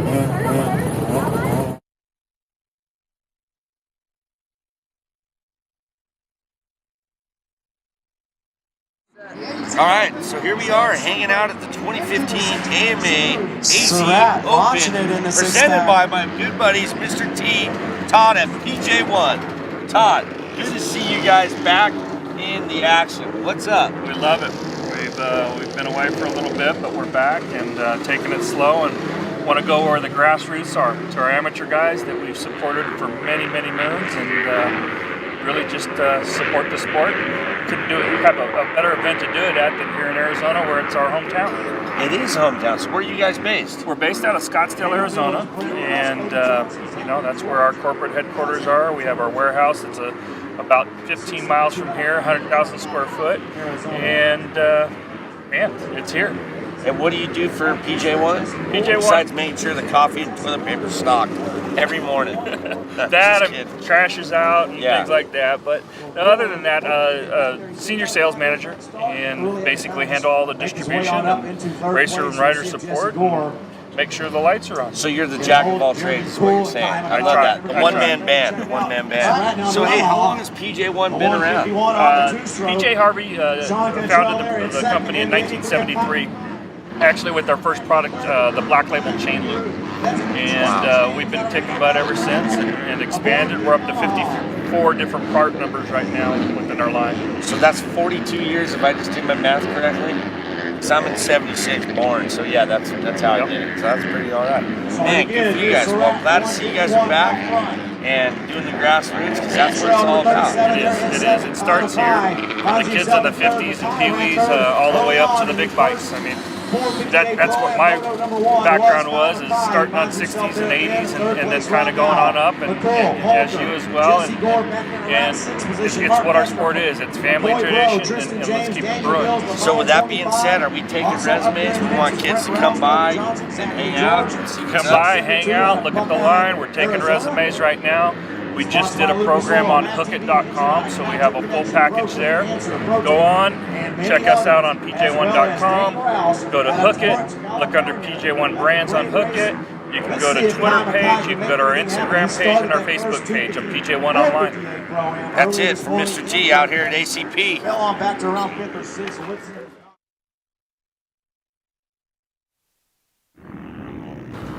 Getting a little info on PJ1, the presenting sponsor here at the 2015 AMA AZ Open. Did you learn anything new?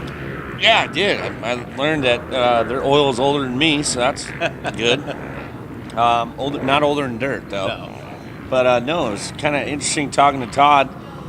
They've been around for 42 years. So, and basically what happened is PJ Harvey's had the company, but he was trying to sell. He had a couple other companies in with that, and they kind of just took a step back from PJ and kind of let it idle. You know, Parts Unlimited, a few of the other manufacturers and shops all carried the oil. We all knew it was, but there was no brand manager. There was no, marketing the stuff. Just filling orders. Yeah, just filling orders. But now Todd's moved in there, and as you guys watch the video, he's basically like jack of all trades. He makes sure the coffee and toilet paper is stocked. Not only that, there's 7 employees now. They're out of Scottsdale, and they're here in the hometown of Arizona. Good presence here, $15,000 in contingencies and products. And adding to the bottom line here at the AZ Open. Plus, you know what else we were saying about them is how cool is it that their logo is still the same? And you think about the factory teams that all rode for PJ1. Everyone wanted to be a factory athlete, rider, and so I hear PJ Harvey is going to be here too, along with his daughter. That owner of the company too. So it'll be cool. We'll get him on the mic and have him say hi to everyone at home. Yeah, give him some screen time. But right now we're getting ready for the second moto, the 450A Pro-Am race. If you recall, this was the first moto of the day. It was Ryan Surratt and Sean Cantrell putting in a clinic. They pulled away from third place, and it was Cantrell getting the best of Surratt. Surratt on the Honda 450. And Cantrell on that Troy Lee Designs KTM 250. Yep. So they just threw some water on the track. Riders. Yeah, they sure did. Riders got a chance on the parade lap to see where the water is, maybe where the slick spots might be. And how about this guy, the number 9 bike of Bobby Jones from Scottsdale, Arizona, age 51. Give it up for the old dudes. Over the Hill Gang, whatever you want to call it. Vet Nationals, Bobby's on. That's who you guys were saying that's tried to qualify. Ed Photos just got him by a year, 52. Look at that. So we got the vet class going here. Yeah, do we have vet? Are they racing the pro class? They're just doing it. Hey, if you're fast enough, doesn't matter what How class about you're it? at. Good for them. God bless them. Okay, all sights are on that big 3.7 right there, Troy Lee Designs. You can tell Sean changed his gear, so he was out in front that whole time. Here we go.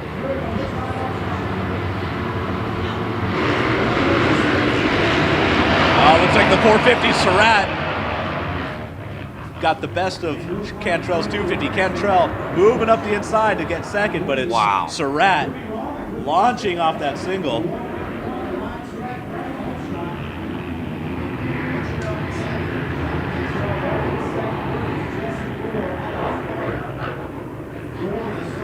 Now here's what I'm talking about. Chris, we said this morning.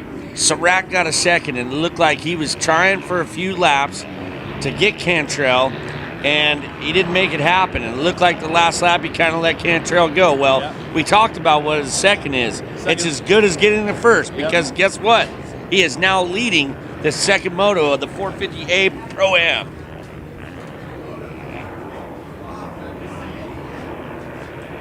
And kind of put a little gapper on there.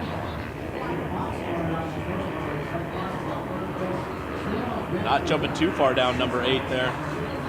Must not be enough bumps there for a nice downside to have developed. And notice this time Surratt does not have his sweatshirt on. He is definitely wearing that fly gear that we are a part of here today. I always had a hard time riding with a sweatshirt on. It just seemed bulky and constricted. That is what she said. Yes. Look at this. Surratt has a little breathing room.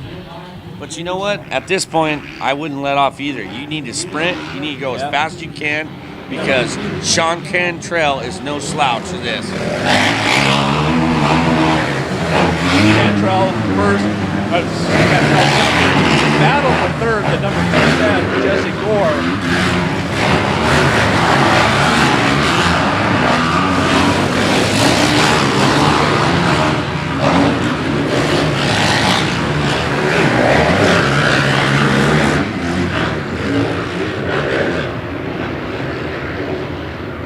Ryan Surratt starting to open up the lead, but you know Cantrell's not going to get tired. No, Sherry Bob. He's been working with Tyler Rattray, the newest addition to that Troy Lee TLD team back in Corona, California. Tyler Rattray recently retired and now is a full-time trainer on board, helping out with Justin Hoff and Sean Cantrell. And then Brian Lopes, not only a mountain bike, big-time world champion, I don't know, multi-time national and cross-country champion. He is the trainer, too, for the team.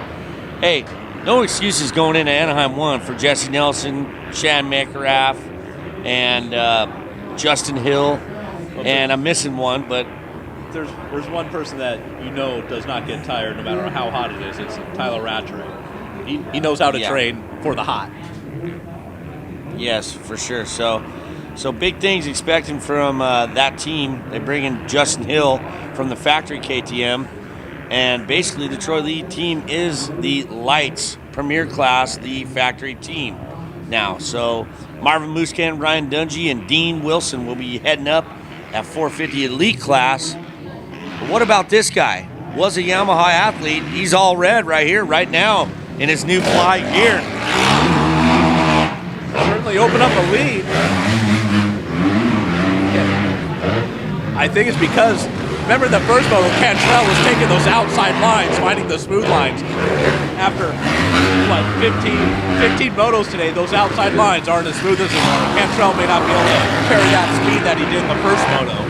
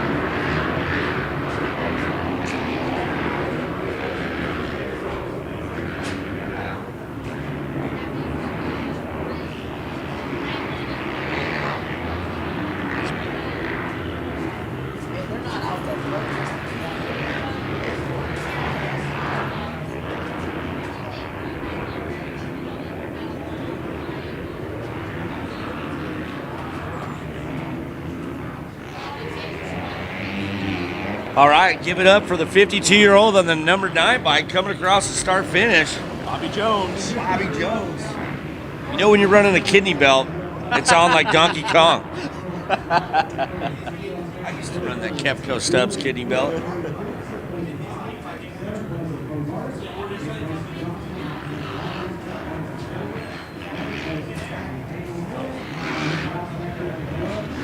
Ryan Surratt. Funny story about his dad. His dad used to come into my Cycle Parts West 100 years ago and sell me the trick levers, which were the aftermarket levers before ASV, ARC, all the levers came out. They were just a cheap replacement, but Willie Surratt was his dad. Pioneer in lever and used to come in before Ryan was even born. So it was really cool. I've known those guys for so long. Boy, you are old. Kind of, sort of, maybe.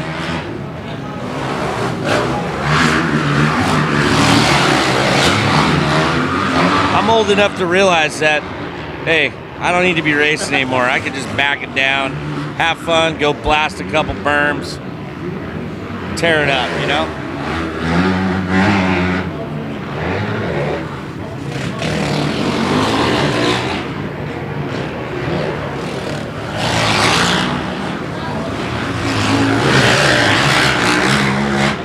Wish we could take that passion to the track, Chris. Right. You know what I'm saying?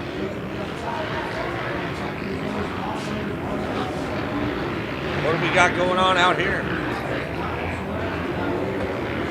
See a caution flag. Somebody down up in 6. They're back up and on it. I think that tree must have eaten another bike. Well, yellow flags are down, so whoever it was having issues, don't have any issues anymore.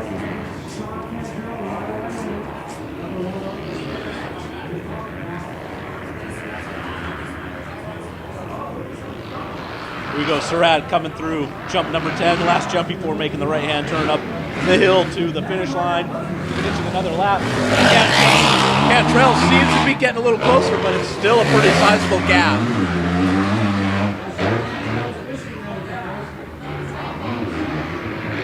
Third place, who's this? Running around the 482 bike.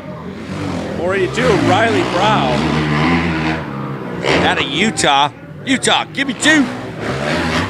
65. 65, Tanner Berry in 4th place. Out of Washougal, Washington. Wow, wonder how good he goes there at Washougal.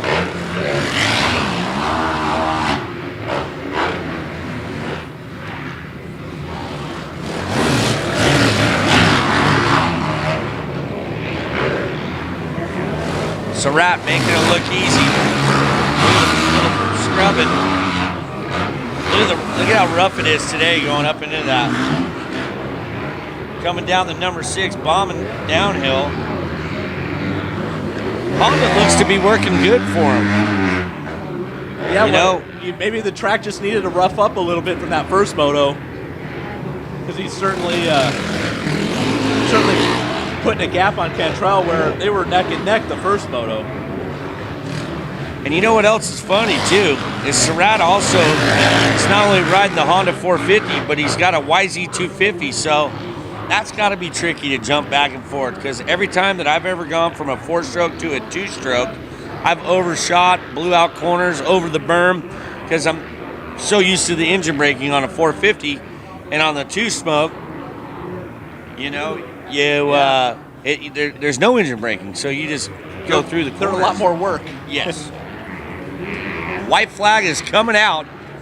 Ryan Surratt. He's coming around again already? That was quick. That was.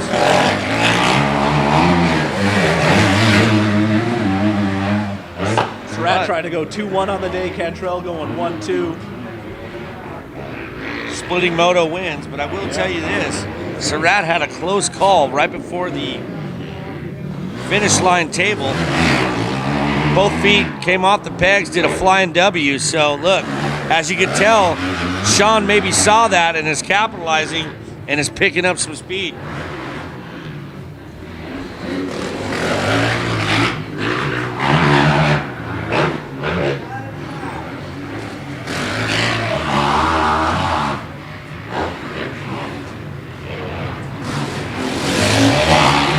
Got the 525 Daniel Mills out of Wildemar, California.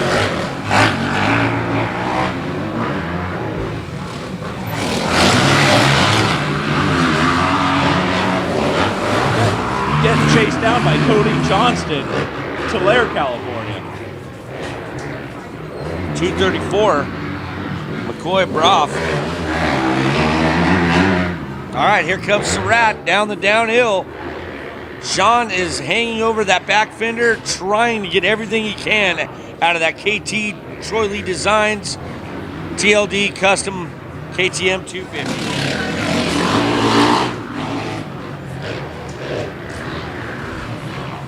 Looking for coyotes in the desert section. Now this is where Surratt Surratt lost his footing and did a flying W. But look at this. Cantrell's trying all he can. Let's see if he's got it. He's only got 2 turns to go. Checkers are Is out. it enough? It's looking like it won't be. Oh, Wow. my God. Did he? Cantrell was Sean not giving up. Cantrell used that berm, looked like he was at Magic Mountain on the biggest roller coaster of his life. Surratt just rolls right up to the podium after a 2-1 overall win for the day. Taking that one. Well, let's go down to Shan and see what's crackling with the cracker. Garcia over to the PJ1 podium. And give out the awards to our 3 top riders.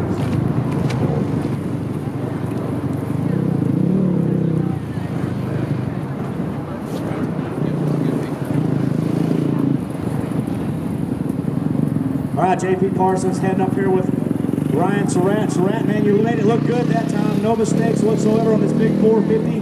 Getting around that track, and this is going to land you, I believe, the overall and the cactus. We're going to award you some medals. How about that moto? Give us a quick rundown. Yeah, I didn't know how to get started, and then I was feeling good, just rubbing on base.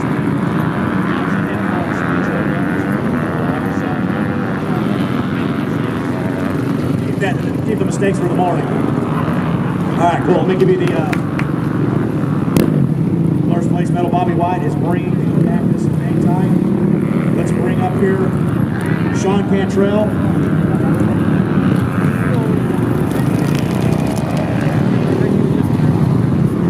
Sean, let me give you that first and foremost. And you're a little underpowered out there. You got a great jump out of the gate. Just could not hold up to Ryan Surratt rounding that big old Talladega turn, but you kept him honest the entire moto.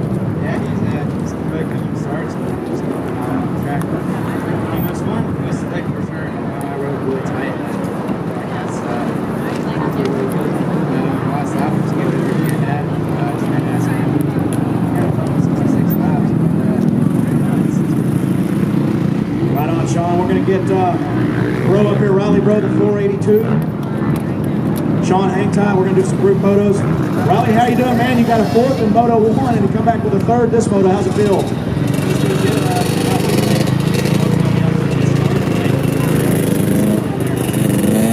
Any sponsors you want to thank getting up here on the podium for the first time? For sure, I got to thank Chris Hymas and Hotel Power Sports. He's the one to credit for that awesome start and by racing. 100% goggles. Rocky Mountain ATV, Rocky Mountain Motocross Series. All right, y'all hang tight. We've got Sean Cantrell. Come on back up here. Y'all put your necklaces on. Austin White is here with the cactuses. We're going to get some photos with you guys, 1st, 2nd, and 3rd.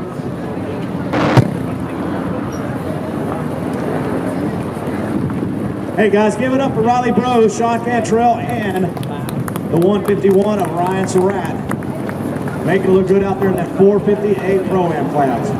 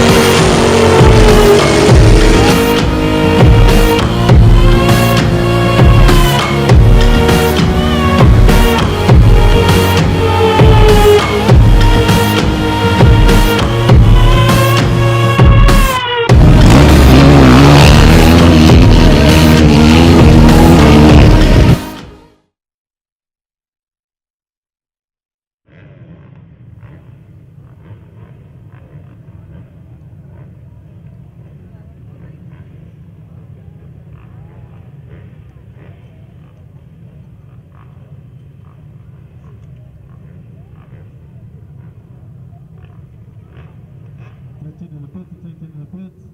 Race number 15, I need the following bikes to the podium area with one adult. I need bike number 17, race number 34. I need bike number 20. Here we go, race 17.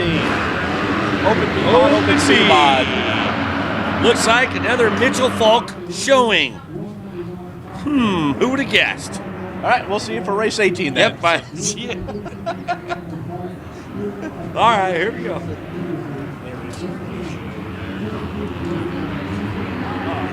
Hit that. Here, let me do it. Maybe also massage. Let me go see that guy. Don Joy Medical. Mitchell Falk, and I think it's the 25 of Corbin Hayes. Corbin's been riding really good today. What do we got here? We got the Open C mod leaving the gate now. Open B mod already out there. I like this guy that hole shot and put his right leg out like, I'm going to judo kick you if you come over into me. And he ends up ripping the hole shot. Who is that? I'll have to wait till they come over number 4, I think, into the sand corner.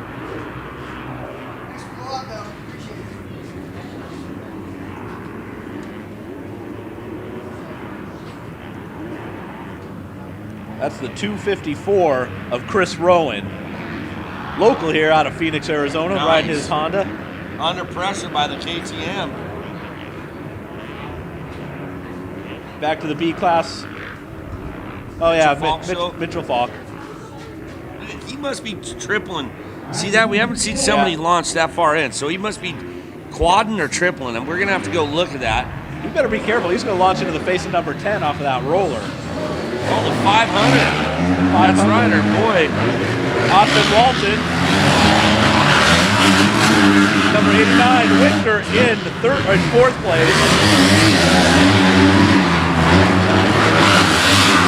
Austin Walton. Oh, we got Cody Hayes down.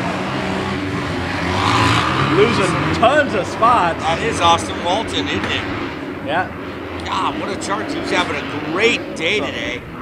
Just tipping over in turn 1. Mitchell Falk with a win in this moto yesterday, followed by Austin Walton, the 500, having second place yesterday. So it might be a 1-1-2-2 scenario. I don't know. He just went down in that turn. Turn 1 over there. No, Corbin Hayes. It was Corbin that went down. It was? Yeah. Still got 500.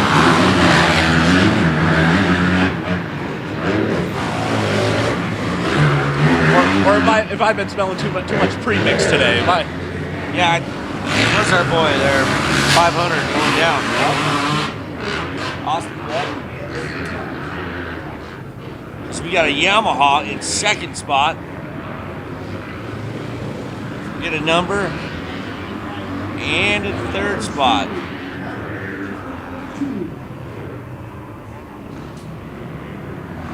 We got a 63-year-old here, number 2 coming through the finish line, Dwight Catalano out of Alamosa, Colorado, riding the Open C mod. Give it up for Dwight. Dinosaurs still exist. He's a Scott goggle racer. Yes, he sure is. I think he went on that mountain bike trail and probably smoked my time. Here we go. Mitchell coming around. Speedway always coming through for me. All right, in our second spot on the 25 Yamaha. And then we have in our third spot number 89. Michael Winter.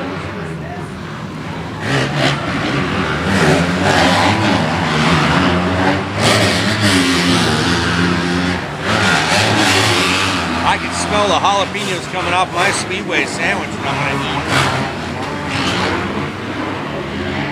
So yes, as we were saying, the 500 machine tipped over in turn 1 and is now going to ride the charge of his life because Austin pulled a second yesterday in this class and he was hoping to give Mitchell a little run for his money. Well, unfortunately, he went down.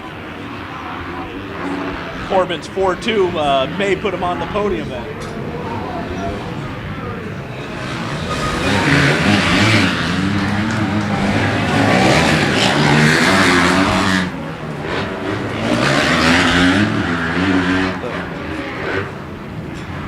definitely the 191 seat.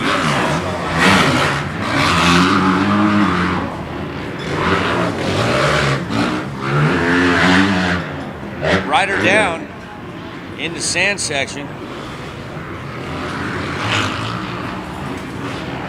Let's catch up to our leaders.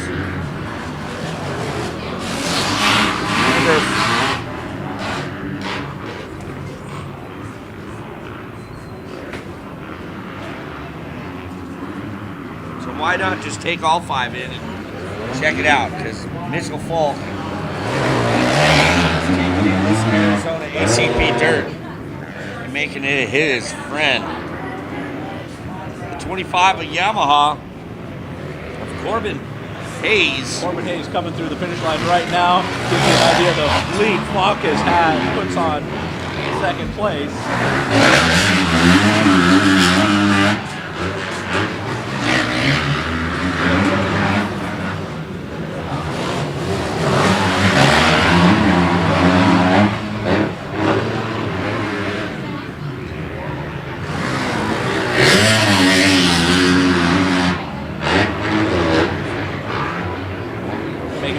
Triple look easy. Floating like a butterfly, stinging like a bee.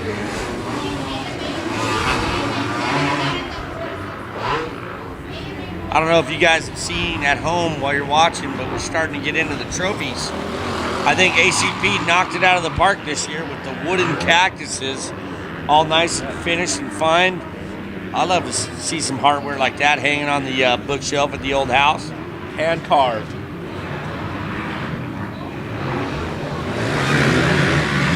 Around the FMF right-hander, heading to the triple step up uphill, floating it.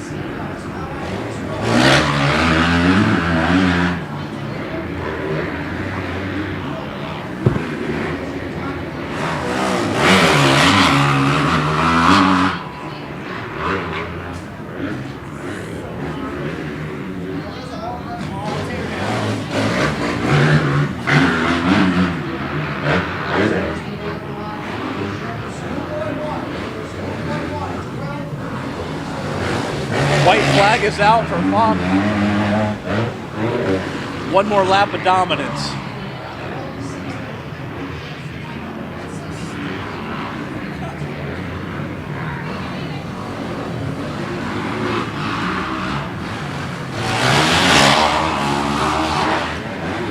He's coming around. His third spot is weaker with the 89. And then Austin on the 500 machine. Up to 4th? Up to 4th. Austin Walton. Not a bad ride. Way to keep it up, bud. He may be able to get the 89 machine of Michael Weecher. Who knows, the way he's riding.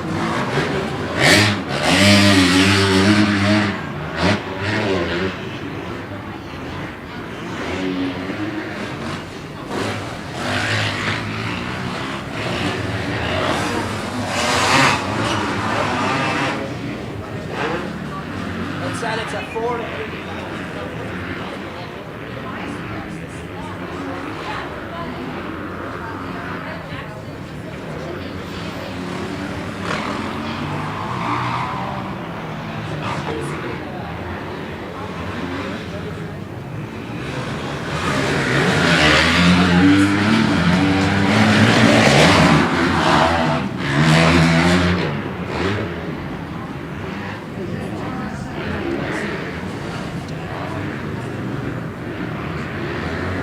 Falk making his way around. Jump number 10 one last time. Almost jumping to the base there. Checkers are out for Falk going 1-1 for the open B mod. And a short ride up to the podium for him where Shan's going to head on out, see what his race was all about. Let's head over towards the DJ1 podium to interview our winner, Mitchell Falk, number 612. And second place is going to go 25, Corbin Hayes.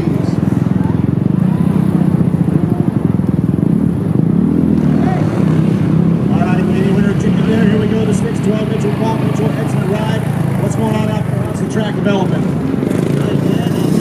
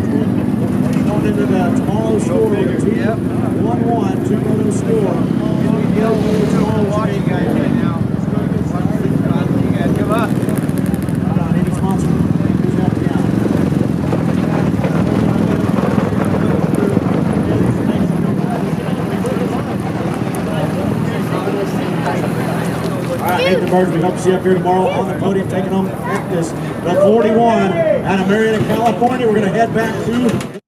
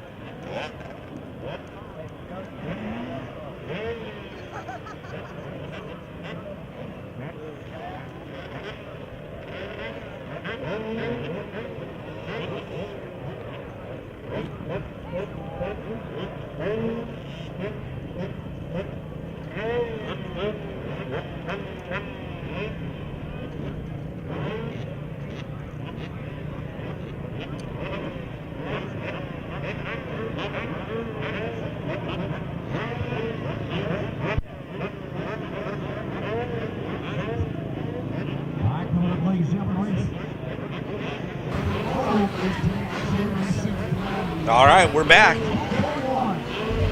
How about it? Schoolboy 1, 12 to 15, B and C. This is it going to be another Troy Lee KTM? Derek Drake? Or you going to go out on a limb and? I might go out on a limb with Tanner Amarias. Yeah, he's been on fire. Yeah. Drake was out in front. If you're just tuning in. Better than Ezra Lewis. Third. Dude, Ezra's been consistent. Very consistent this year. Like I said, Ezra's from Cypress, California. Full surfer skater. Here he is. This gate's going to drop right now. Look at that. The two KTMs of Derek Drake and your boy, number 4. Look at Shimoda again on the KTM 85 in third spot. Just going for it. That thing must be a serious rocket ship. Wow. Drake getting out to a quick lead. Now we've got the gate dropping on the girls senior, the 12 to 16-year-old.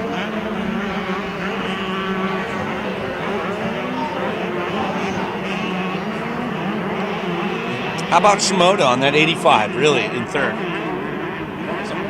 That's a good starting technique, quick shifting. God, well, it can't be just a 105. It's got to be like a Super Mini 105.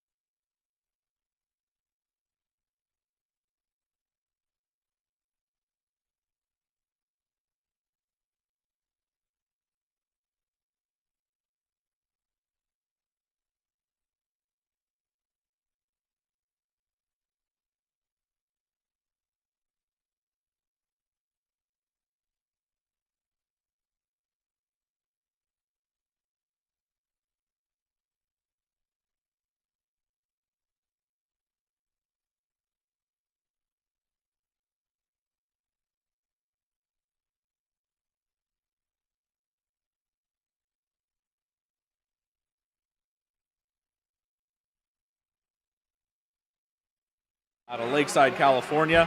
So we got KTM's going 1, 2, 3 right now.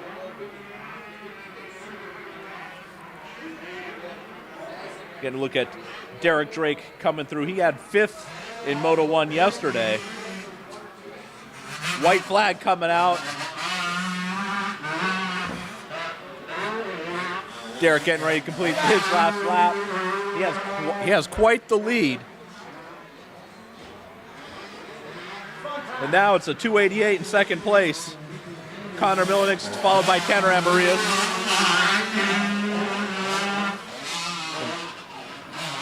Tanner might be having some bike issues. He keeps looking down on his bike like there might be some issue down maybe on the left side of his bike. The shifter or something might be wrong.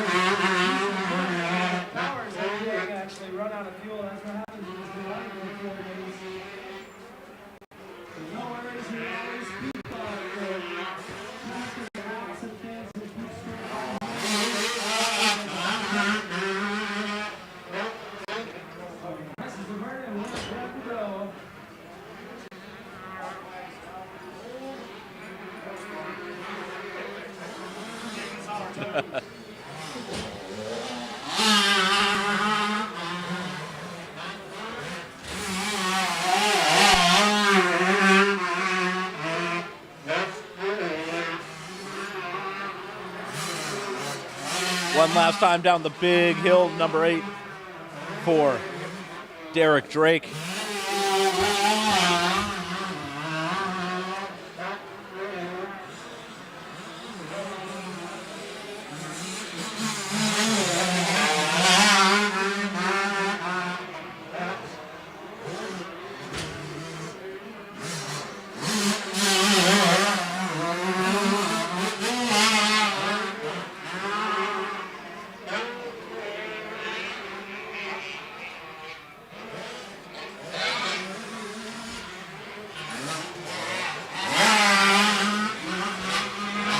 Checkered flag out.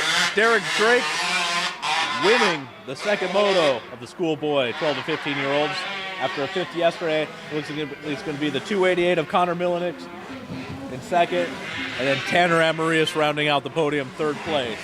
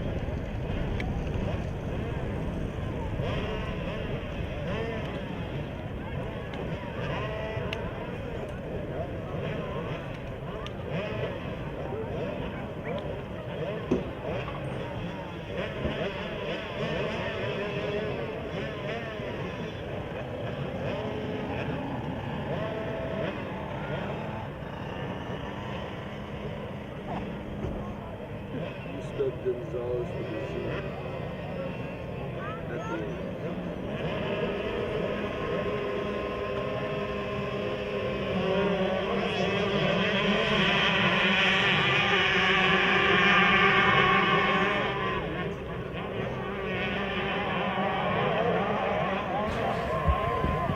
Taking the high line right there. 65, 10, 11. Mod. Looks like we got another gate. Some of the 9-year-olds in the second gate.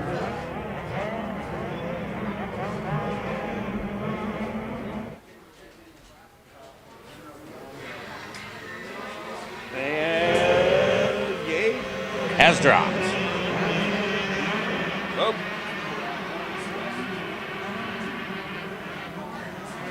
That whole shot might be coming from the outside. No. Who's that?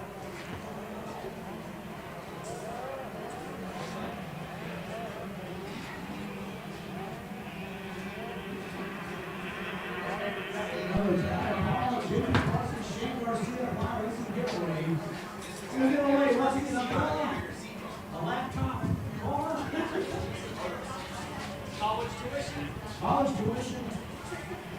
Money is no object. Could be just as hard as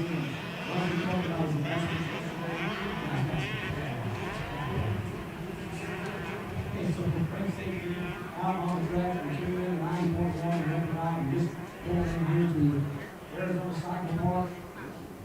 15th annual AMA Arizona Open X Championship. This is our Tuesday morning. We're welcome here with our race for 18. A 27 race set today for race day number 2. We've got the CC Class S and 10-11 bar, as well as the CC Class CC 7-9 bar. We're going to go another couple of items away, backpack and umbrella. That was power giveaway.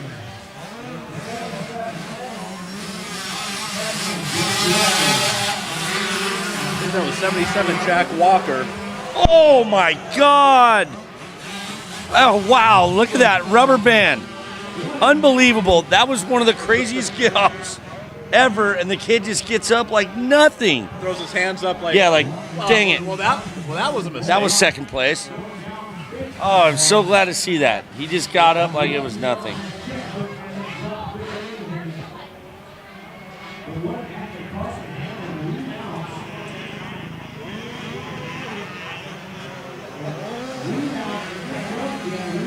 Well, Pat Lopez from Von Zipper told me he's just watching this live action at home.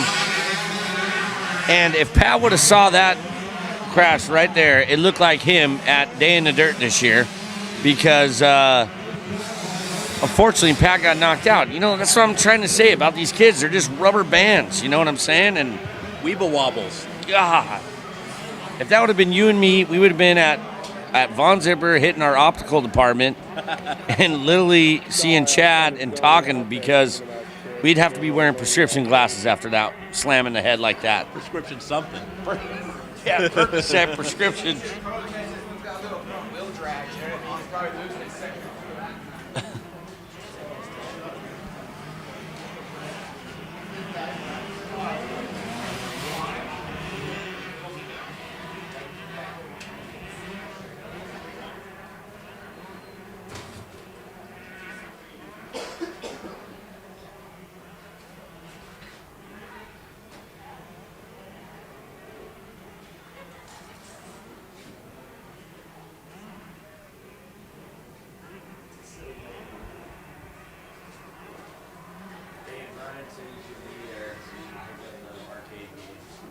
But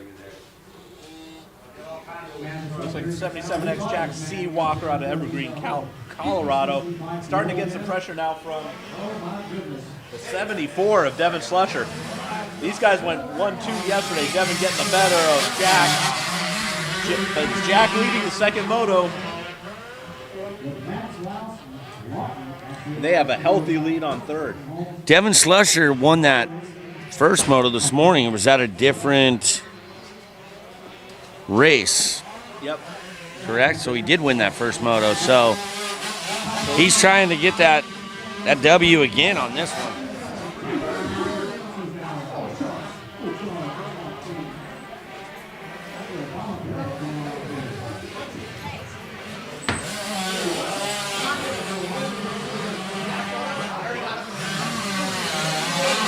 Jack Walker leading this moto, getting second yesterday, followed by Devin Slusher, yesterday's moto winner. So Walker trying to go 2-1. Devin Slusher had a 1-2. Both of them getting up and over number 5. These kids do not stop, it seems like. They've been riding moto yesterday, doing the Tricycle World Championship race last night, on their BMX bikes, hitting the BMX dirt jumps at the fly booth, playing with their little dirt bikes and their monster trucks in the dirt, and then they just are just capitalizing on these motos. Look at this. I was like, oh, moto time? Okay, go out there and just rip a whole shot and win a moto. No problem. But Devin Slusher looks like he's going to make it difficult for Mr. Walker there.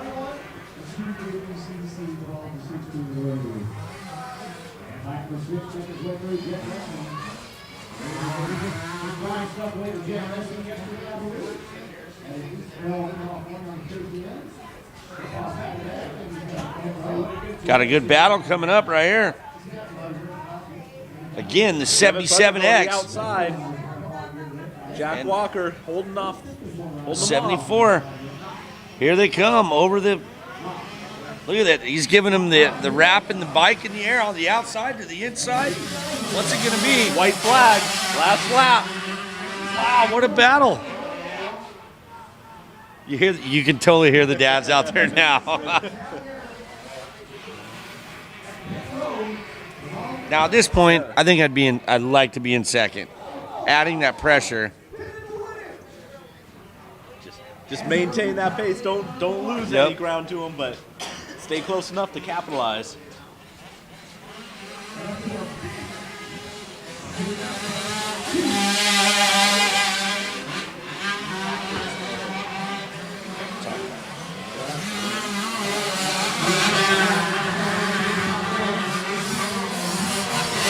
And here they come into that. Look how rough that sand section is getting.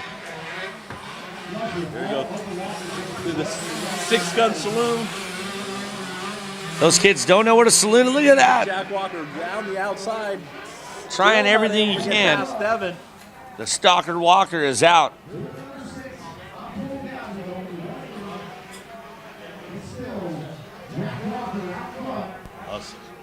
I think Devin, he knows it's there. He's got to find a spot. It could be around the FMF banners. That's where it happened.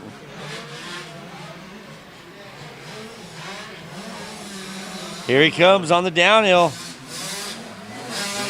Both of them go to the inside.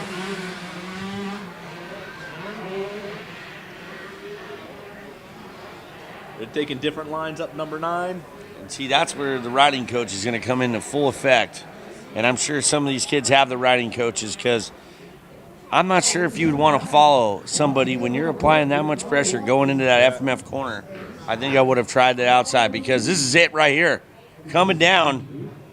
What do they got? Whoa, Walker outside. I think we've got the pass. He's got the inside. Slusher to the inside. No way. Making the pass right in front of us. Taking the table. Now we're taking the checkered flag. 74.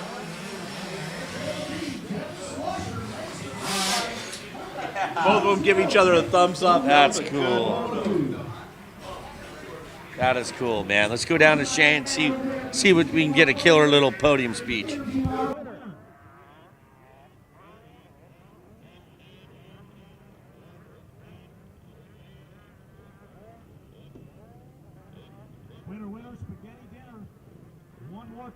It is the 74 Devin Slusher out of Nampa, Idaho. Devin, man. Great ride. How'd that go? Looks like you made one quick last-minute pass. Oh, it went good. Jack made a mistake, and I just gave it a little gas, let my pass. Capitalize on his mistake. Great ride by Jack Walker. Obviously, this is the way to do it, man. You're jumping into this here.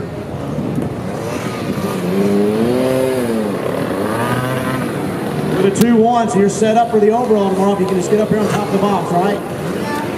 Also, we're going to give you some fly giveaways here, an umbrella and a hat. Compliments of Shan Garcia, JP Parsons, the Tower of Power giveaway, and Fly Racing. What do you want to say to Fly Racing?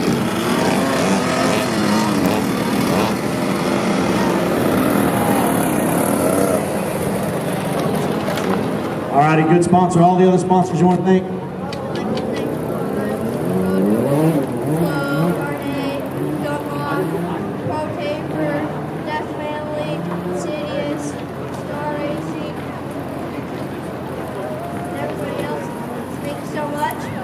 All right, Devin, we'll let you drink some water. We'll hopefully see you up here tomorrow. Devin Slusher, everyone, your second moto winner here in the 65 10-11 mod class. And we will get number 41 up here, Noah Gordon.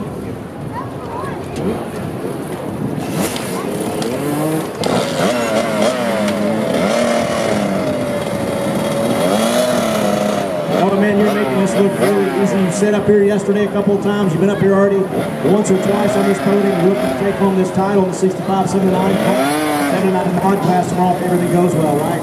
Yeah. How'd that race go? How's the track developing? Any battling going on? Yeah. Tell me about it.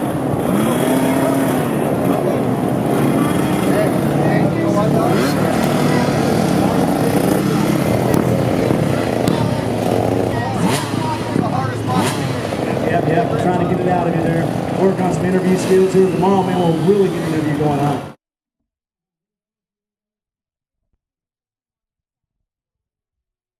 How about this? Do you guys, That was a good see little what's moto. in front of us? You see what's in front of us? That's what everyone's shooting for. The cactus. Everyone is shooting for that. The nice cactus.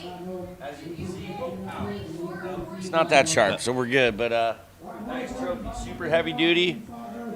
PJ1 on there, the AZ Open 2015. So I know about you, man. This will look good on the old mantle, huh? That's something I think Mom wouldn't mind Smell having that. out. Smells that. That must be cedar or oak, one or the other. Mahogany. Mahogany. That's a hardwood right there. Yeah, so everyone's going for that here. We're at the Fly Day 2015 AMA AZ Open presented by PJ1. How cool is it to have PJ1 here again? Not bad. They've been around a while, so it's nice to have them join us for the 2015 AMA AZ Open. We already gave away a few of the cactuses earlier today in the 450A Pro-Am. I think we're going to give away a couple more at the last motor of the day, the 250A Pro-Am. So the 450A went good. Think about it.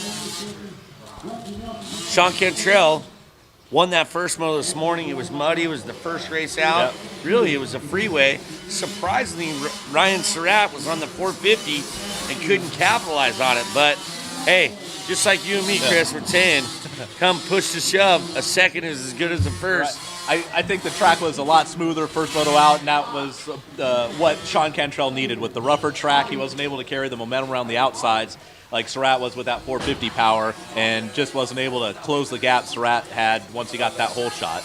Yeah, that was good racing, man. And the Surratt, another thing what we're saying is he's on a Honda with Fly gear. You know, and he's brought a Yamaha YZ250 two-smoker. Got that. So for that vintage race, the 250. Is that what it is? Yeah, I think it's vintage racing these days. I like that. Right? I like that race and the schoolboy race because you got some gnarly good premix. We're getting ready here for race number 20 now for the 51cc 4 to 8 year olds Open Limited. They just finished up their parade lap. You probably hear them spinning their tires, getting that dirt out. Are we going back to the cones, or are we doing the full track with these guys?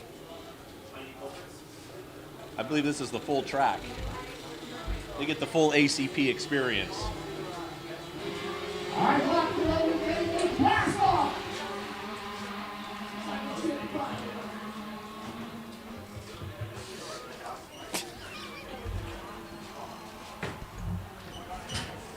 Hey, let me guess. It must be a Cobra out in front. No, I think it's a Cobra. Okay. Oh, no, it's that other Cobra in third, too. People in, where are they at? Ohio? Ohio, yeah. They're on their feet right now going, all right. They may be smiling at watching the racing. Maybe not so much the weather back there, but yeah. So 51cc 4-8, race around open limited class, out on track CKP. Yeah, I just should have looked at the sheet. I wouldn't know you got the whole time. Yes, you should have. I cannot see those little bikes from here. It's hard to tell who is who. Looks like the 529 of Sam Groot, yesterday's moto winner. I think he's been out there. I think he won a moto earlier today, too, or at least he was very close. I remember calling his name a couple times. Sam Groot. Do you ever watch Guardians of the Galaxy? Groot. I'm Groot. Do you know who that voice is? That's Vin Diesel. Vin Diesel, yep. Vin Diesel. I don't know. I follow him on Instagram, and he don't post that much cool stuff, but you know, I like his acting. But I heard some funny stuff about him in Hollywood. My buddies are Hollywood stunt guys, and they've worked with him, and I will share the one story. But they don't make, if you notice, in any Vin Diesel movie, they don't make him run. And it's so funny because I went back and watched a lot of them, and you never see him run. Like even in the Fast and Furious when the house blew up, you just saw him dive, you know, because he can't run. If you've ever seen David Villeman run, it's about as good as that from what I gather. So, was David Villeman running about as funny as his goon riding? There you go. Is that about it? Enough said. I don't want to get any of my Hollywood stunt friends up in trouble, but hey.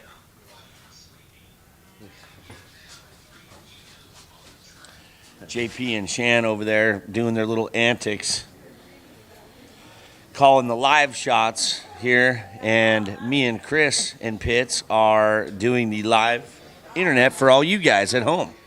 And we got our first coming around with a big gap. I Am Groot is out front.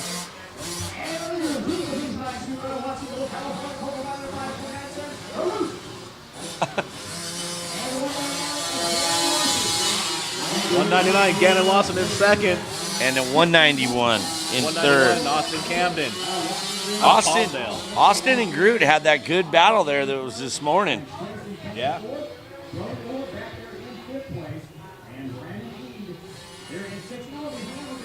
Where is the Brandon E to the 14 bike?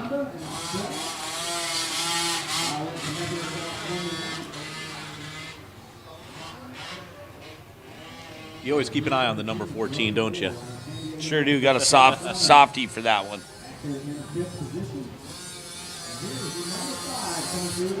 Wow, number 5 barely made it up there. That was awesome. He used all that Cobra's 51 cc's.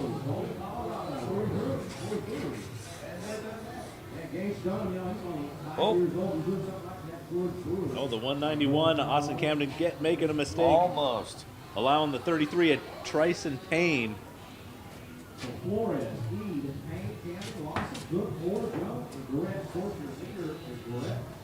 Make it look easy, JP Parsons. Oh, here's part of the mountain bike loop. See the trail? Yep.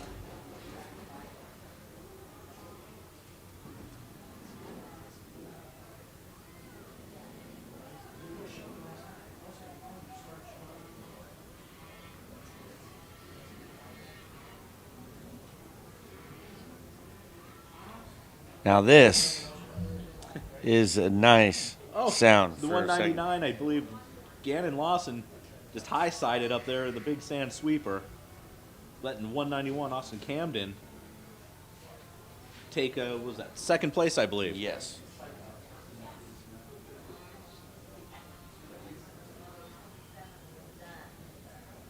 Is he back up? I think he just high-sided, back up and on the bike, only lost a couple spots.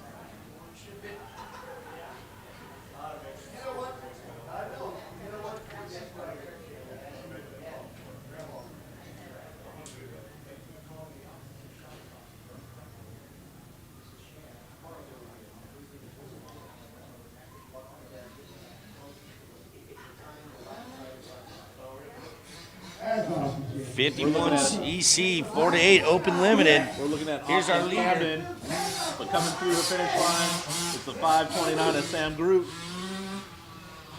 Got a sizable lead on this group.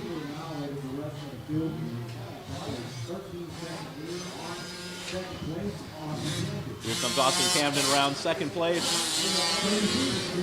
Got the 33, Trayson Payne.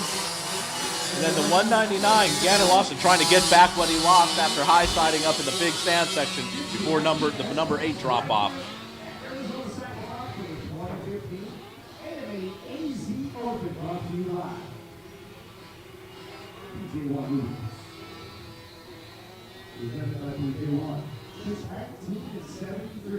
I tell you what, guys, go over here and talk to Tom Carroll over at PJ1 Loop. You can see he'll answer any questions you've got about any kind of lubricants for your application for your motorcycle. Yeah, funny story about PJ1 too. They said their first product in 1973 was the chain loop. How cool is that? It only takes one product to start. Started. Wonder what Maxima was, with the Sheens. I know Ron Lachine runs it now, but Maxima's probably been there. Bel-Ray, probably the oldest. You know, Bel-Ray's in so many other oil industries as well, not just motorsports. They make food grade oil for like all the machinery, manufacturing equipment. So they got their dipsticks and a lot of drums. Is what I'm saying. There you go. Yeah. And that is what she said. Look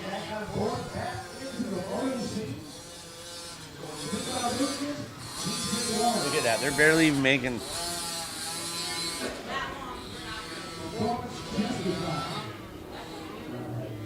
.51cc 4-8 limited, doubling it uphill. See a few lines developing there in number 9. Not the rutted stuff like you see on the East Coast. Those are West Coast ruts right there.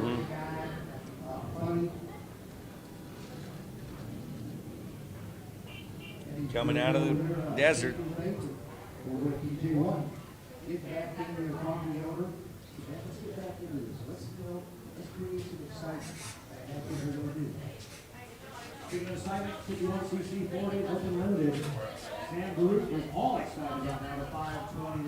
And here he comes. Sam Groot. Coming by the finish line. No white flag yet.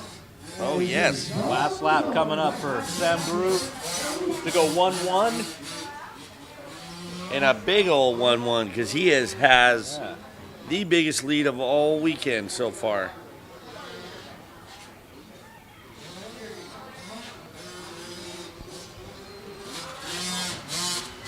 Austin Camden coming around in second. It looks like the 199 of Gannon Lawson made up that spot, and he's in the third place now.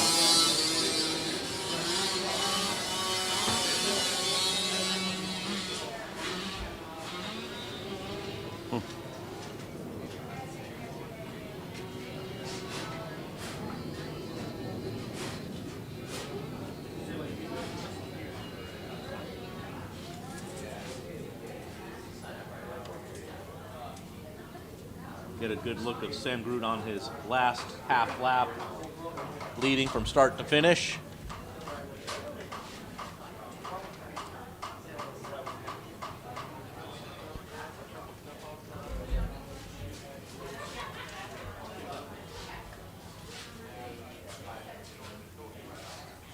Hey man, check this out. Dodgeball tournament sign up is open at the registration counter.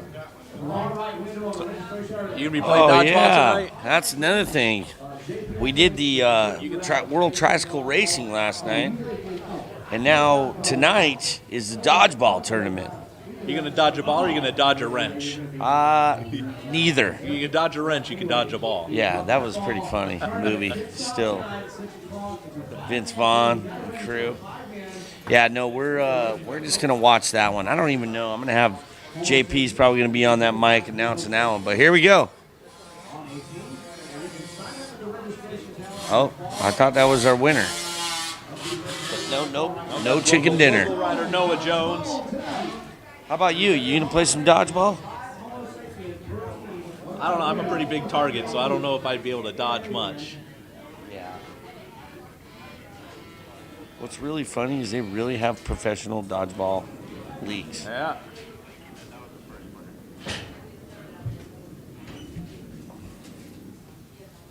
And then we got Justified doing their night justification of night 2 of the what do they call it? The cool bar or something? Checkered flag is out. The 529er.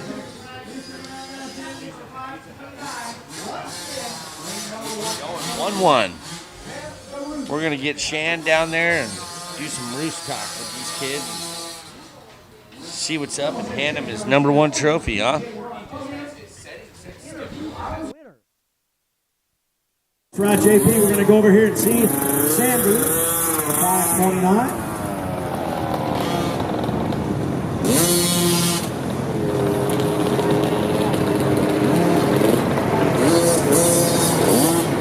So Stan Garrett, number 529, welcome back up here to the podium, my friend. You're making a habit of this. All right, what are we going to do tonight? Get a good night's sleep, come back to the Morals third moto and take home the Cactus. Any sponsors you want to thank?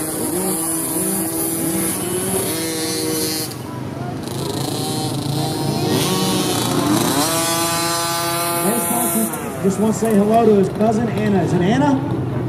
That is awesome, man. Way to give a shout out to your cousin. Is she listening live or watching online? There we go. All right, Sam. Best of luck tomorrow. Hopefully we'll see you up here on the podium, buddy. Sam Groot, number 529, taking the second moto win here. Looking to repeat tomorrow. Let me help you.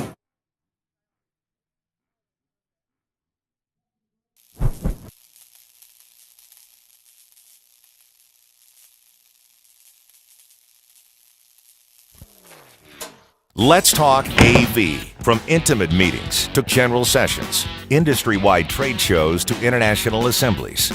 You have one expectation: total event success. No bigger than that. We couldn't agree more. We're Video West, and when it comes to staging events, our casa es su casa, with the latest equipment your event mandates and the technical expertise required to make your vision shine no matter where it is on the planet without breaking the bank.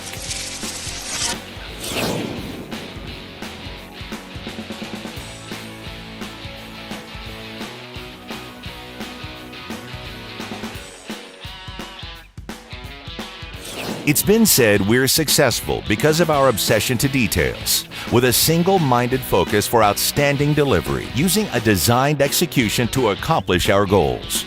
We just say we plan our work, then work our plan for your over-the-top success, and it shows. So when you want an extension of your own expectations in the field of audiovisual, look no further than Video West. We're ready when you are. Video West. Results by design.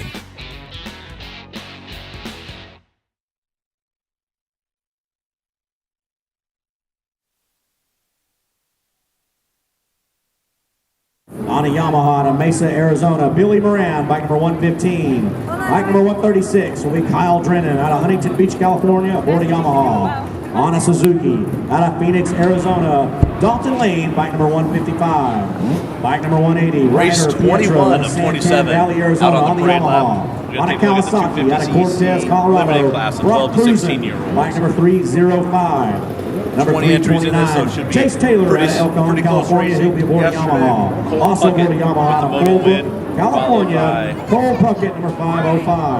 Followed by Number 522, Ryan Taylor out of El Cajon, California. Aboard. So they're just going to wrap up their sight lap, see how much the track has changed over 20 motos today, and we'll get them loaded up and off and running.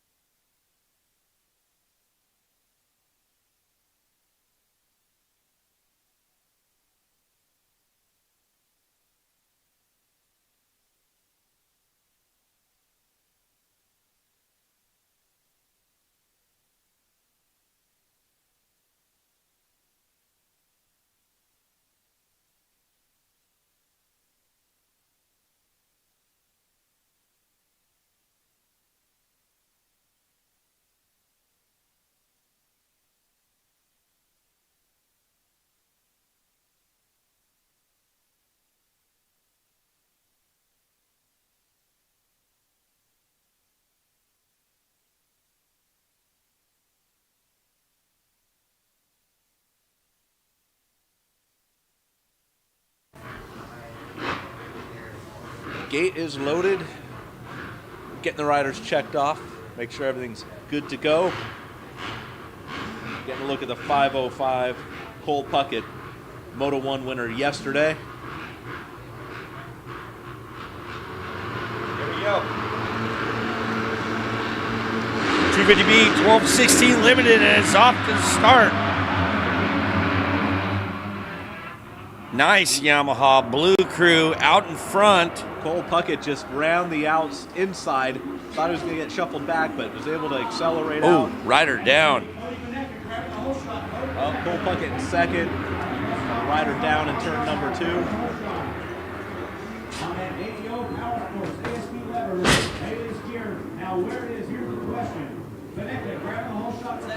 It's 23, Cody Banaka with that hole shot. Oh, Cole Puckett triples. Thought he was going to get past right there, but he was able to triple. Say your section. Say, no, you're not getting by me. All right, good. Rider is up.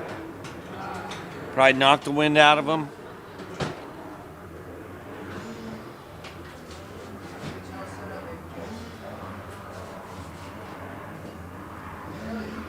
Guys are just tuning in. Welcome to the 2015 AMA AZ Open presented by PG1. Cole Puckett might be trying to put Cody Banaka behind him. Trying to give him the Puckett. Dodgeball registration open now. 5 teams. 5 teams for dodgeball registration.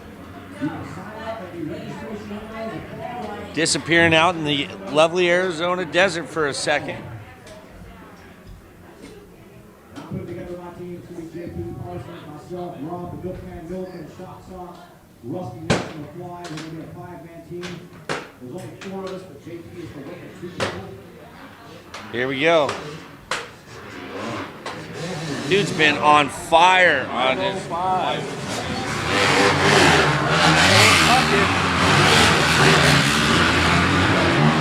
Once there says Kyle Bennett.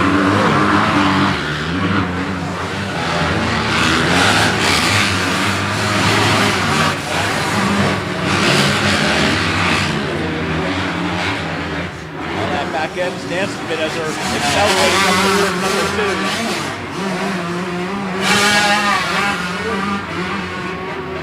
Yesterday's Moto 1 winner, Cole Puckett in the lead and starting to sprint and sprint and high. That is the truth when you do that. It's really tough. Sometimes you go to sprint, you blow yourself out too quick, you know? Yeah. So it's kind of like, you know, McGrath used to said 70% of his supercrosses he would sprint for 10 laps, and then put it on cruise control. Run and hide. So nowadays, the way these guys are riding supercross, they're literally sprinting the whole 20 and 15 laps. I mean, so who knows?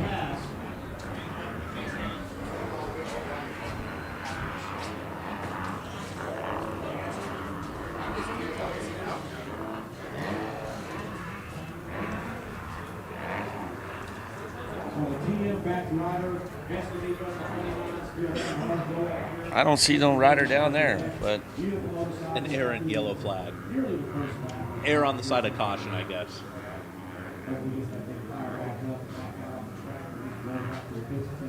Here we go. I called Richard White about this shit.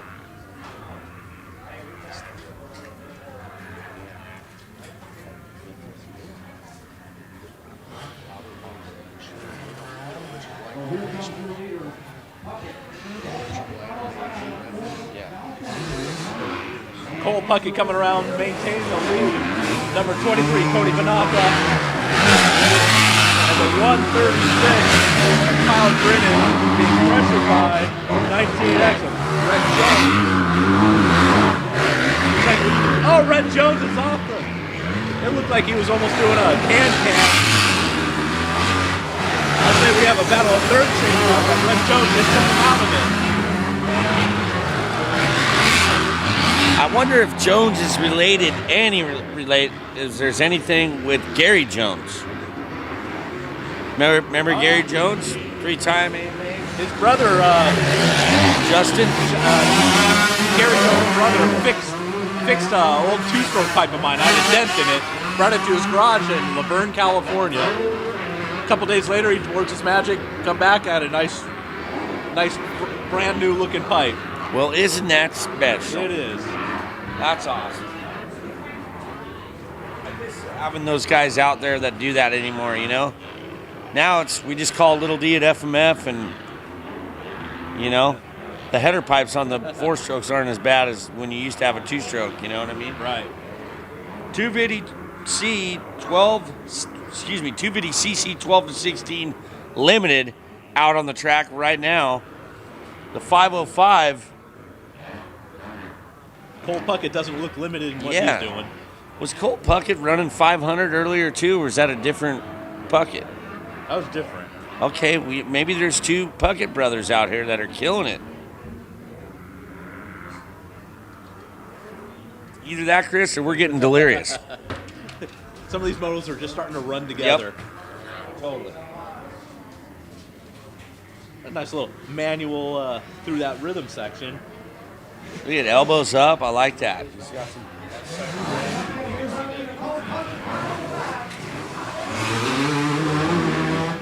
Hey, Chris, we got a nice line right here. I don't know if you noticed. Check out this rut.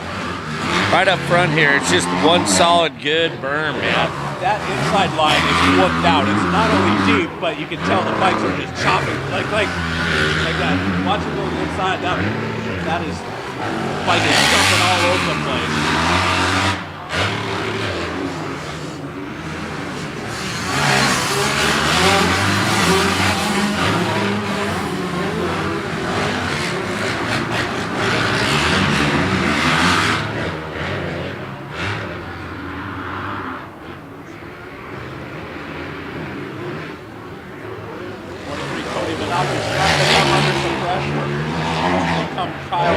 Out of Huntington Beach.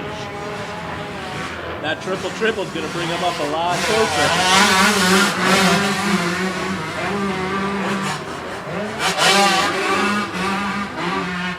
I remember us talking about Kyle Denon. Fitness Solutions is who he's sponsored by. Yeah. I feel he definitely got the fitness out here today.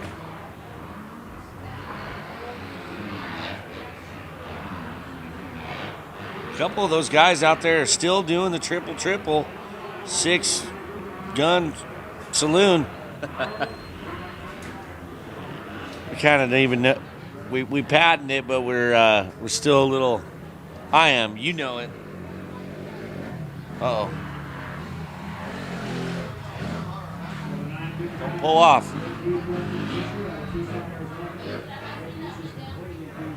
There's a rider down. Up in turn 6. But here comes our leader. Leader coming through, getting the white flag. Old Cole Puckett putting the puck down and playing some hockey with these guys today. Out of Huntington Beach, California. Red Jones, he's starting to get a little bit closer now. Kyle from Huntington Beach, California, throwing down some Shaka signs. Saying what's up, bros? Surf City, USA. Man, some of those Yamahas definitely have a sound to them.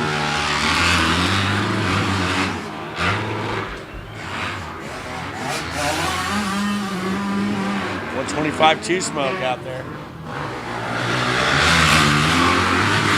Still got that yellow flag. A rider might have been taking an excursion off of like the one of Billy Moran out of Mesa, Arizona.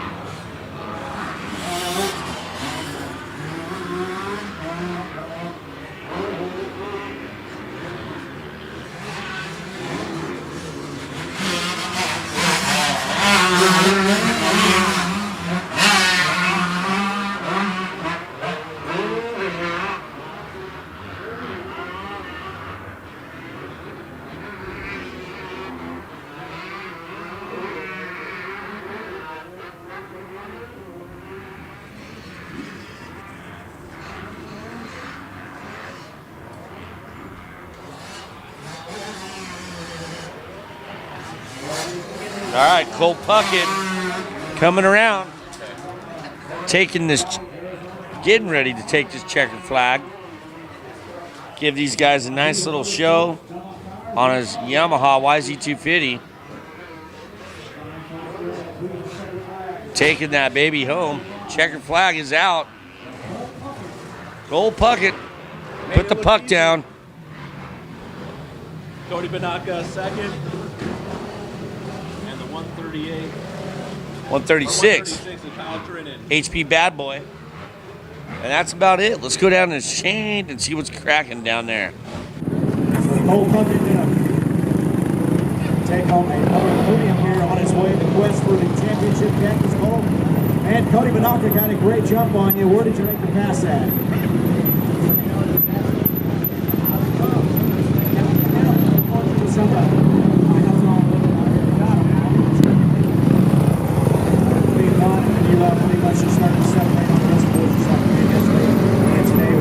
Hopefully see you up here tomorrow on the podium. Any sponsors you want to thank?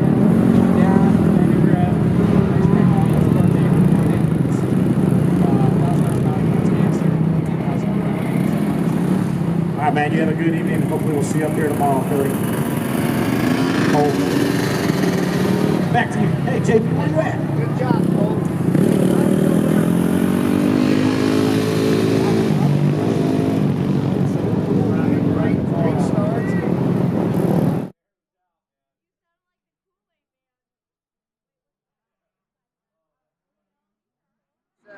All right, so here we are hanging out at the 2015 AMA AC launching Open, it in the presented by my good buddies, Mr. T, Todd at PJ1. Todd, good to see you guys back in the action. What's up? We love it.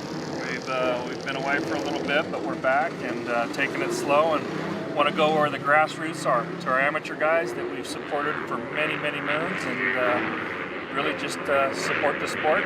Couldn't have a better event to do it at than here in Arizona, where it's our hometown.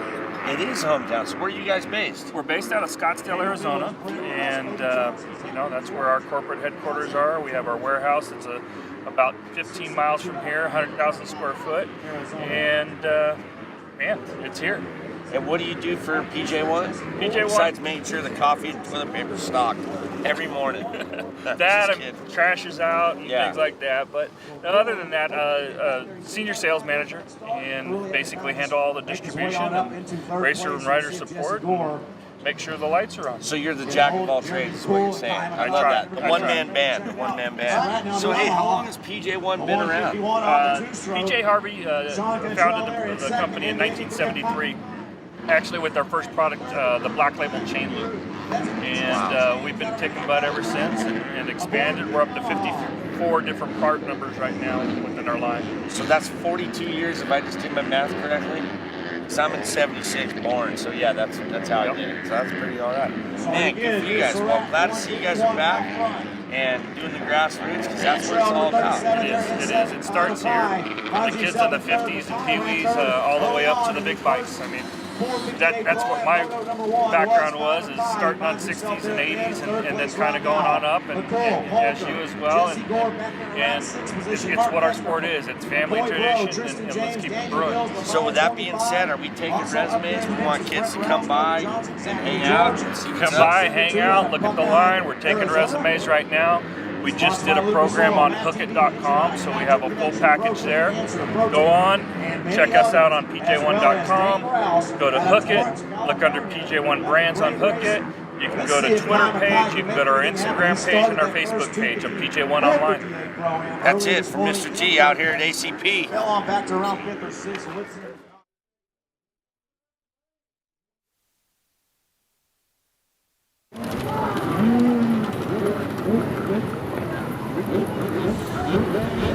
All right, we're back. This is going to be a barn burner right here yet again. Before, but I can't wait to see it again. Yeah, because we've had the jammer, Josh Freeze, win some motos. We got Max Miller. Okay, Josh they got their Murray, bikes running right today. We got Elio, Rocky Segaway, Team Yamaha's Max Miller.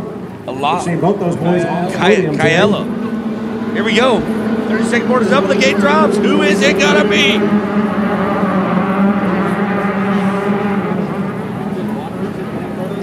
got the jammer, Josh Faries. Josh Faries out front, grabbing the And in whole shot here. second, I can't tell you who that is, but I will tell you Max Miller, and then you got Leo in fourth. Max Miller back there, and I believe Leo. third position. So let's see who's in. I'm going to second. get that down. JP, what do your eyeballs tell us? Yep. Now we got our mini senior, our 85, And the 85 cc 911 limited, on the Luke gate. Callahan, number 19, there in second. Cameron Geyer, Max Miller there in third. So Geyer second, Miller third, and of course Faries there in first place, leading this one early on. This mini senior 12 to 15 limited race. Way more kids in this race. Race number 20 won the second group. Wow. Katoom just Could it be whole Andrew shot at that Hurst or one. Maximus Volan? Devin Slusher, that Rob Maximus? Bennett, Cody Walker. You can't see. I don't know. What up? Hey. And it looks like it could be Maximus Volan, the 7-11 out front. Yep. Big time. You signed that way. Don't worry about it. I do not see them. No, Volan's back there about fourth place. Those bright orange Mercedes handguards. Little costly mistakes. I've made that, but like we said, 70 pounds of, wet weight. Definitely probably the lightest guy out there on a super mini bike. But Max Miller, he's figured out some bike issues, and you can tell today he's on fire. And in that third spot, is that Here Dill comes Dog? your leader, Josh Faries, Whoa, number 24 look out at of that. Paris, California. Kyle Loa. And followed by the 604, Max Miller. We got the 110. Followed by the 19, Cameron Geyer. The 240 coming through, Alexander Vesta. Followed by the 99 of Hariki Srigawa. Josh Faries fell yesterday, took a handlebar to his eye socket, pulled a Pat Lopez, a Pilo, gave him a black eye. Second place. And shoot, man, good to see him out there with a black eye looking like Rocky, just out there shredding it up for Von Zipper and DBS shoes.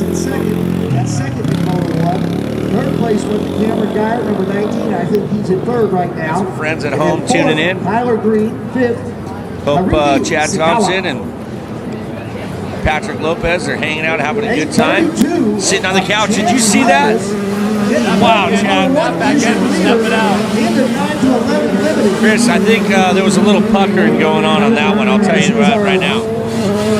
Oh, who's got their bike leaned over up in the trees up there? And Boland now climbs up to the second position. So Boland hard on the gas, JP Parsons. He should be making quick work of Chance Hymas. He's got about 3 laps to do, so we'll see where it takes place.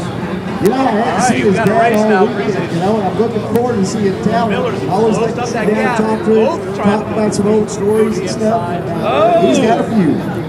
Miller's finding that drive on that outside, using that momentum. But this is where these two shine.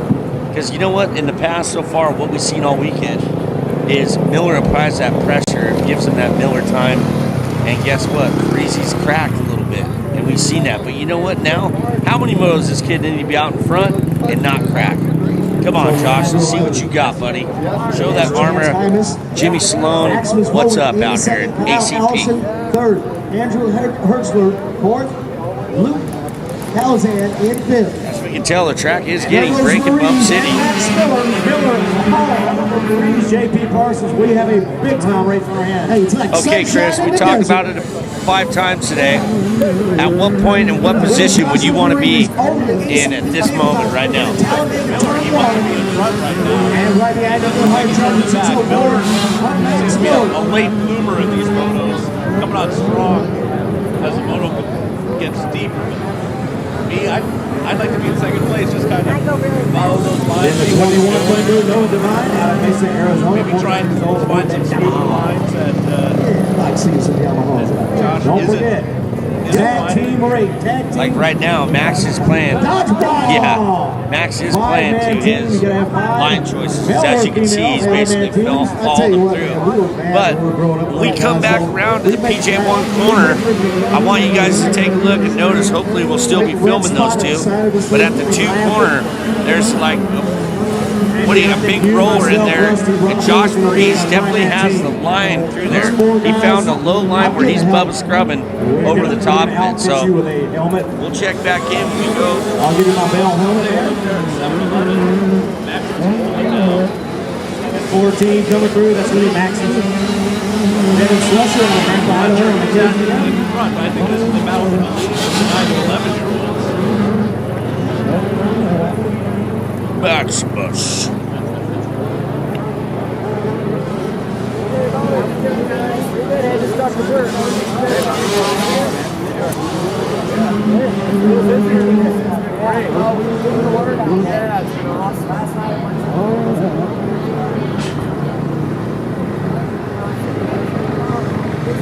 Here we go.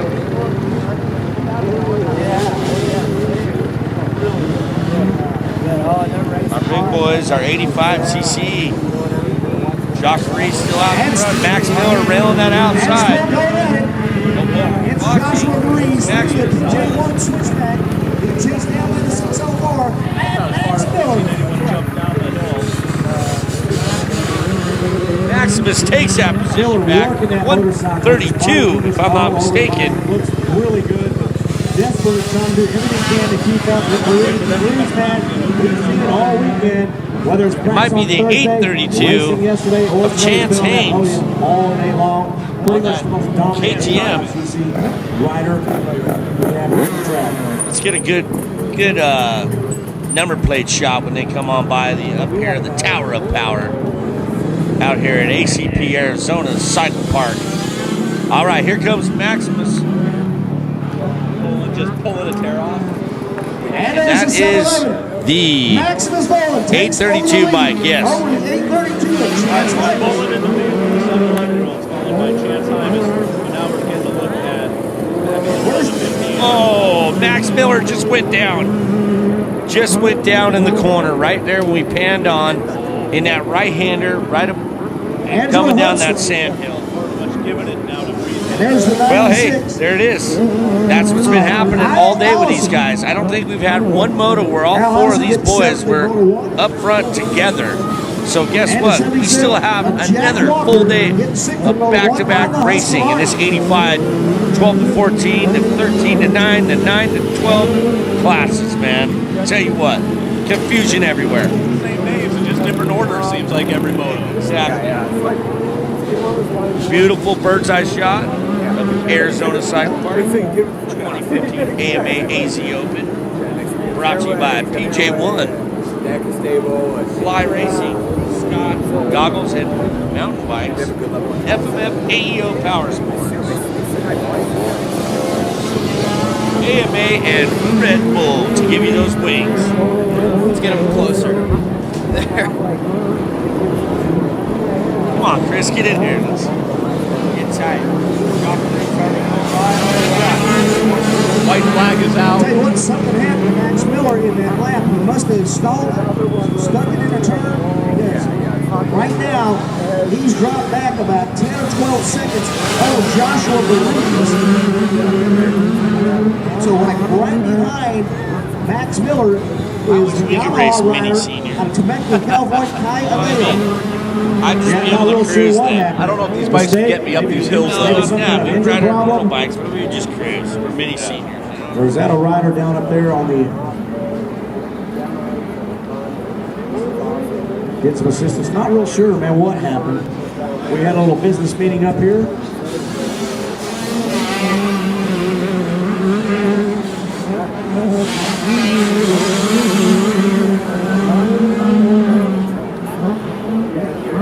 But Josh Breeze. On the 19 KTM. Cameron Dwyer. Diver Dwyer. And 424. And Ethan Hertzler. Yesterday's moto. And leading that little rat pack.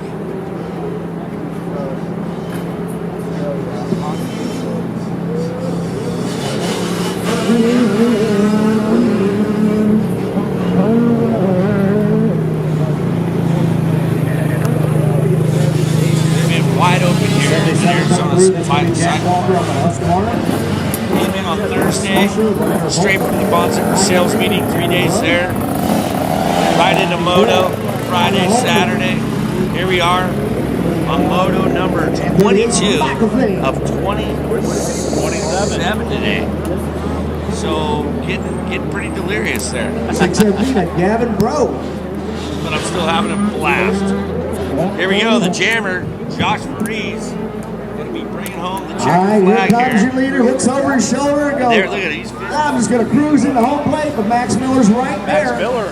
And Glenn, once Jammer's again, pointing down. 24 KTM rider, Joshua He ended up getting a Breeze. rear flat, Allison, so my main Miller man, almost Jim capitalized Garcia, on that. over the PJ How that would have been. He made up some ground, but I'm sure that flat tire helped. All right, JP. All right, well, let's go down to Shan.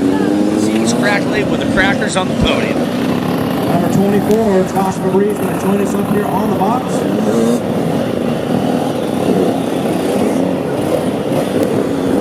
We'll let Josh take his helmet goggles off real quick, JP, and the rest of the folks here. And Josh Breeze, tell me, we're going to talk about that, young man.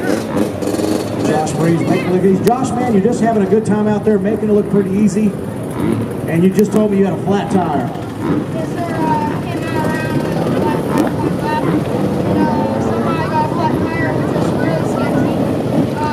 Last time I got inside my channel, and Max went down. We had a good battle, and he went down, and if he didn't go down, he would have totally had that one win.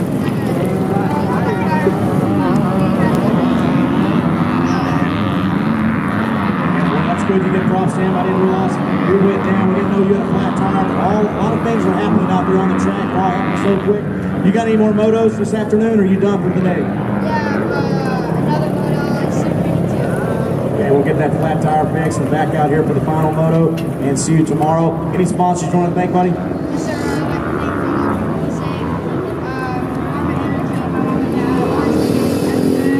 thank Saying, I'm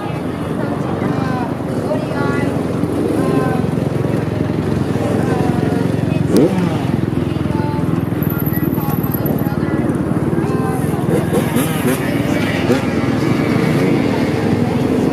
All right, Josh, we'll let you get back to your pit. Great ride, my man. You're making a habit of this. I like seeing you up here on the podium. Everybody else does too. Hey,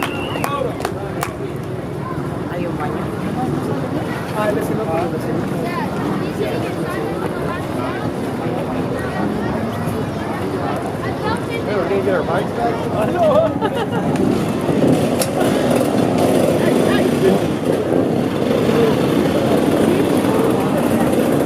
We're going to get Maximus bowling up here, number 1. Number 711, number 1 in your dad's heart here. Check it out. Your dad over there smiling. Maximus. Moto 1 yesterday, Moto 2 today. How about Moto 3 tomorrow? What's your thoughts on taking on this cactus?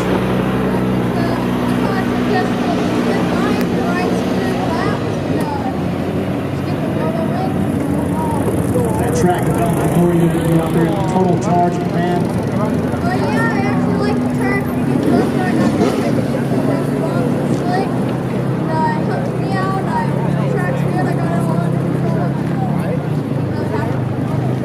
Check it out. Any sponsors you want to thank? Yeah, I'd like to thank KTM, Turbies, Troy Design, Scott Models, John Moore, FF, and everybody else that I forgot. Don't listen to that guy right there.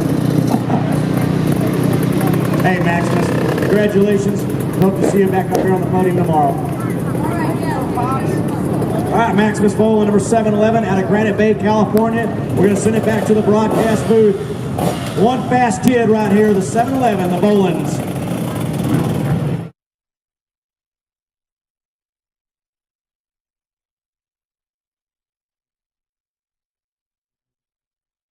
KTM out of Marietta, California, up in first position. So Burge is going, hey, you think you're feeling lucky, punk? Burge is on. Hey, Burge is on the merge. Burge is on the merge and taking over the podium. Saw the commercial. Awesome commercial. Surgeon and surgeon. What a beautiful pass that was, JP Varsity. Okay. AC open, sweeper to the inside. It's like live what you love. And we're out here at ACP for the second year in a row, participating and having a great time. And you guys made the official shirt. We did. Let me show you guys real quick. Really cool to see some of Sean Caleb's riders up on the podium. That's me on the back, by the way. Just kidding. Upside down. Sorry, James Stewart. You know, it's just like, And you know, tonight Talon we're going Bowen, to you know, he's have got the his own official little chill race team, zone man. He's got some from guys 8 he's to training. 11. I heard. All right. So we're going to have all the festivities down at the All right, where's the 41? Cool. And But then he's you got have pressure shirts, from the hats, 505, all the the stuff hard you have. charging cold We bucket. have shirts, hats, On the bikinis, two-stroke. custom And apparel. look at bucket. Obviously, the event tees today. Bracelets. Buckets utilize that two-stroke power. And JP we're Parsons an all authorized over. dealer for Rockwell. So if Nathan you're Burge, in we got Rockwell, that we bucket have up all the on the Rockwell. podium Perfect. about an hour Nice ago, rider. no, about 30 minutes So ago. you're looking for some Christmas presents, come Look down. at We have this the man. I Rockwell mean, watches here as well. There you go. Knocking at his And back flannels. I door. saw flannel over there. Oh, and the new Raglan hoodies. Those are new. He's all over him like a bad rash. Thank you. Appreciate you guys He being takes a here. highlight. Hey, what's going on? How you doing?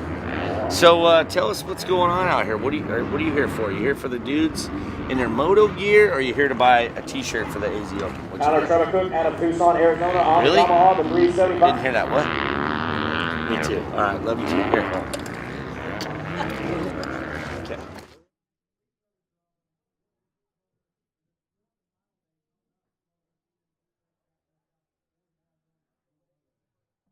First lap of the 250C B Limited.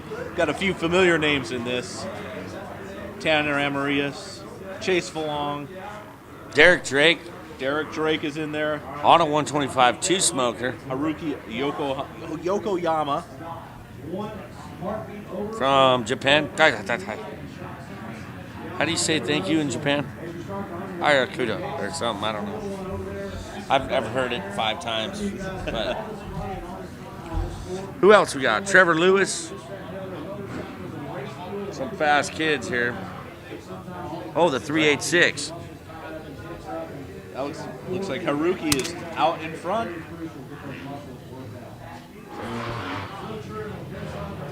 No, the 330.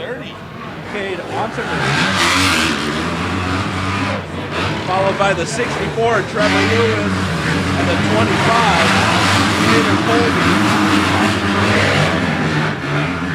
Wow. I was just watching the guys come by the tower. They're seriously taking some good roost here today.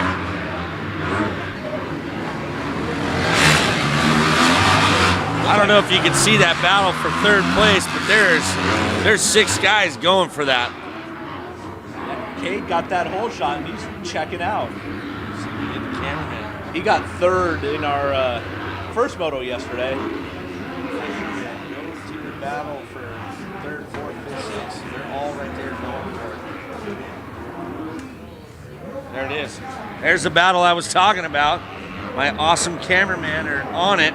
Look at these guys just going for it. Little Derek Drake on the 125 behind on that crew, but watch this. Solid roost taking right now going down here at ACP. Chris? I don't know that position where you'd want to be either. Yeah, look at these I'd guys. like to be out front like Cade, just smooth. I don't know about smooth track, but definitely not eating any rocks. These guys will be trading spots here, I think, and we're going to be going through their tear-offs. Yokoyama right now is in that 4th position, and look at 3rd is right there in front. And watch these guys; they're all can feel it. And little Drake right behind it all, just going, man, these guys are taking all the fast, easy, good lines. It's like the little bikes at the Motocross to Nations getting a horrible start, just eating roost from 450s. In this case, he's eating it from 250s. Here we go. Coming to the announcer, Tower of Power. 251, Shiner now in 2nd. Wow, Derek Drake making that pass on the 44 of Chase Malone. Tanner Amaria's getting in there. Good racing right here. This is what I'm talking about. This is why I come to the ACP Arizona Cup for this. PJ1 action right here. Look at Drake. That's another guy he's trying to get. On the outside, a new line. Does he make it happen? He does. Ladies and gentlemen, watch that 4th spot right there. The 33 almost went down on that 125. Oop, something happened. He's dropping back. He probably jammed his knee. Looks like he was holding his leg off the peg. Yep, he definitely is. 386, Yokoyama tripling in. Oh, getting a little squirrely, but decides to hold it on. Getting by Amarius. Derek Drake, real quick, is definitely dropping back out. He might have twisted his ankle, his knee, because he dabbed it good in that corner. Let's hope he's okay and we can continue on with his. Back to this battle. There's another pass going down, swapping onto the Kawasaki plastic. Yokoyama grabbing a tear off as Amarius is chasing him down, number 8. Really good battle. What's even crazier is he's going bonsai. He's from Japan, you know, Yokohama. He doesn't care. Do you see how far he jumped down that downhill, Chris? Yeah, he had to. He had to get enough time to grab that tear off. There you go. Wow, all the way out in front. 330. Yep. Cade just came by to finish another lap in the lead, but we're still looking at the battle for... Dude, look at this. Tanner is not letting him go. Tanner's saying, hey. Now we got a battle. Now we got a good battle for that second spot. Between Tanner and Yokohama, Cowie versus KTM trying the inside move. Is it gonna work? Look at the scrub coming off that. Tanner lost a little bit by going to that inside, but I don't think he's gonna make it up here coming around as number 4.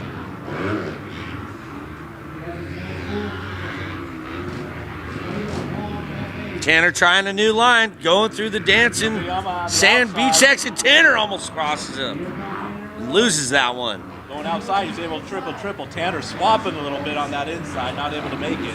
And Chris, it looks like it. If you do the triple, it looks like it is definitely a faster option.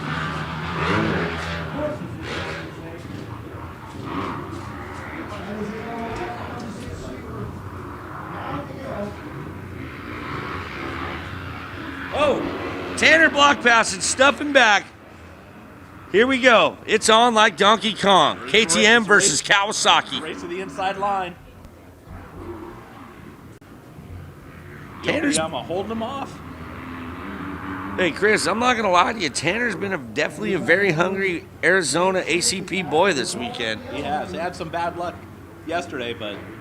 He did get one moto win, though. He's riding strong. Look at this, right here.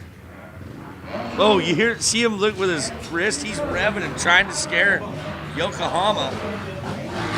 Inside. Wow. And how about that, ladies and gentlemen? Unbelievable. Oh, looking over. Is Yokohama going to get him back?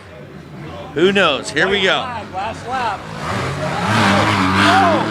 Oh my God. Tanner goes down right in front of us. He is on a KTM. He pulled a Marvin Moose can, caught his foot, went off the other side of the bike, tried to ride it out. But listen, it only cost him one position. Good job, Tanner. Way to have those cat-like reflexes to get back up on that Katoom and show the Orange Brigade what's up.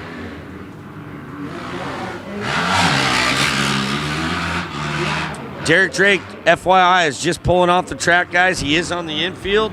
I hope his knee or ankle, because he is definitely holding his right leg.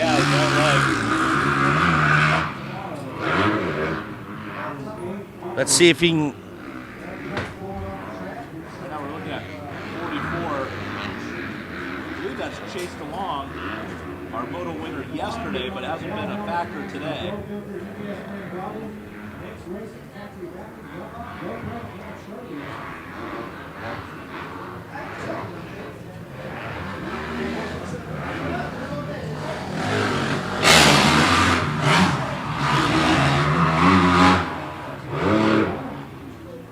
Well, I'm watching over here. Yep, I'm watching. Derek Drake's mechanic right now took Derek off the back of the bike because he can't start it. So we're hoping he didn't do an ACL or an MCL or a fib. Cade Ontenrith coming around now to grab the checkers. He's going to go 3-1. Yokoyama going 2-2.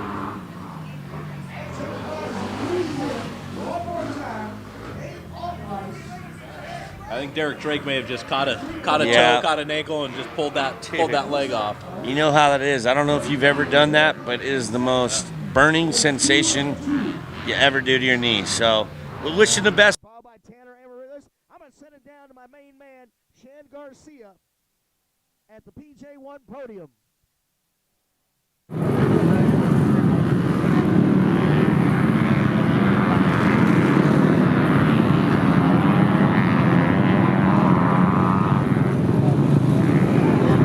Hey, JP Parsons, check this out down here on the podium with Cade Henry out of Hemet, California, the 330 on this UKS brand Thousand Oaks Yamaha EO back. Cade, great ride there. Tell us a little bit about it.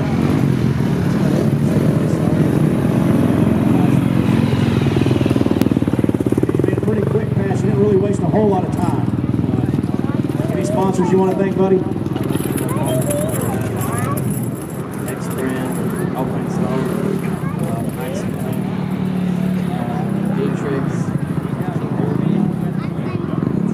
Okay, for all you 450A Pro-Am riders, if you are not riding the 250A Pro-Am, your money is ready up at registration. Hey, hang on, JP, checks down over here, still on the podium. Cade, you know, I've announced your name there at James Stewart Race at Freestone. We're going to see you in March down in Texas. Hopefully. Alrighty, man, looking forward to it. Hopefully we'll see you up here on the podium before March tomorrow. All right, Cade Henry, you're a winner here in the Race 22, the 250B Limited class.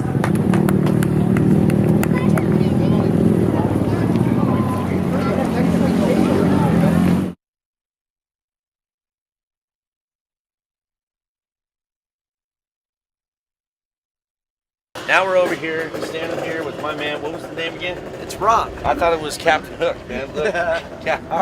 Wait. Or Captain Morgan. That's what it was, dude. So, Rob, tell us about what we got going on. I just rode the mountain bike, completely smoked. You got anything to give me a couple stretches? I probably should have saw you first. Exactly.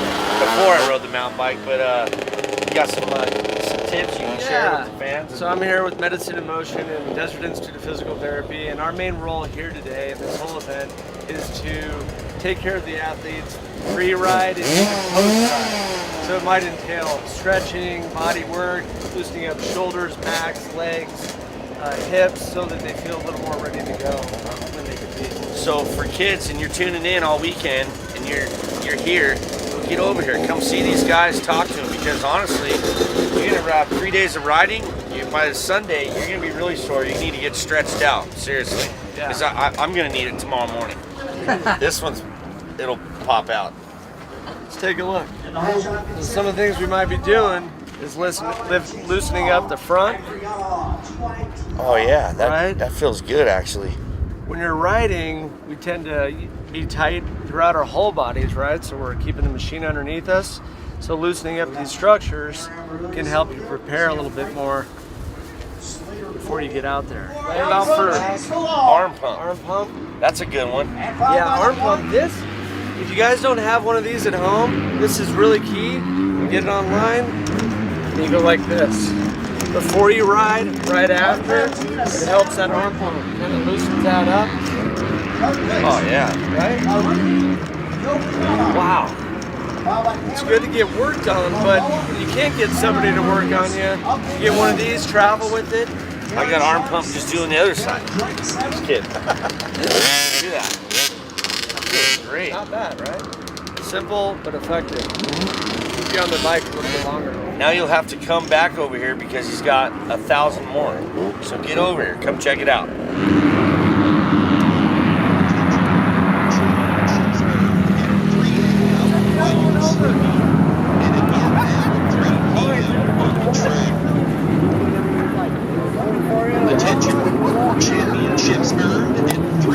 All right, ladies and gentlemen, once again, Cole Puckett with the whole shot. I love my two-stroke.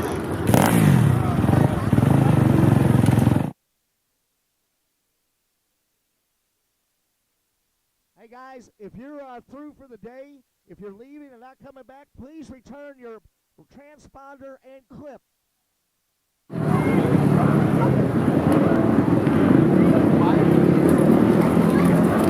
All right, our next race coming up on the line is going to be your Super Mini.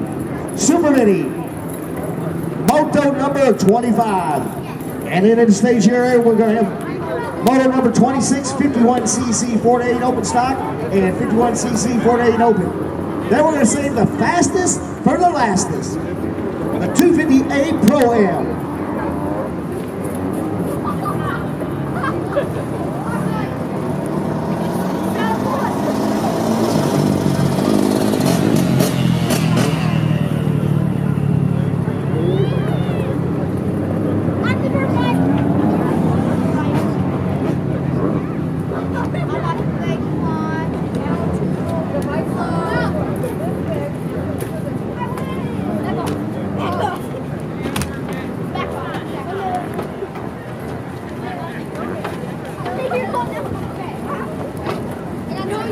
And here comes your leader down the finish line straight. 505, Cole Puckett, and followed by the 23 of Cody Manaka. Manaka getting third in Moto 1. Puckett winning Moto 1.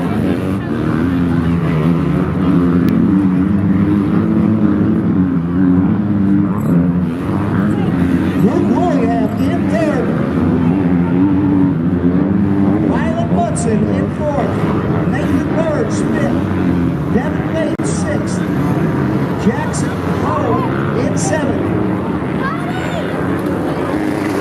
We played John Material.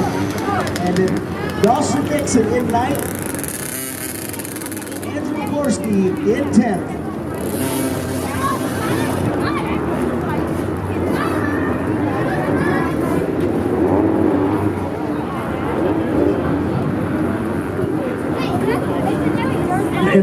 And better news for positive 50cc action, we're going to have little Carson Milliken's birthday party. You have fun with that. Oh, now. Little Carson Milliken racing 50s on positive 50cc news.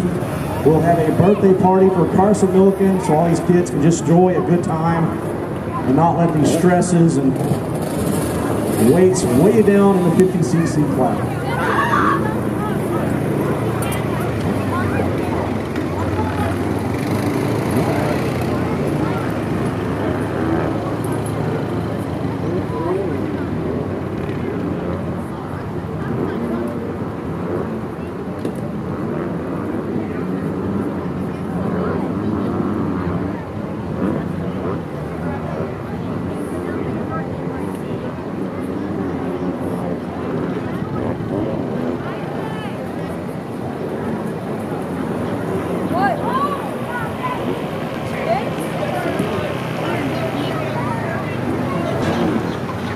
Here he is. All right, so there's Cole Puckett and the 23 Cody Manaka and the 6 Luke Willingham. Check this out. We got a great battle coming through. The 19 Suzuki. Red Joe. That's Red Joe. And making that pass on the 301 of Broski. How cool is that last name? Hey, what's up? I'm Broski. Yeah, Broski. What's up, bro? It's the type of name where you don't need a nickname. No. I would just have that. True. Totally true, man. Race 24. 24 out of 27. I bet you Puckett is looking for those Donjoy guys after this day because he put in some motos yesterday and today. Tanaka just lost second place. Uh-oh. He's able to double single through the six-pack saloon. So Luke Willingham may have gotten him through that section.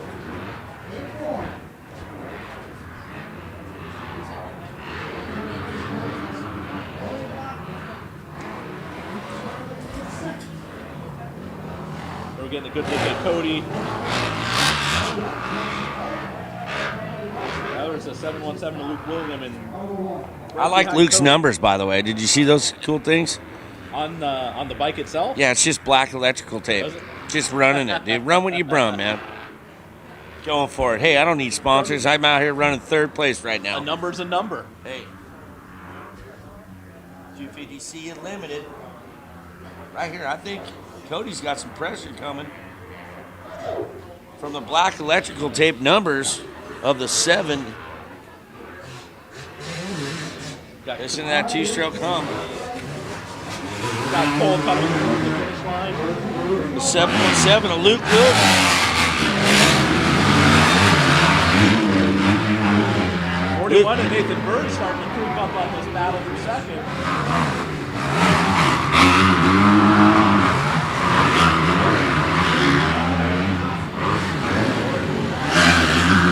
Luke Wingham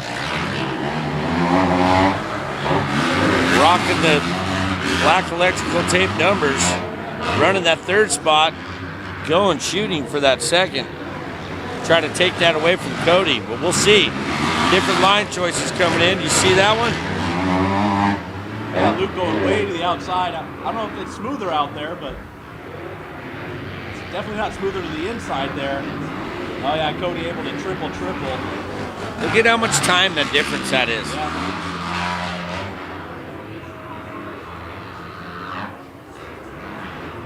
I mean, a lot of the back markers too are even doing the triple. It might be easy enough for us to do it. I don't know. I think it just all depends on what kind of drive you get out of there. But this time of day, that inside is so chewed up, and the outside equally rough. It'd be hard to get a good acceleration out, grab that triple. Our co-announcers that we have, always eating Speedway Cafe here and telling some funny stories over there. It's amazing they can do their job with their mouth full all the time. I know, right? But, well, one talks so much that the other one can eat, and the other one talks so much. So, here we go. 505, white flag is out. Mr. Cole Puckett, ladies and gentlemen, on that YZ250 two-stroke. 41, Nathan Bird. Relegated Luke Willingham back to 4. We might get a battle for third coming up before the end of this lap.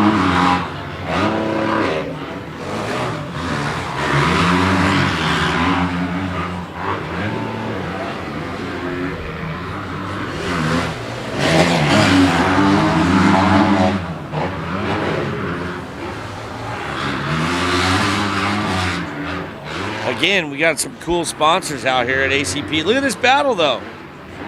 How about it?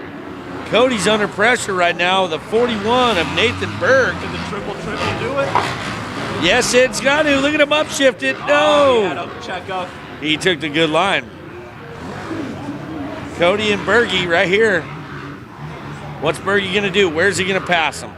On this downhill? No. That was a new line. It went to the outside of the number 6, where everyone's been funneling to the inside. Look at how rough it is right here. Okay, I'm going to go out on a limb. He's going to make the pass on the downhill into the corner. Well, no, he just got stuffed right there, but this is it. Yes, he's got him right here. Mark my words. The race to the there we inside. go. I think I've rollerbladed a couple times before, so I kind of know how to pass dudes. You know what I mean? So here we go. That is the white flag and a nice battle for that second spot. But look at this. I don't think Cody's giving up.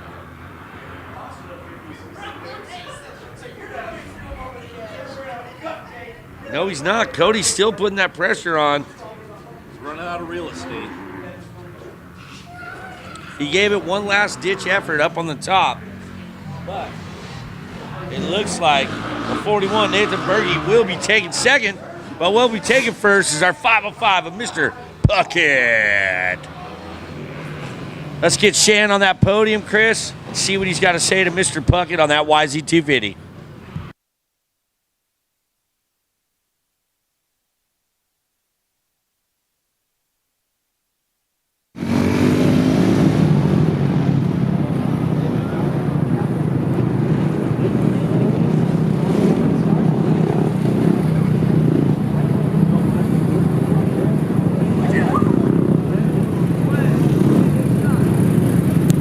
Hang tight, my man Cole Puckett.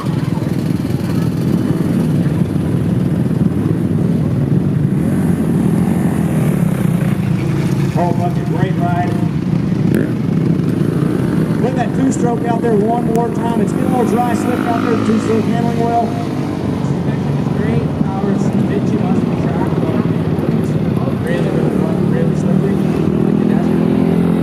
Made it look really awesome. We got that advice from our man JP. Said go down a sprocket too. Maybe that'll help out on this dry slick stuff. Man, you're riding this thing balls to the wall, having a good time. We hope to see you up here tomorrow on the podium. What do you do this evening? What kind of dinner you eat?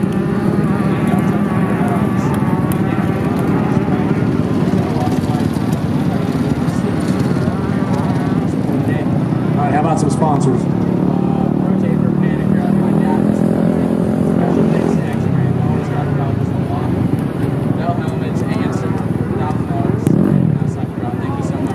All right, Cole Puckett, we'll see you later, buddy. Have a good evening in the 505. Taking this moto win one more time. We're going to send it back to the broadcast.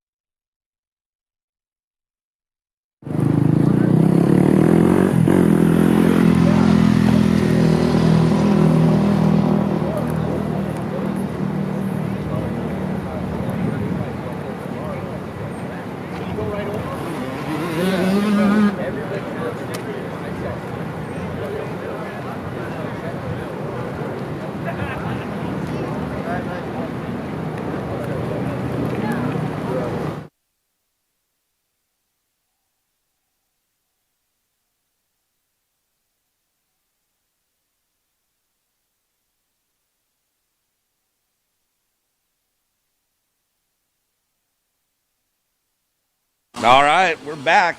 We're back live here at ACP. Super Mini 2, 13 to 16-year-old. You might be hearing a few familiar names like Joshua Brise, Joe Shimoda, Dylan Schwartz, Max Miller. Chris, what we were talking about earlier, man, you got 4 heavy hitter kids right here, and you know what? They've all won a moto. And the crazy thing is, it's just who makes the least amount of mistakes. Here's my prognostication here. Go. Whoever gets the whole shot is not going to win the moto. That's what it's been every time. Yeah. Been some mistake by the race leader. Here we go. 30-second board is up. He's checking him. I was just on the phone with my boy Pat Lopez from Von Zipper, telling him, basically, Pat, it's anybody's game, and this is what it is. All 4 of these kids, and hey, we got a sleeper too. Little factory Yamaha, Kaya Alejo. Let's see, here we go. Gate's gonna drop.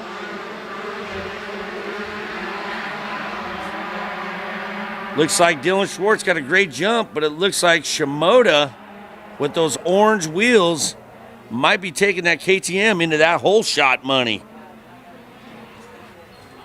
Second place, Dog Dylan Schwartz. Third, that might be the Max Miller. And your fourth is looking like Josh Fries. Here we go, ladies and gentlemen. We have probably the hands-down best 85 Super Mini race going down right now here at ACP. Top 4 heavy hitters are in front. This is what we all been waiting for, Bobby. Let it all out on the track right now. On the ever-changing track. Always. We give you a little bit of everything. We were talking earlier, Bobby, you know, we had a couple people say, hey, you know, there's not enough lines or ruts. I says, no, this is not a line or rut track. This is an everything track. We have sand, we have hard pack, we have whoops, we have lines, ruts, mulch. You name it, we got it here at ACP. That's right.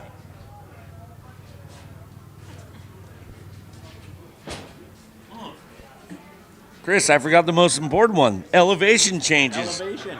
Yes. That's something you don't get in the flat desert normally. All right, our Super Mini 2. Chris, give us a little rundown on where we're looking in moto stats from yesterday. Joe Shimoda with the moto win yesterday, followed up by Max Miller and Dylan Schwartz with a third. Joshua Vrize had finished 5th yesterday. So, well, guess what? We got Shimoda back out in front right now, coming over the finish line whippersnapper table. And then we got Dill Dog Dylan Schwartz in that second spot with Max Miller third, Josh Vrize fourth, and our 109 on the Yamaha of Gavin Leachman.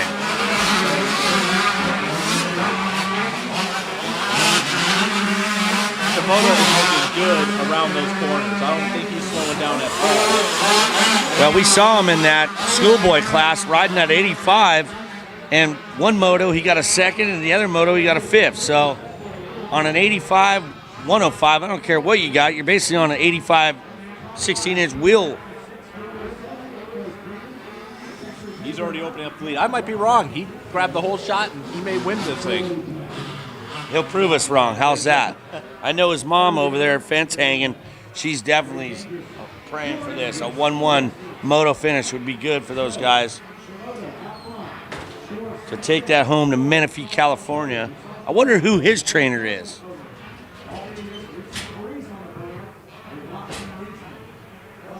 A kid that fast is definitely got to have a trainer of some sort. Here's a great view of, you can see how ACP is built. What would you say this is, a gully? More of a gorge? Yeah, or quarry. Quarry. Almost. There we go. Look at the ruts forming right there. Up the uphill triple. He's extended that lead. Who's that over Max Miller? That is, and then Schwartz Dylan in third. Yep. We might have a good race here for second with Dill Dog Dylan Schwartz. Needs some redemption on what happened with him and Josh Vrize. I think that Vrize still back there in fourth, but losing touch.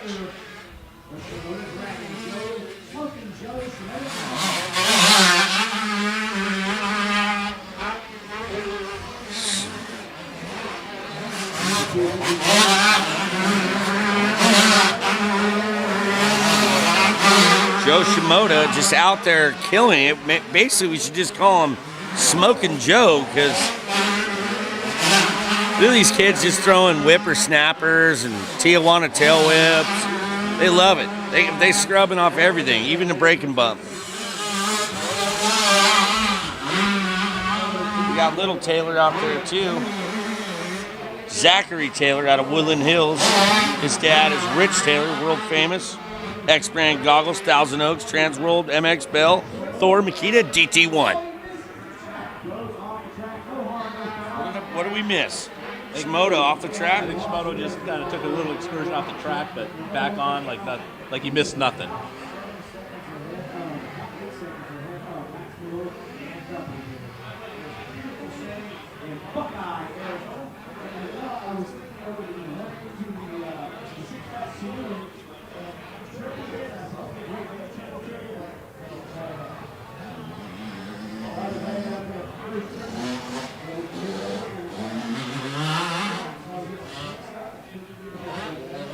Nice little FMF right-hander. Shimoda hitting that uphill triple. Max Miller rounding out that second spot, along with Dill Dog. Watch the corner speed on Shimoda. He's definitely just carrying his speed through the corners and extending that lead over Max Miller. Well, look at how he's jumping into the face of the finish line. Watch him hit this corner in this little double. Just bam.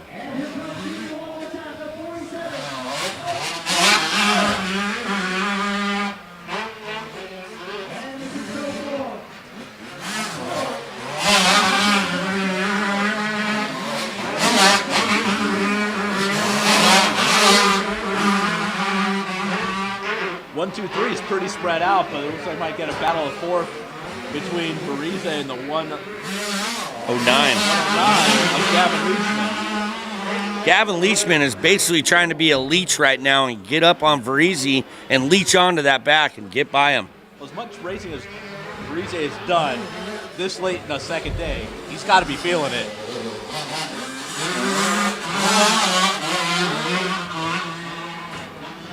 Wow. Still triple for Shimoda. Can you please go to the battle?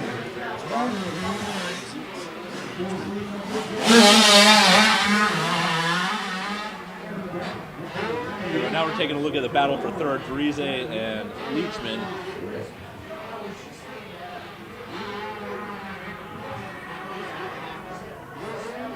They may be pulling in into that second spot. Max Miller. Here he goes, the 109 of 85 of Leachman trying to leech on to Varize. He's got the inside. Does he give him the leech elbow? He's trying. Sure does. Makes that pass stick on the way downhill. Varize does look tired. I don't think these kids get tired, man. They just get bored, probably. I get tired watching. Yes. I get tired of getting up and down out of these awesome seats we're seating in up here in our tower of power of an hour. Start to act like JP where I just rhyme everything. It doesn't matter if it makes sense or not. It doesn't matter if it makes sense. White flag is out. Max Miller is collecting that second place. And now look at this. Dylan Schwartz is under the gun by Leachman. Leachman has got the fishing rod out. He's tying on the back of that 60 helmet, and he's starting to reel that sucker in. Look at the line choices the 109 bike's making.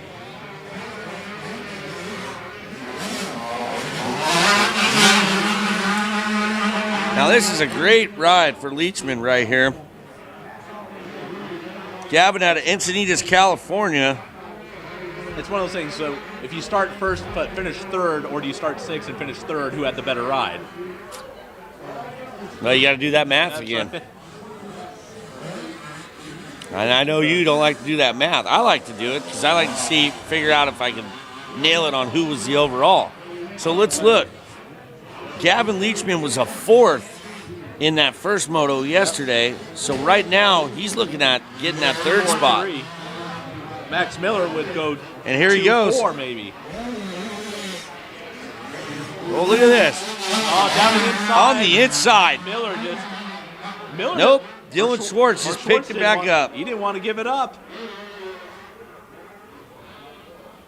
It's almost like you don't want to show all your bags. Don't let all the bags out of the, let all the tricks out of your bag. You just want to. This is the time to do it because it's the last lap. Well, yeah, but at a spot where you know you can make it happen.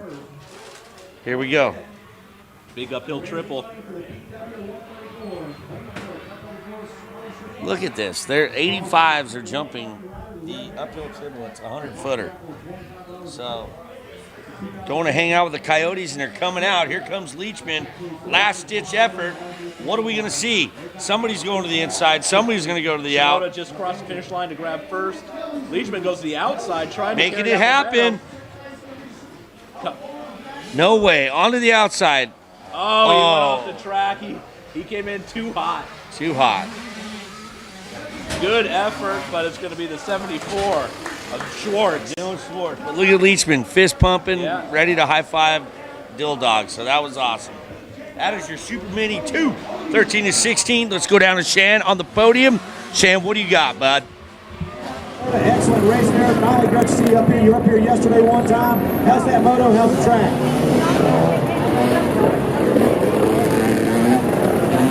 Getting pretty rough, huh? What was your moto score yesterday in this class?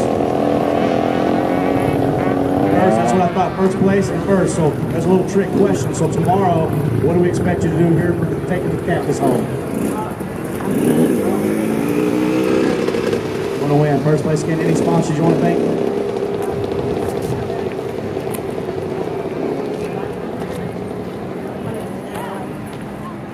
All right, Joe. We'll let you get some water in. Great ride. Hope to see you back up here on the podium tomorrow. Yoshimoto, ladies and gentlemen. The 47, we're going to send it back into the broadcast booth.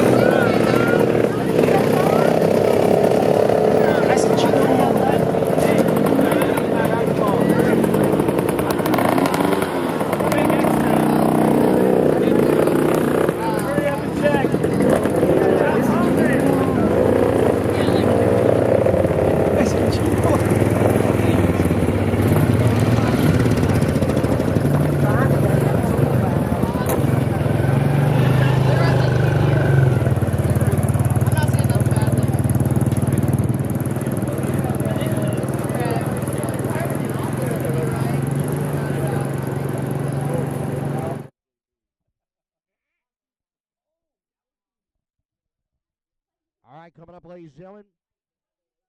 All right, guys, what's up? It's Dano here again, hanging out at the Scott booth with my buddy Big Wave Dave. Dave, this kid just rolled up and says, "Hey, can I get a free pair of goggles?" Is that what's up? No, it's not what's up. He's Okay. he's in contract with us. He just won the unlimited B moto, I believe. So okay, worked out well. So what's going on, man? You guys are doing tear-offs. We got our Scott 89. Do you guys still even make Scott 89s? Well, tell me about something radical going on that you guys are doing, mountain biking. That we got a 1 mile loop. Yep. Go ahead. Yeah, I rode it yesterday. It's pretty sweet. It's I think they have Strava set up, so we can check everyone's times out. We're demoing our bikes. We have our Genius, the LT, the Plus. I think I need the Plus bike. You know, is that for the heavy duty guys? It's for just the gnarly guys. Oh, yeah. okay. So. I'm not gnarly, but I'm heavy duty. All right. That's what my wife says. Okay. You know, so they call me the gorilla. I says, no, babe, I'm a bear, baby. I'm a bear. Okay, so we're about ready to do a loop, or I'm going to do something on these things. I hear I got to drop my license off. Correct. So for all you people that are at home and you need to be here, dude, you can come ride a new bike. That's killer, man. Scott's here to support AZ Open 2015. Let's go take a little loop-de-loop on a mountain bike. Hey, how you doing? All right, how you guys doing? Off for a cruise, huh? Right on. See you guys. That thing burning. Let's talk.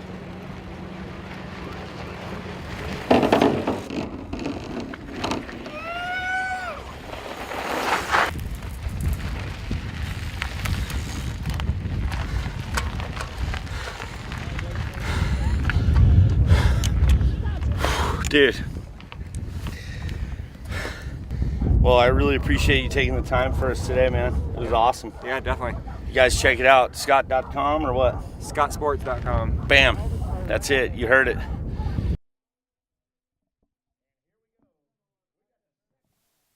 Second to last moto of the day, the 2015 AMA AZ Open, presented by PJ1, and we're getting ready to launch the 51cc 4 to 8 year olds open and open stock for their moto. 4 laps of fury out of these little guys. And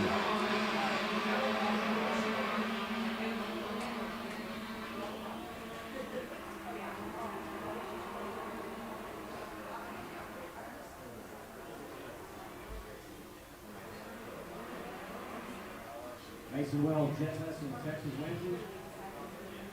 I give a big happy birthday out to Carson Milton. Turned to be 9 years old, out here racing in one of the 50cc classes. Carson's actually out on the track right now, so happy birthday to Carson Milton, who will be number 67 from Queen Creek, Arizona. Also by Shot Sox, Motorex, Desert King, and the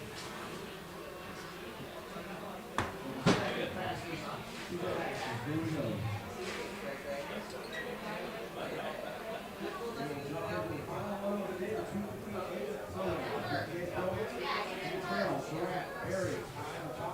Christian James, Jesse Gore and company make your way down to staging.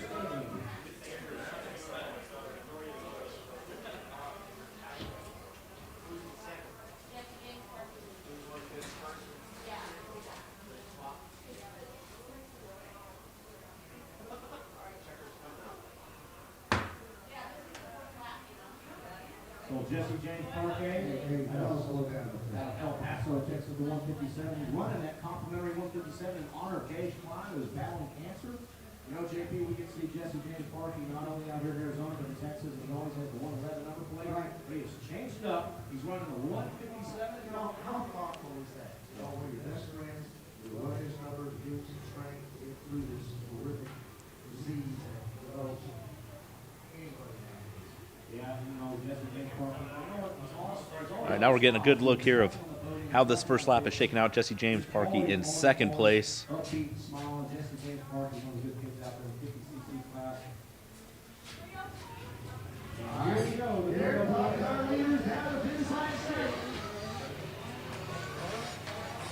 Jesse going to the outside.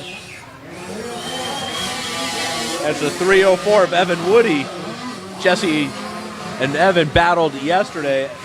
Jesse getting the better of Evan, taking the first moto win. Evan Woody getting second, but Evan Woody leading this time around. But Jesse James not letting him go.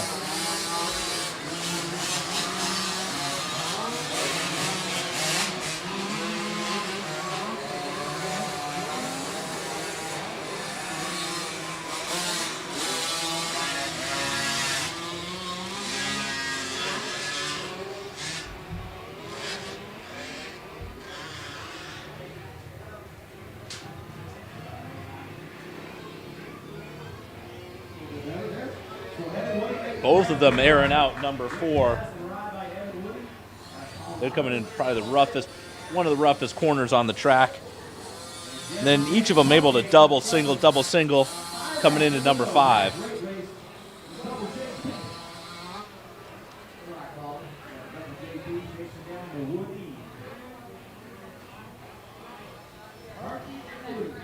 Slusher back there in third, Brett in fourth, Ford in fifth.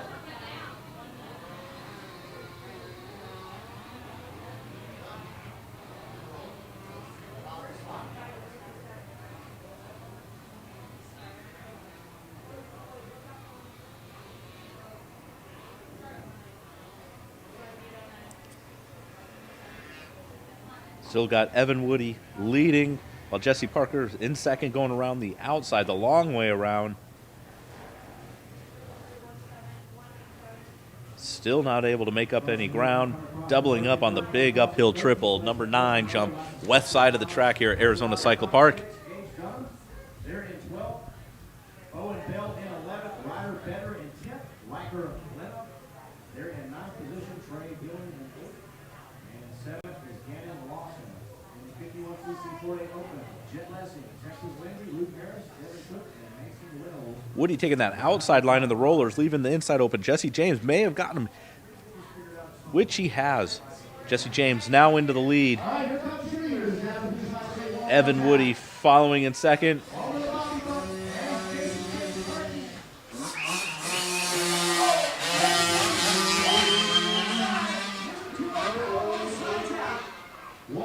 Woody is not giving up that easy. Jesse James holding him off, but any little mistake, Woody will be there to capitalize.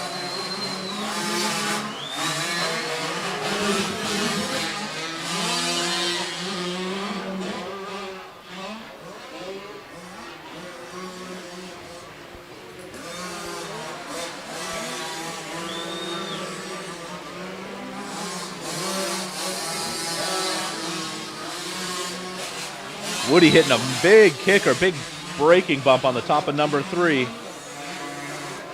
But still, both of them able to air out. Yeah, you see the nose wheelie from Jesse James coming into the sand section. Evan Woody losing a little time trying to get into that inside line. Both of them able to double single through the six-pack saloon. Evan looking like he's over jumping that second one a bit. I think he's going to get on the gas and try and close that gap.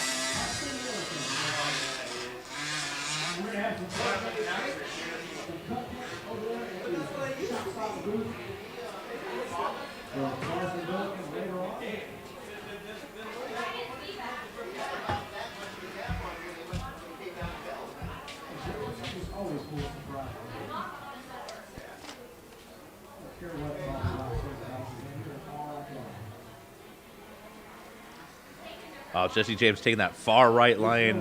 Looked so smooth. His bike didn't do anything. Coming into the rutted, bumpy inside corner around the FMF banners, heading up to number 9. You can see the ruts that developed throughout the day. And for Arizona, those are ruts. It's hard pack coming up into that number 9. So a lot of bikes developed a lot of lines there. Hot and heavy 50cc action, the second chapter, student officers. JP, as we get set, here in just a few laps, the launch out in 258. Bathroom break. Muffin top. Cut the Yep. Muffin top. A lot of those in California. Dano's actually eating a muffin, so I was commenting on his muffin top. Banana nut muffin. Get that potassium in me. Missing a good race here. Woody Woodpecker led for a while. Jesse James put the lead on, but Evan Woody grabbing the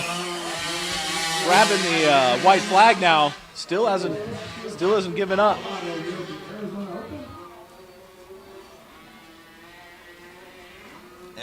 Evan Woody Woodpecker. We were talking about that yesterday, wondering if he even knows who Woody Woodpecker. What would top it off is if he's a redhead. Yeah. Oh, he is. Is he? You know what they say? All redheads are fast on a motor. That's the only thing that slowed me down.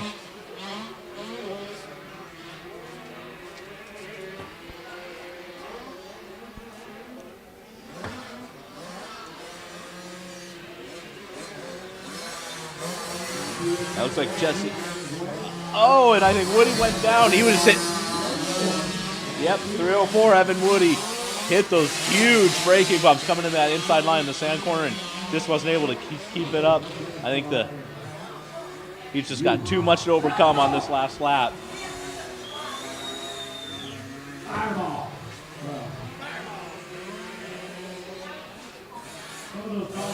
JP's talking about his ultra ego.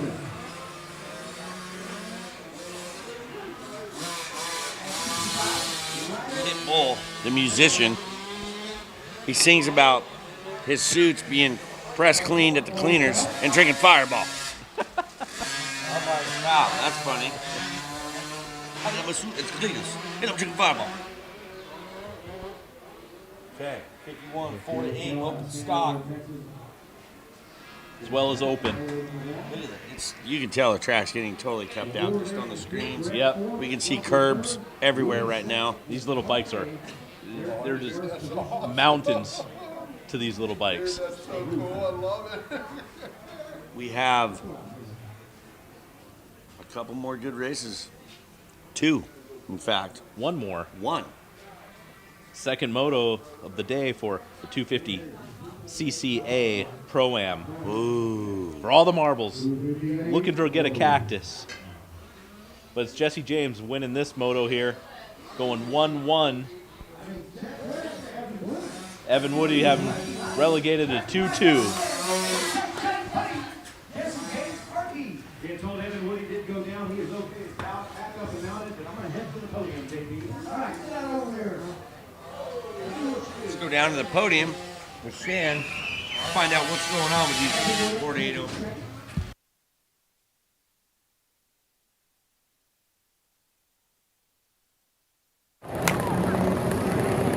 .137. Luke Harris. Check sound. Down here at the podium, Jesse.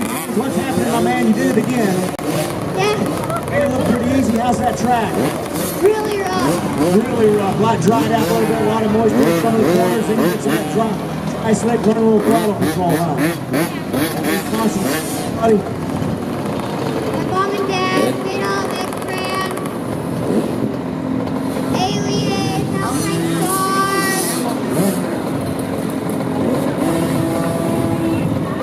Mike Medals and all the other fun stuff. Alrighty, buddy. We'll let you get going. Have a good evening.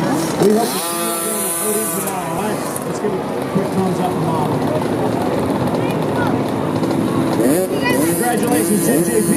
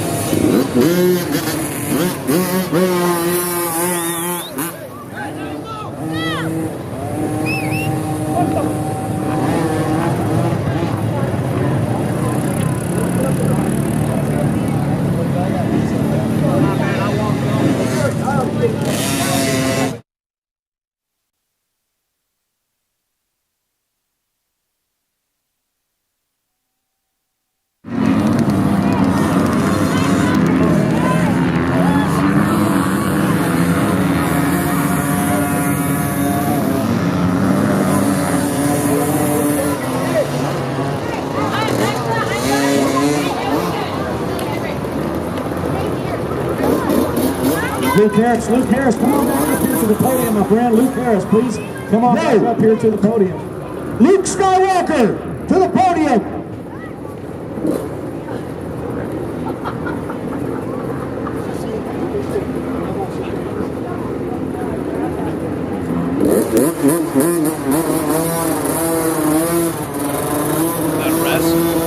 Got to limber up because we got the dodgeball tournament tonight as well. Yeah, we do got dodgeball tournament cracking, and then I'm going to get justified, not with Justin Timberlake, but I'm going to get justified in the cool zone.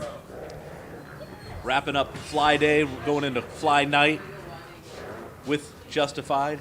I'm sure they'll have the ping pong out again, some cornhole going. Oh yeah, they got it, ping pong, cornhole, all the good stuff. Man, it's just cool that they do that. They're giving back to the sport.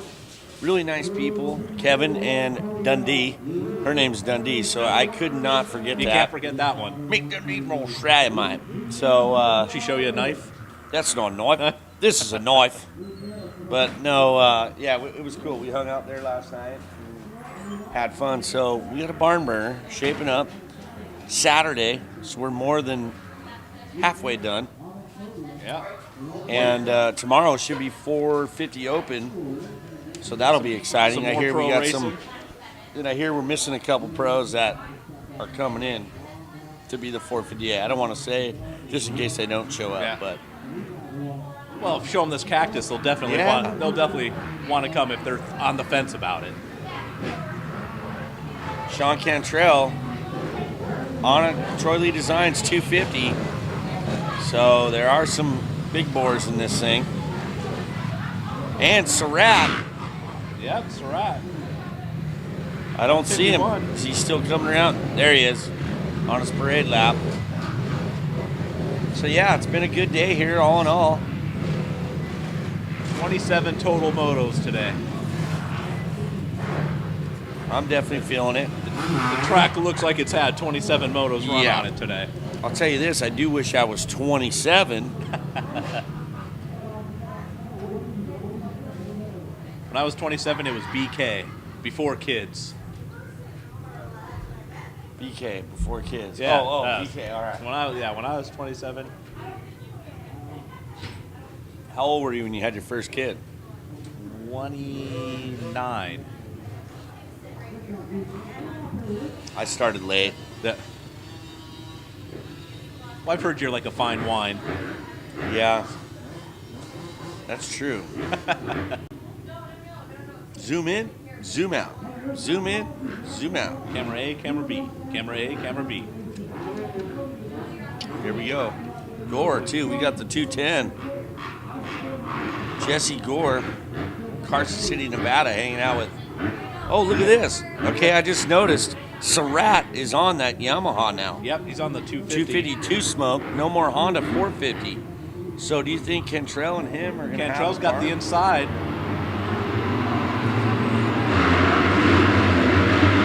Cantrell definitely spun off that gate, but look at that TLD bike ripping that whole shot.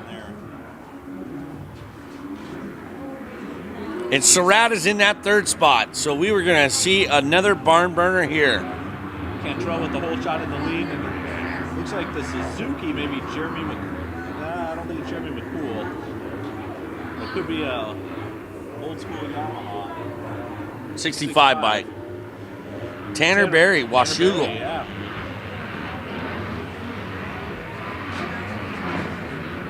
Tanner Berry, Banner Berry. Berry 10. Terry Banner. Yeah, Cantrell already starting to open up the lead a bit. I think it's an advantage Cantrell running the 250 all day versus Surratt having to jump back and forth a little bit.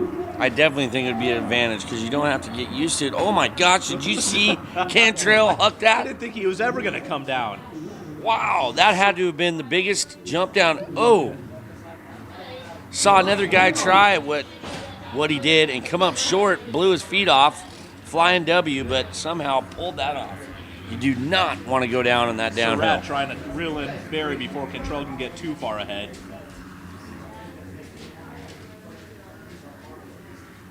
$250A Pro-Am. Now see, there's some come up short there that Barry did. I think Surratt's going to capitalize on this.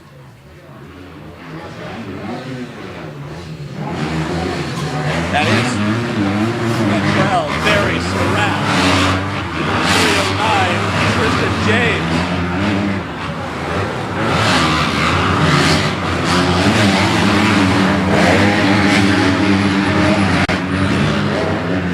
Barry on one of those 60-year anniversary Yamahas. Got the yellow plastic. We thought it was a Suzuki at first from the bird's eye view, but once we realized.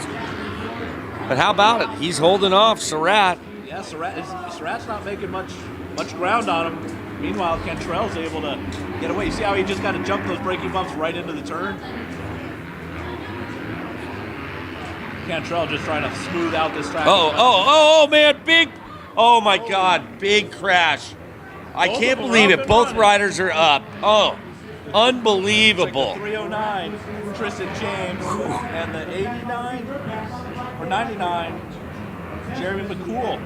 McCool just kept his cool on that one. If we had instant replay, I thought they were both going away on the hospital. Make sure you go back to the archives and watch that one. Look at that. Oh my gosh. Now you see that? Barry picked up on Sean's line coming down that downhill, because now it's just like, let's just huck it as far as we can. Tanner has factory connection listed. That must be some factory connection suspension.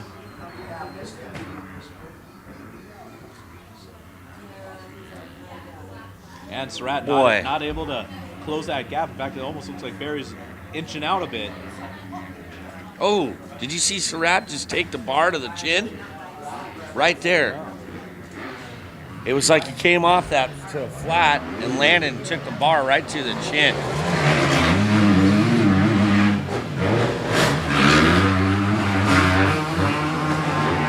Yeah, Surratt looks like he's either underpowered or just kind of over it. Yeah, just a little out of sorts. But Barry keeping it real.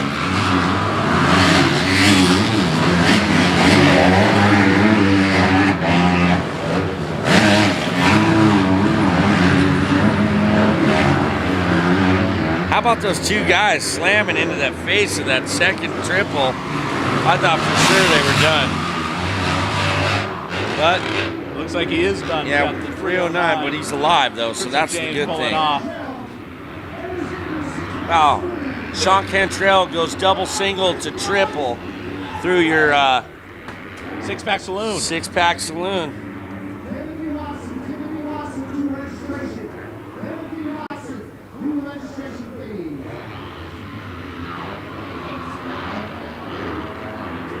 Yeah, we just got a good example of what the triple can do versus double single.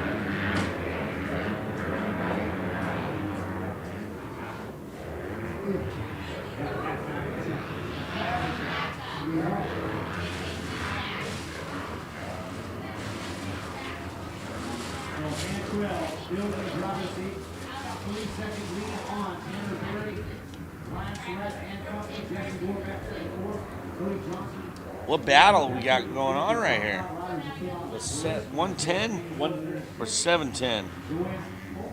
210 probably. 110. 110. Joe Van Polgar from Upland, California.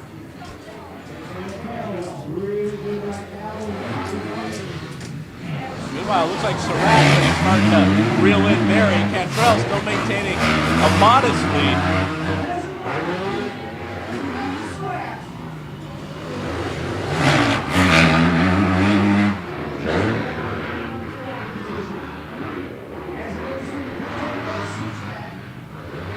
There it is.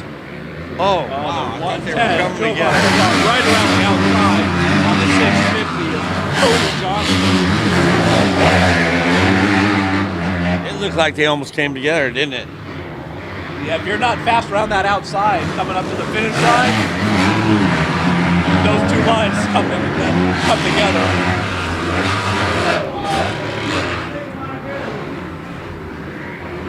I think we have Surratt making a pass on Barry through the six-pack saloon.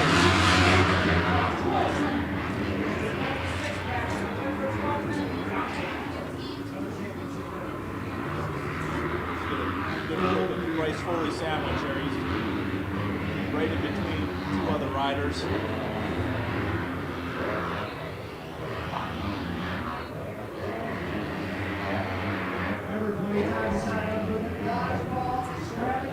Yes, Dodgeball Extravaganza going down tonight, 6 p.m. If you're sitting in the motorhome watching the live feed, get the kids. We need a 5-man team.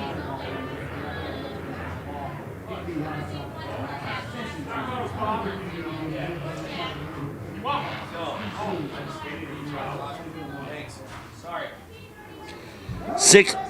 5-man team we have for the dodgeball tournament tonight. What are the odds you come in tomorrow morning with a black eye? Oh. Well, I've seen the dodgeballs. They're official dodgeballs.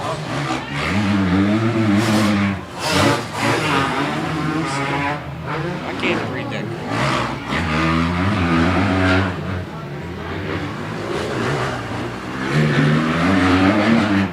72-10, Jesse Gore in 4th place. Once Surratt got past Barry, it looks like he's starting to reel in Cantrell a bit.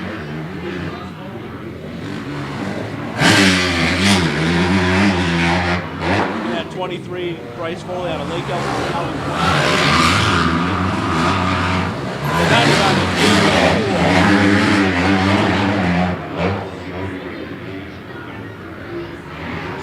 Cool, keeping it cool right here.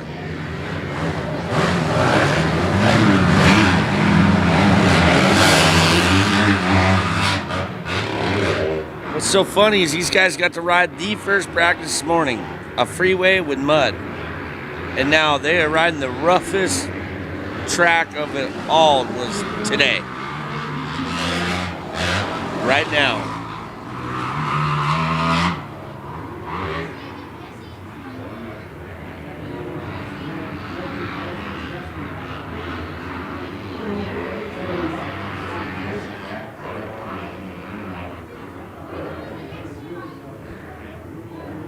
Sorry. I had to tell a gentleman if he could please exit because I can't stand cigarette smoke. You know what I mean? We're working. It ruins the pipes. Yeah. There are instruments. Yes, they are. La la la la la. Here we go. Sean Cantrell. Look at Surratt putting on a late moto charge. Last lap coming. Here we go. What has he got in the bag? Can he pull it off? I don't know. Hopefully the pit board says, hey, Surratt's on you.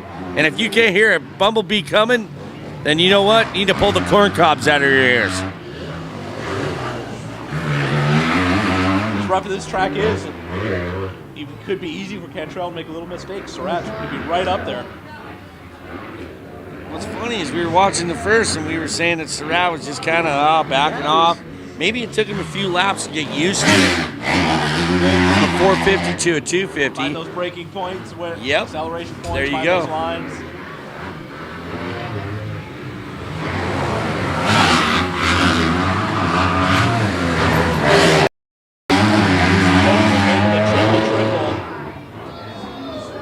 Oh. Wow, we got some bar banging going on for that 9th position.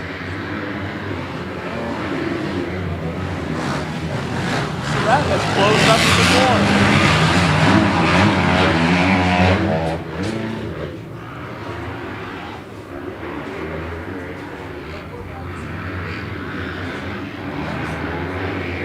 Oh, Cantrell looped out a little bit there.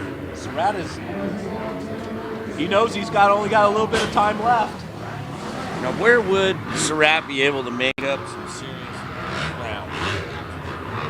Cantrell has to bobble in between from the Coyote Ugly section to this finish line table.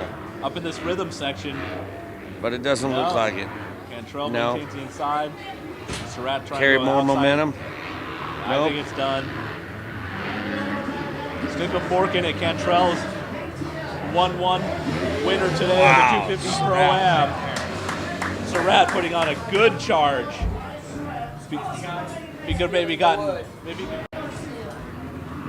started a little bit early. Surratt could have maybe made a charge earlier in the moto.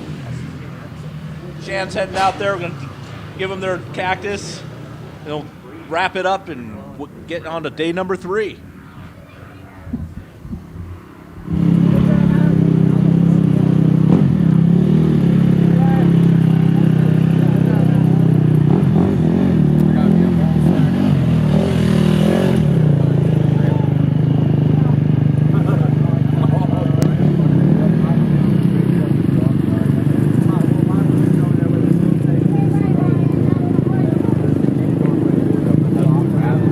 So here we go, up here on the podium with Sean Cantrell. Sean, excellent ride, put in. Looked like Surratt at one point was going to close in on you. Did you hear him back there on that 2-stroke? What went down on that motor?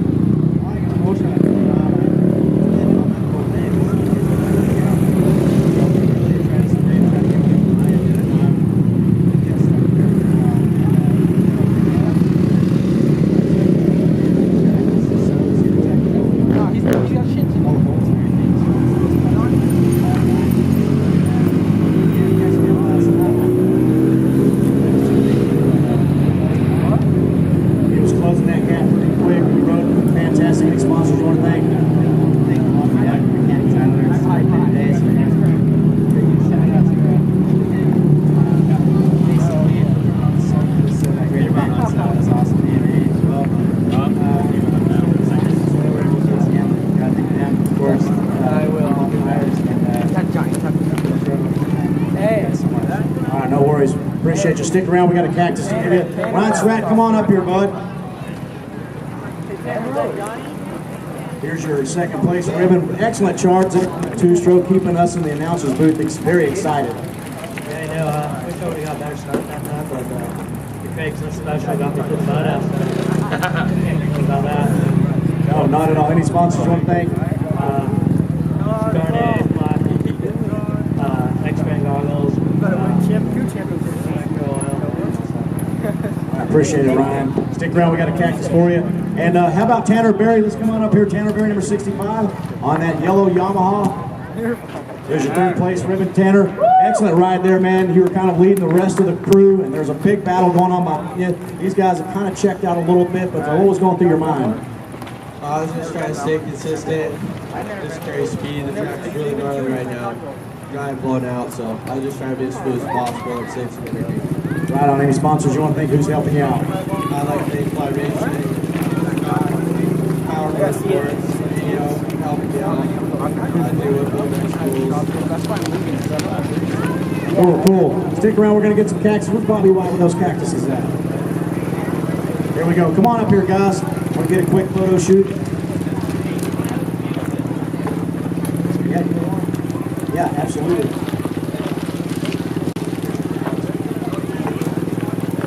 Folks, give it up for the 250A Pro-Am.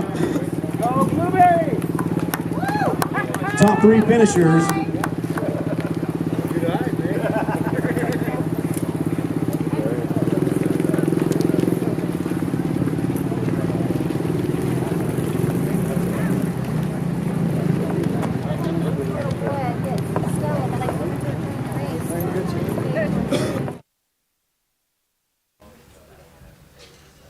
Well, Chris, I don't know who's more happier on that podium, where the 3 guys that are finished with the last moto of the day, or all these flaggers coming in, dude. I think so. They spent 27 motos out there today. It was a packed day of racing. 27 motos, day 2 of the 2015 AMA AZ Open, presented by PJ1. A lot of great racing from the minis, like for Joe Shimoda, Miller, Vreezy. All the way up to the pro ranks. Schwartz. Made a Schwartz with you. All the way up to the pro ranks with Surratt and 37. Sean Cantrell. It's been a long day. They both each won a cactus today, so yeah, splitting moto wins, so that's good. Split moto wins in the 450 pro, and then Cantrell going 1-1 in the 250A. But each bringing home some hardware after a long day of racing. Well, you know what? It looked to me on that last one right there, Surratt was slow to start, let's say, and it looked like maybe he got used to riding that YZ250, learning his braking points, and he put a late race charge in. You He know, did. so Who knows what would have happened if he started the charge a little earlier or had one more lap to go. Yeah. But he certainly closed the gap, or either Cantrell was just managing the lead, whatever it might be. It was a lot closer at the end than it was at the beginning. Yep. Well, with that being said, we got some great things. We got one more full day tomorrow for you guys. Make sure you tune in, a little Sunday Fun Day with us. We just want to thank, PJ1 for sure, Fly Racing, Scott, Goggles, FMF, Little D, how's that baby, buddy? AEO Power Sports, Jeremy's out here, AMA, Red Bull for giving us our wings to keep us going through. And also, remember to hashtag AZO Pin MX. And be sure if you need to check in and go watch football, make sure you text AZ Open MX 313131 tomorrow, and we'll give you live feeds and everything. On behalf of myself, Chris, JP, and Shan Moore, what a great day. 2 days now. We got Sunday Fun Day tomorrow. Fly Day is done. Day 3 to start tomorrow, and wrap this up and see who gets a cactus or two tomorrow. That's it. From Tower of Power. We'll see you guys tomorrow. Have a good night.